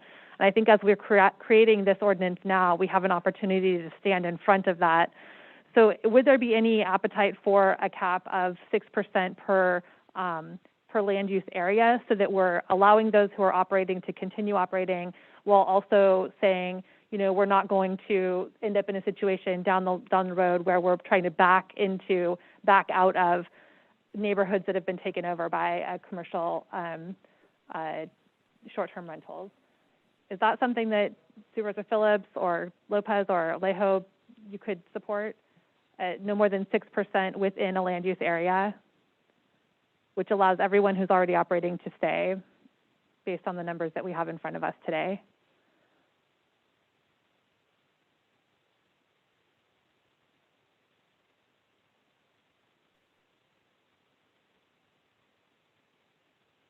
Supervisor Lopez, what do you think? I'm hearing a 6%, but you mentioned allowing those that are there to stay, right? So are you saying if it's over 6, those people are grandfathered in? I just want clarity. Or 7%. I mean, I'm trying to just find a way where we can say, this is our opportunity to stand in front of having a huge number really take over a neighborhood and then not be able to back out of it.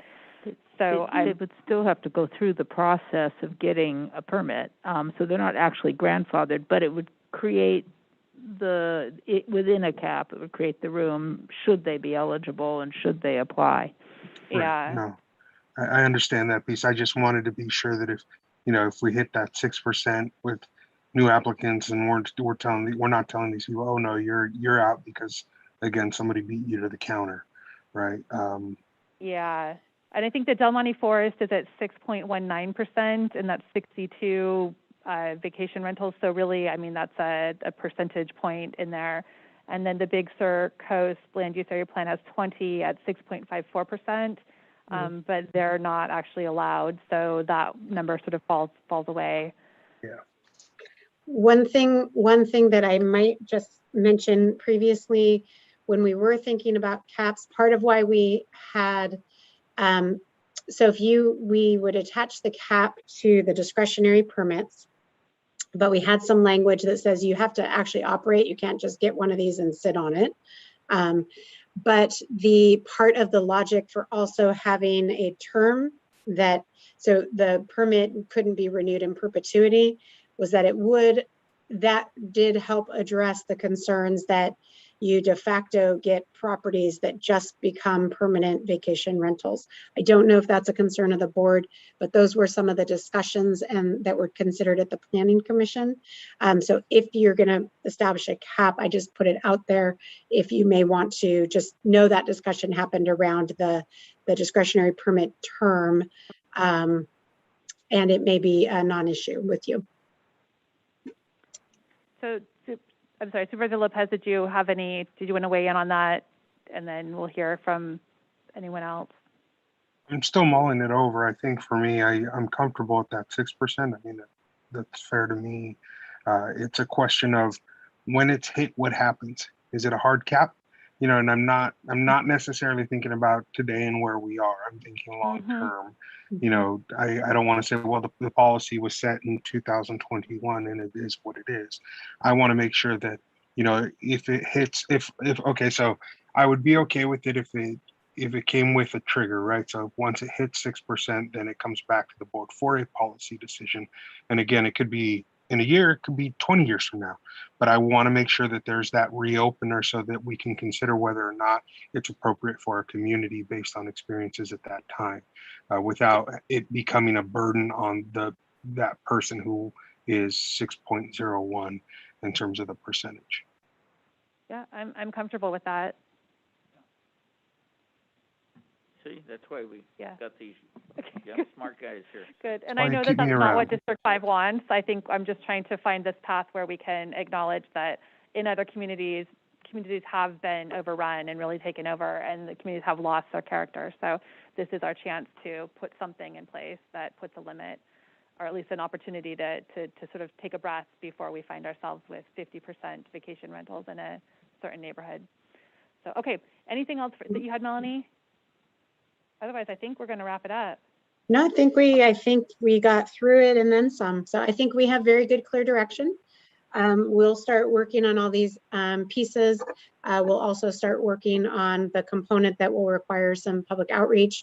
I think procedurally, I want to be clear, because we're going to will address all these issues, but I think the issue of the South County concerns, I heard that there's a desire that the ordinances would come back before they would move forward again. So I want clarity on steps and process, so we're clear on that. Is there anything we can do to allow us just to be able to move forward? Is there anything else we could complete today, Melanie, that would allow us just to be able to move forward without having to come back? What I can tell you is, we added in agricultural lands and operations by just including those zones. So we did a very simple addition.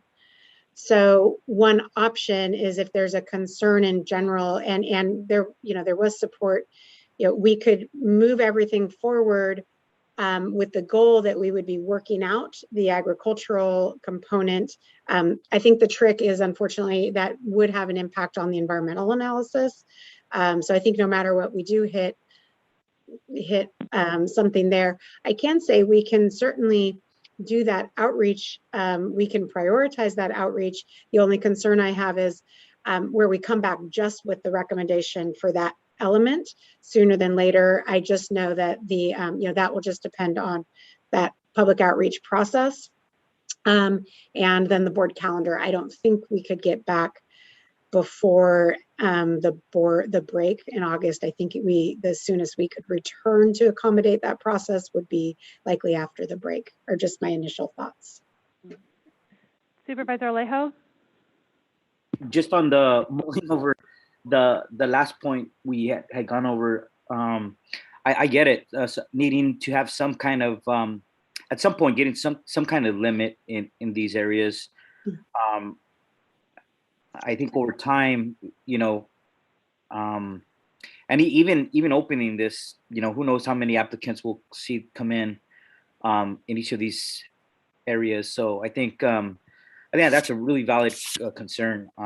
And whether 6% is the right number, it seems reasonable considering where the other areas are at. But the one other issue that I think we didn't get back to was the one we left on before the break, which was the two, if there's two houses on one property, whether they could pursue both kind of permits or limit it to one. I don't think we got back to that one. I had a note. Thumbs up on that for two. That's what I had, the note that it would be the one limited vacation rental and one commercial vacation rental. And I don't think I think we left off on we hadn't made a full decision. We took a break in because I was mulling over that point, and in consideration too, just of this other flip side of it, right?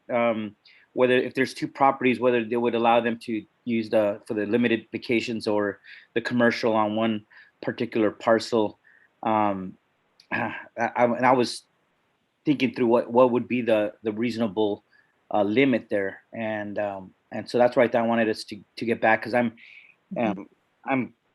of maybe doing one or the other. I might be able to go there to limit it, pick one or the other, not have both as a way to offset the impacts that this could have in taking some of these units from out of residential. That's kind of where I'm leaning right now. Okay, so we'll see if we don't have clarity on that one. So Supervisor Lopez, you did have an opinion on that one, but you also have your hand raised. Yeah, no, my hand was raised for the prior question. So if we want to wrap this question, I'm good. I'm good with having that conversation first, but on the implementation inland coastal, I do have an opinion. So you let me know when you're ready for that, Madam Chair. But go ahead. Let's just put it all on the table. Okay, so on that one, I'm wondering if we have the ability, and I guess this is a question for legal in terms of, implementation rather than, so moving forward with the ordinances, but exempting implementation in the South County and Central Salinas Valley planning areas. I think those are clear defined lines that would exempt the areas of primary concern for me. And would give me that ability to take the time before implementation to have community meetings to see if any changes need to be made to the ordinance before implementation in those particular zones. And I think, Melanie, were those being already pulled out? That was the wine corridor and the Lockwood area pulled out as special treatment areas, and you were going to circle back and come up with some specific recommendations? Yeah, and I think, well, I don't know if they'd be special treatment, but we would look at them and evaluate if we needed to make adjustments. I think what I just heard Supervisor Lopez put on the table in an effort to allow the bulk of the ordinance to move forward, is there a way that just the South County planning areas those could be put on a temporary hold while we work this issue out that would allow the other ones to go forward? We did do that with previous iterations. We pulled out the Big Sur area because there were some special concerns there. They ended up rejoining at a point in the process. So I think that I would assume that, yes, there is a way that we can craft it, that we can do that if that's the desire. It would still be our goal to advance it as quickly as possible so that hopefully when we got to the commission and board, we would not be too far off on the timing for the adoption of those ordinances. Maybe I can just address a couple options. Okay, sure. We've got Wendy here. Procedurally, not exactly sure the suggestion. You're not really if you're asking to say, these regulations just don't apply in South County, well, just for sake of argument, then that becomes the project description that the environmental review is analyzing. And then there just have to be some separate ordinance that addressed South County. But I don't think that's exactly what you're suggesting. I think you just want some time to maybe come up with some additional or special regulations that pertain specifically to South County. And that's certainly legal and can do that in the context of the inland ordinance. But when you start the environmental review, you do want to have the stable project description. So you kind of want to get that. You want to get, as close to your concept as possible before you do the environmental review. Long-winded answer. Another option is just give some general direction to staff about what you're looking for South County, for example, and let staff draft it, and then the ordinance can go out for environmental review. These ordinances will still have to come back to the Planning Commission and the board for public hearing after the environmental review. So there'll still be an opportunity at that point to do, some minor editing. And as long as it doesn't result in different impacts environmentally, you can do some of that editing after the environmental review. And that would speed up the process. Give some direction now what you're thinking in terms of South County, then staff could go and direct it. It could do some drafting and then start the environmental review. So we would move this along more quickly then. Yeah, then staff could get going on preparing to hire a consultant for the environmental review. And also, by the way, that process takes a little while too to get a contractor on board. So, some of the little tweaking of the draft ordinance could be occurring at the same time that staff is getting a contract ready for the environmental consultant. Thank you. That sounds Did you have anything else, Supervisor Adams? No, just I think honestly, I think that Wendy has come up with some good suggestions to let the staff go ahead and start moving on this, so that we aren't going to find ourselves in December without this having been completed. It was really trying to me to hear that we're not going to be able to have this done by August. It's still May. So whatever we can do to get things moving in the right direction so that it's not on hold any longer, I think that's what my goal is. And I think I hear that coming from Supervisor Lopez as well, is how do we keep things moving and not hang things up. But we do have this outstanding question that Supervisor Alejo asked about, which was the two properties, 2 rentals on 1 property. And there had been, my understanding was that once we clarified that you couldn't, that we're excluding ADUs and we're excluding guest houses, that the number of scenarios in which that might play out would be so small that there was comfort proceeding, allowing both a short-term and a limited and a commercial on the same property, in that if that were to be a scenario. But if you feel strongly opposite of that, Luis, I think there's I'm good then. You'll find support one way or the other. Yep, yeah, we've got shrugs up on the dais up here. So, do you have an opinion one way or the other? I'm good. I'm good with what you said. Okay. Good. Okay. Anything else you need from us, Melanie? I think we've maxed out. I'm sure there'll be little things, but no, I think I don't have anything else. If someone remembers something else that we didn't get back to, or that you were still noodling, let me know. Otherwise, I've got very clear direction and notes, and we will proceed as expeditiously as feasible. Okay, Supervisor Phillips. Just one last thing, I still have a concern about the mutual road, and let's say they don't have a road agreement, but you have an easement through the other people's property. How are we going to handle that? Would that be handled by the hearing officer who's